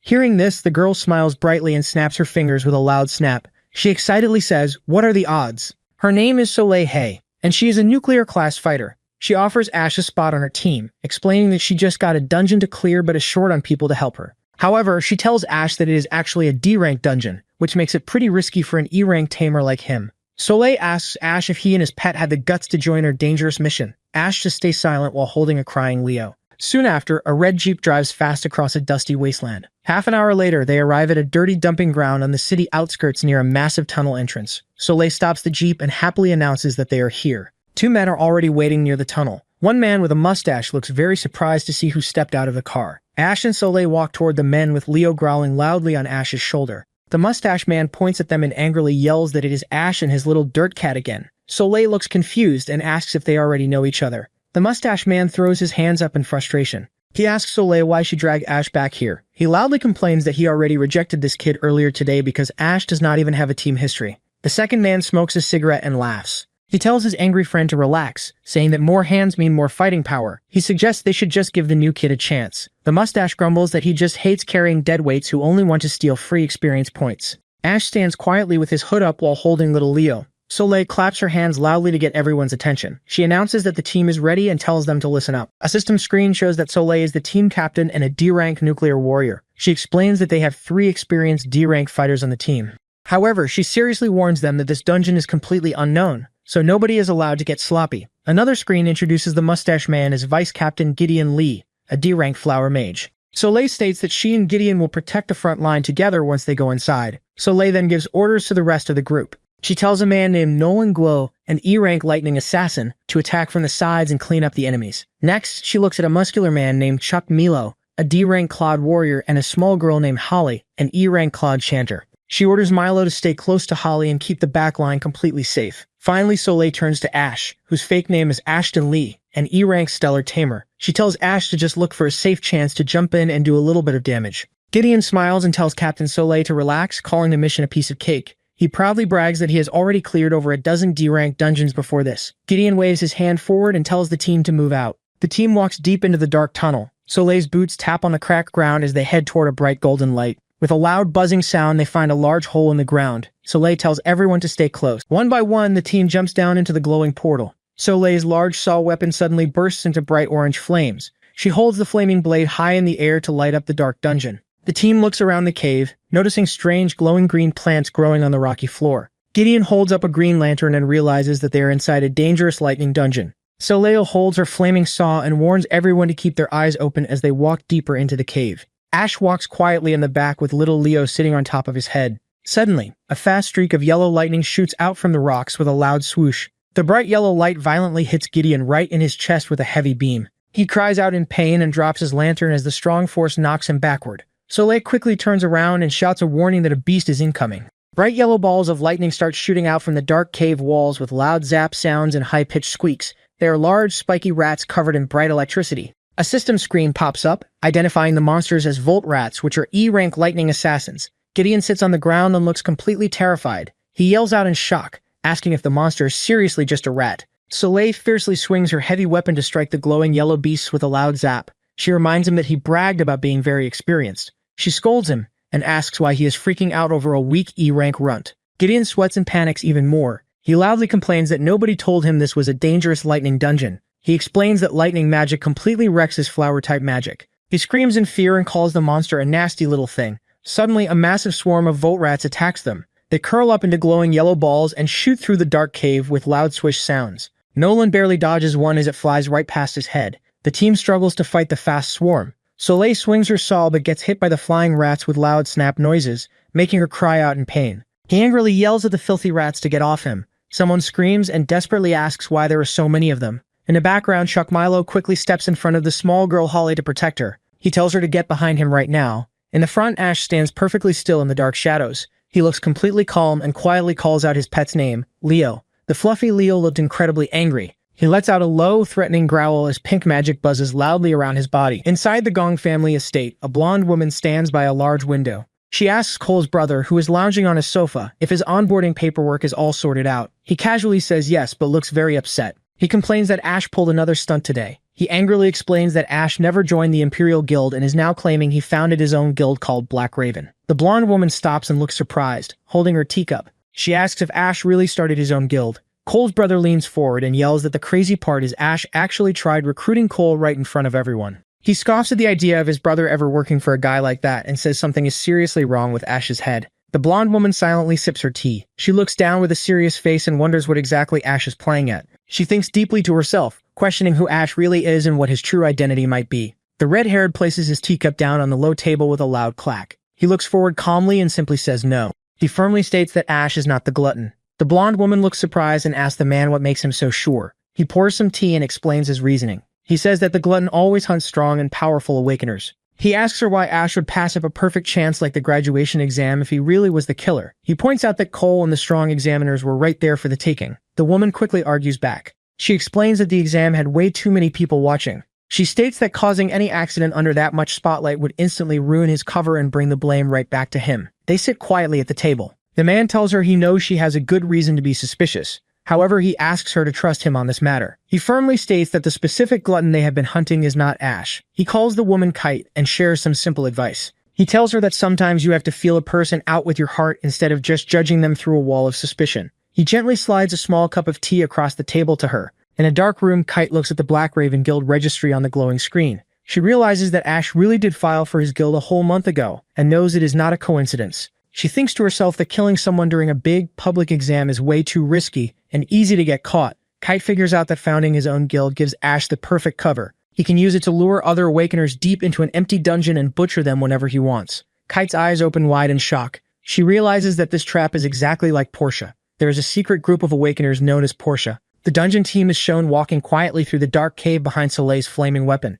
They easily blend into the crowd and never raise any suspicion. The moment their prey wanders into the trap, the hidden killers drop their friendly masks completely and go straight for the kill. These types of people are usually straight-up sociopaths. They are ruthless, brutal, and have absolutely no empathy for anyone. These killers murder their own kind purely because they enjoy it. In the dungeon, Soleil struggles to fight off the massive swarm of Volt Rats. Glowing yellow balls of lightning strike her body with loud snap sounds, making her cry out in pain. On the ground, Gideon covers his head and yells at the filthy rats to get off him. Soleil frantically swings her heavy saw weapon at the flying yellow monsters. Someone screams in fear and asks why there are so many of them attacking at once. In the back of the cave, Chuck Milo prepares to defend. His arm glows with bright blue magic as he quickly orders the small girl Holly to get behind him right now. In the front, Ash stands perfectly still in the shadows with his hood up. He stays completely silent and calmly watches the messy fight, carrying little Leo on his shoulder. Ash looks calmly at his pet and simply calls out Leo's name. Little Leo's pink eyes glow brightly as he lets out a low growl, gathering pink magic around his tiny body. Suddenly, glowing pink magic rings appear in the air with loud buzzing sounds. The rings wrap tightly around the flying Volt Rats, completely trapping the monsters right before they can hit Soleil and Gideon. A system message reveals that Leo is using a Stellar Mage skill called Strangling Star Ring. Leo lets out a fierce roar. The pink rings squeeze the trap rats so hard that their yellow lightning violently sparks out of control. With loud bam sounds, all of the captured monsters explode into bright yellow sparks at the exact same time. Soleil, Gideon, and Nolan stand on the ground and watch in complete shock as the entire swarm is wiped out in an instant, leaving only quiet golden sparks falling around the cave plants. Soleil turns around and looks completely shocked by the massive attack. Chuck, Milo, and little Holly stare with their mouths wide open in pure amazement. On the ground, Gideon looks back in terror at Ash and Leo, who stand perfectly still among the falling golden sparks. A bright golden ring suddenly glows around little Leo with a loud buzzing sound. A system message pops up showing that Leo just leveled up. Ash adjusts his glasses and calmly praises his pet, telling him he did nice work. Sometime later, the team walks deeper into the dark cave with steady tapping footsteps. Soleil leads the way with a bright light.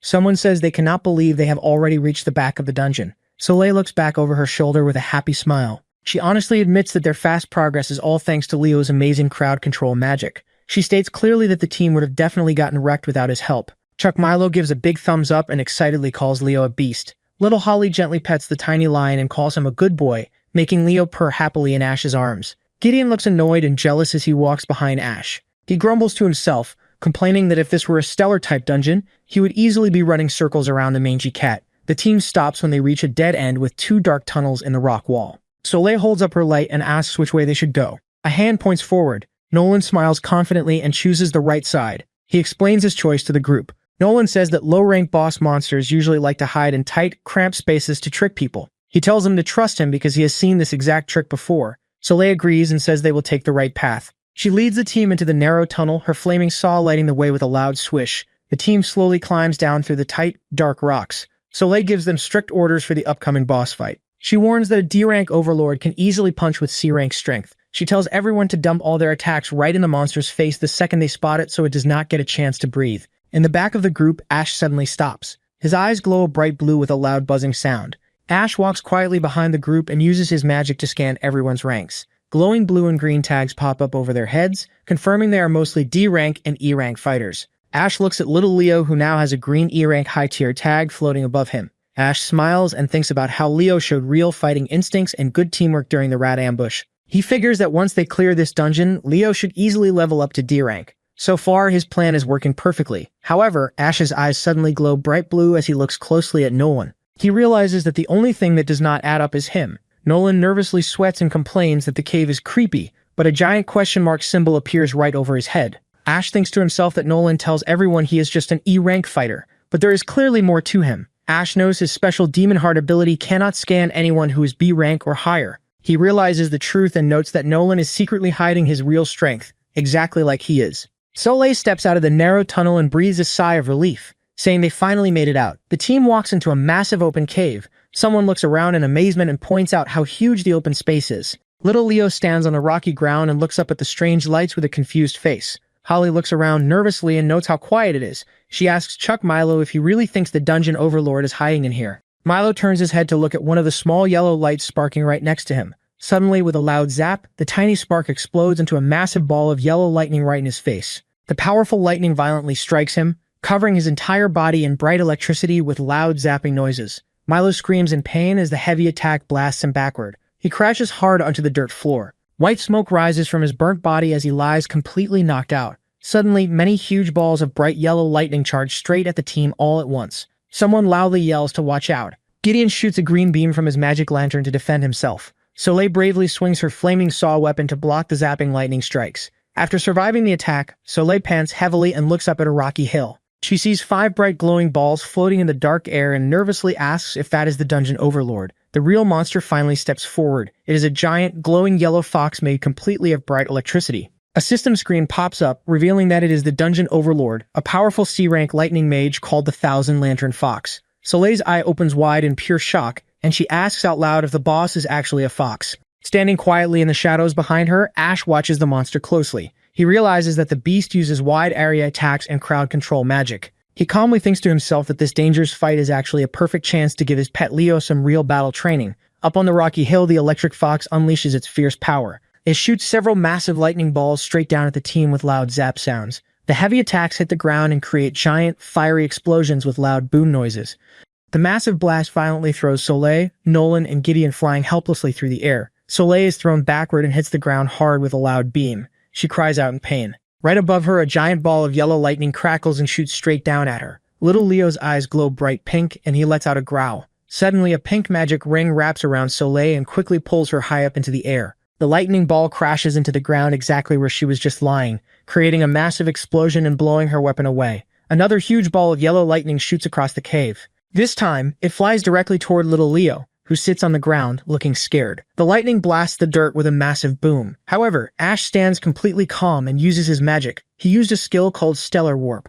A glowing pink portal opens right next to Ash's hand, and little Leo falls safely out of it. Ash stands calmly in the dark and gives Leo some battle advice. He tells the small cub to always watch his surroundings when using a skill and to always leave a way out. Suddenly, the glowing yellow fox gets angry. Its eyes flash with bright electricity. The boss monster unleashes a massive attack called Thousand Falling Thunders. Many huge glowing balls of yellow lightning float high in the air above the rocky hill. Seeing this terrifying magic, Gideon completely panics. He screams in fear and yells that they are all totally dead. Just then, Nolan springs into action. He uses a lightning assassin skill called Flash Step. He moves incredibly fast and leaps high through the air with a loud swoosh. He easily dodges the floating lightning balls and lands right on top of the giant glowing fox. Nolan violently stabs his weapon directly into the monster's back. Ash watches this closely from the shadows, while Soleil looks completely shocked by Nolan's sudden speed. The heavy strike knocks the giant electric fox down, and it crashes hard into the dirt ground with a heavy thud. The giant yellow fox lies paralyzed on the ground, sparking with electricity. Nolan stands calmly right next to it. Ash watches closely from under his hood and thinks to himself that Nolan timed his attack perfectly.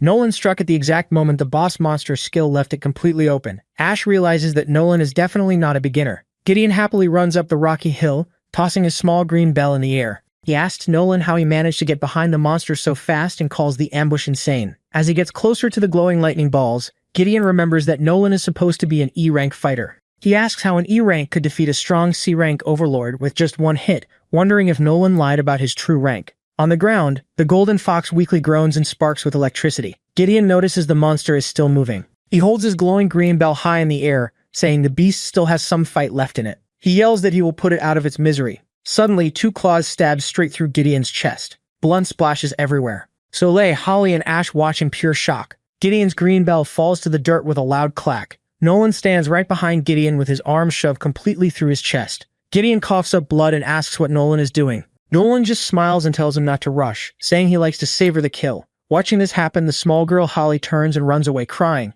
She screams that another person is down and cries out that she just wants to go home. Nolan smirks and holds out his hand with a zap of electricity. He tells Holly there is no need to run away so soon. With a loud smack, Nolan hits one of the floating yellow lightning balls. He sends the giant electric ball shooting straight at Holly. The lightning ball crashes into the rocks right where she is running, creating a massive explosion with a loud boom. A giant pile of rocks collapses with loud zap sounds. Little Holly sits helplessly on the ground and screams in fear. Ash watches closely with his glowing red eyes. He realizes the truth and thinks to himself that this is exactly why Nolan hid his real rank. In the shadows, Nolan tips his cap and smiles a creepy, evil smile. Soleil is completely furious and confused. She yells loudly at him, demanding to know what he is doing and asking who he really is. Nolan happily says that her terrified look is exactly the face he wanted to see. He creepily admits that he lives for this exact moment. Nolan turns around completely, revealing his true self. A system screen pops up to reveal his real identity. He is not a weak E-rank rookie, but actually an incredibly dangerous A-rank lightning assassin named Volt-Lay. He smiles like a complete psycho and loudly announces that tonight's hunt starts right now. Soleil bravely steps forward and swings her giant flaming saw with a loud whoosh. She orders the rest of her team to run away and call for backup while she takes him on alone. Volt-Lay jumps high into the air above her. He shoots multiple bright yellow lightning balls down at her with loud zap sounds. Soleil quickly swings her burning weapon up and deflects the attack with a loud boom. Volt-Lay smiling like a complete psycho. His eyes glow bright yellow as he yells that prey that struggles always taste the best. He unleashes a massive barrage of lightning balls straight at her. Soleil looks up in pure shock as the attacks rain down. The lightning strikes the ground all around her, creating huge, fiery explosions with loud boom noises that completely swallow her. Volt-Lay stands on the rocky hill and watches the giant blast. He laughs loudly and happily calls the destruction a beautiful mess. Volt-Lay walks through the fire towards Soleil with loud whoosh sounds. She lies helplessly on the rocky ground, bleeding and groaning in pain. Volt-Lay looks down at her with a crazy smile and bright yellow glowing eyes. He yells at her not to dare pass out yet because the game is only just getting started. He leaps high into the air and dives straight down at the injured Soleil. With a loud bam, a powerful fist violently punches Volt-Lay right in the face. The heavy hit completely stops his attack and sends him flying backward. He crashes hard into the dirt, creating a giant explosion of rocks and dust with a loud wham. Ash stands calmly near Soleil, who lies completely unconscious in the dirt. Ash takes off his glasses as bright yellow lightning crackles all around his body. He looks around the ruined cave and asks if everyone else is already out cold. Little Leo barks softly in his arms. Ash tells his small pet to rest up now. Standing powerfully in the bright lightning, Ash confidently declares that he has got the fight from here. In the thick dust, Voltley slowly stands up and laughs a creepy laugh. Voltley admits he was not expecting to run into a fellow professional fighter out here. Voltley figures out Ash's secret. He notes that Ash is a stellar tamer who is also dual-classed as a lightning assassin, calling it very interesting. Voltley guesses that Ash is also after the special A-rank weapon that is exclusive to lightning assassins. Suddenly, Voltley looks extremely angry. He fiercely yells that he spent half a year hunting down this specific dungeon and will not let anyone take his prize. Voltley recovers from the punch. He fiercely swings his sharp electric claws through the air with loud bam sounds. Ash calmly asks Voltley if he is talking about the exclusive weapon. Voltley charges forward incredibly fast. The two fighters clash with a loud clang, sending bright sparks flying. Voltley's claws scrape against the hard rock. He laughs wildly like a maniac and screams that he is going to completely shred Ash into pieces. He unleashes a massive, rapid combo of attacks. He swings his glowing claws over and over again with loud clang noises. However, Ash stays perfectly calm. He easily blocks every single fast strike using only one hand while safely holding little Leo in his other arm. Voltley stops his attack and jumps back with a tap. He looks completely shocked and confused. He sweats and thinks to himself in panic. He cannot believe that Ash just effortlessly blocked his entire deadly combo using only one hand. He pants heavily and stares forward in pure shock. Sweating, he asks himself what kind of insane reaction speed Ash has. He cannot believe that he almost got completely dropped by just one single punch. Suddenly, Voltley only has a split second to curse in fear. Before he can even move, a heavy black boot violently kicks him straight in the face. With a massive wham, blood splashes into the air. The incredibly powerful kick sends Voltley flying backward. He crashes hard into a solid rock wall with a loud smack, completely shattering the stone all around him. Voltley struggles on his hands and knees among the broken rocks and curses in frustration. He wonders how a regular-looking student has so much combat experience. Panting heavily, Voltley feels his vision getting blurry. He realizes that Ash was not even using his full power and wonders how Ash is so much stronger than him. Voltley knows the situation is bad and admits he cannot fight Ash head-on. He stands up near the flames, waves his hands and loudly begs for a truce. He forces a nervous laugh and offers Ash a deal. He suggests they split everything 50-50, dividing all the cash and gear from the other fallen team members straight down the middle. To make the offer better, Voltley tells Ash he can keep the exclusive weapon from the dungeon boss all to himself. He asks if it is a good deal. Ash does not answer. With a loud tap, Ash steps forward, completely covered in bright yellow lightning. Voltley's smile disappears as he realizes Ash will not accept the deal. He calls Ash a righteous hero type. Voltley crosses his glowing fingers with a loud swish sound. A system screen shows he is using a lightning assassin skill called Thunderform. Suddenly, a bright yellow electric clone of Voltley appears right behind the unconscious Soleil, with a loud zap. Another glowing yellow clone appears directly behind the injured Gideon. Ash looks back over his shoulder with his glowing yellow eyes. He sees the electric clone standing over his helpless teammates. Voltley speaks to Ash and says they are going to play a new game. He cruelly tells Ash to pick only one person to save. He laughs crazily while holding his fingers crossed, waiting for Ash to make his terrible choice. The fox lies on the ground, letting out a weak squeak. Voltley grins and tells Ash it's time for a new game. He cruelly demands our boy choose just one person to save, asking whose head he gets to keep as a trophy. Ash isn't fazed. He thinks to himself that an assassin's electric clones are nothing but cheap tricks, easy enough to shatter. Without wasting a second, he calls out to his pet Leo. A system screen flashes up revealing the Stellar Mage skill strangling star chains. Glowing chains snap tight around the yellow clone hovering over Gideon, while more pink chains lash around the clone looming over Soleil. Just as both clones are trapped, the massive yellow fox monster suddenly erupts with a blinding white light. Ash throws an arm up to shield his eyes, keeping Leo tucked safely against his chest. Voltley uses the flash to spring his sneak attack, launching himself out of the light and diving straight down with glowing yellow claws. He shouts that he's finally caught him. A loud thud rings out, and blood splashes violently across the black ground. Ducking low, our boy swings his own glowing yellow blade and, in one blindingly fast strike, slices clean through both of Voltley's hands. The assassin freezes midair, staring at his severed, bleeding wrists in total shock. Ash looks up at him, cold and unreadable, and simply calls him pathetic. Voltley screams in agony, his mind spiraling. How did this rookie block a killing blow he's used to end plenty of strong fighters before? Panic sets in, and he tells himself to run, knowing full well he's dead if he stays another second. He turns and bolts using his lightning speed, but sharp blue ice spikes erupt from the dirt, punching straight through his leg. He goes down screaming, pinned and gasping on the ground. Lei looks back in pure terror, stammering as Ash's transformation unfolds. A system screen confirms it. Level 25 King of Frozen Bones. Ash's hair turns white, a jagged ice crown forms on his head, and his arm becomes sheathed in glowing blue ice armor tipped with claws. Even Lei rides safely inside a small ice shield. Sobbing and snot-streaked, Lei begs to know what the hell Ash even is. Our boy simply rises into the air,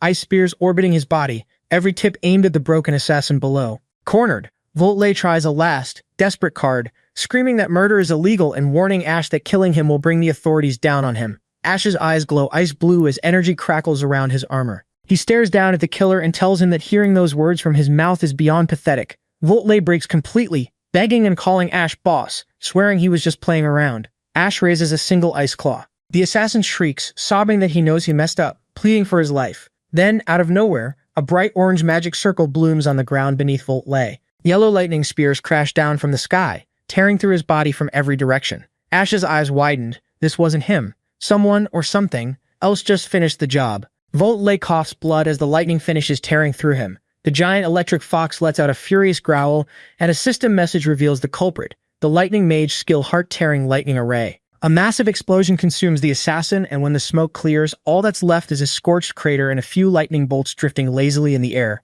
Ash stands still in his ice armor, watching the empty space where the killer used to be. He studies the fox for a moment, noting to himself that beyond the insane crowd control, its raw damage output is downright absurd. As if on cue, the fox rises again, crackling with fresh lightning spears, and lets loose a full barrage straight at Ash and Leo. Leo barks nervously from inside his shield, but Ash barely reacts. He tells him to relax. His whole body ignites with purple light as a system screen confirms he's switching classes yet again. A pillar of dark purple magic slams into the ground in front of them, and the fox freezes in shock at the sheer force of it. The switch completes, level 25 Infernal Demon. Leo stares up at him, stunned. Ash calmly tells him it'll all be over in 1 second. The fox is frozen, wide-eyed in horror as Ash blurs forward in a streak of purple light, closing the distance in an instant and swinging his weapon down with lethal force. The beast doesn't even try to move, just stares, helpless, as the strike comes crashing toward it. Then, a tiny white flag pops up out of nowhere. Ash pauses mid-swing, caught off guard. The fox is sweating bullets, begging him to stop. The blade halts a hair's breadth from its face, and instead, Ash slams it into the ground beside the creature.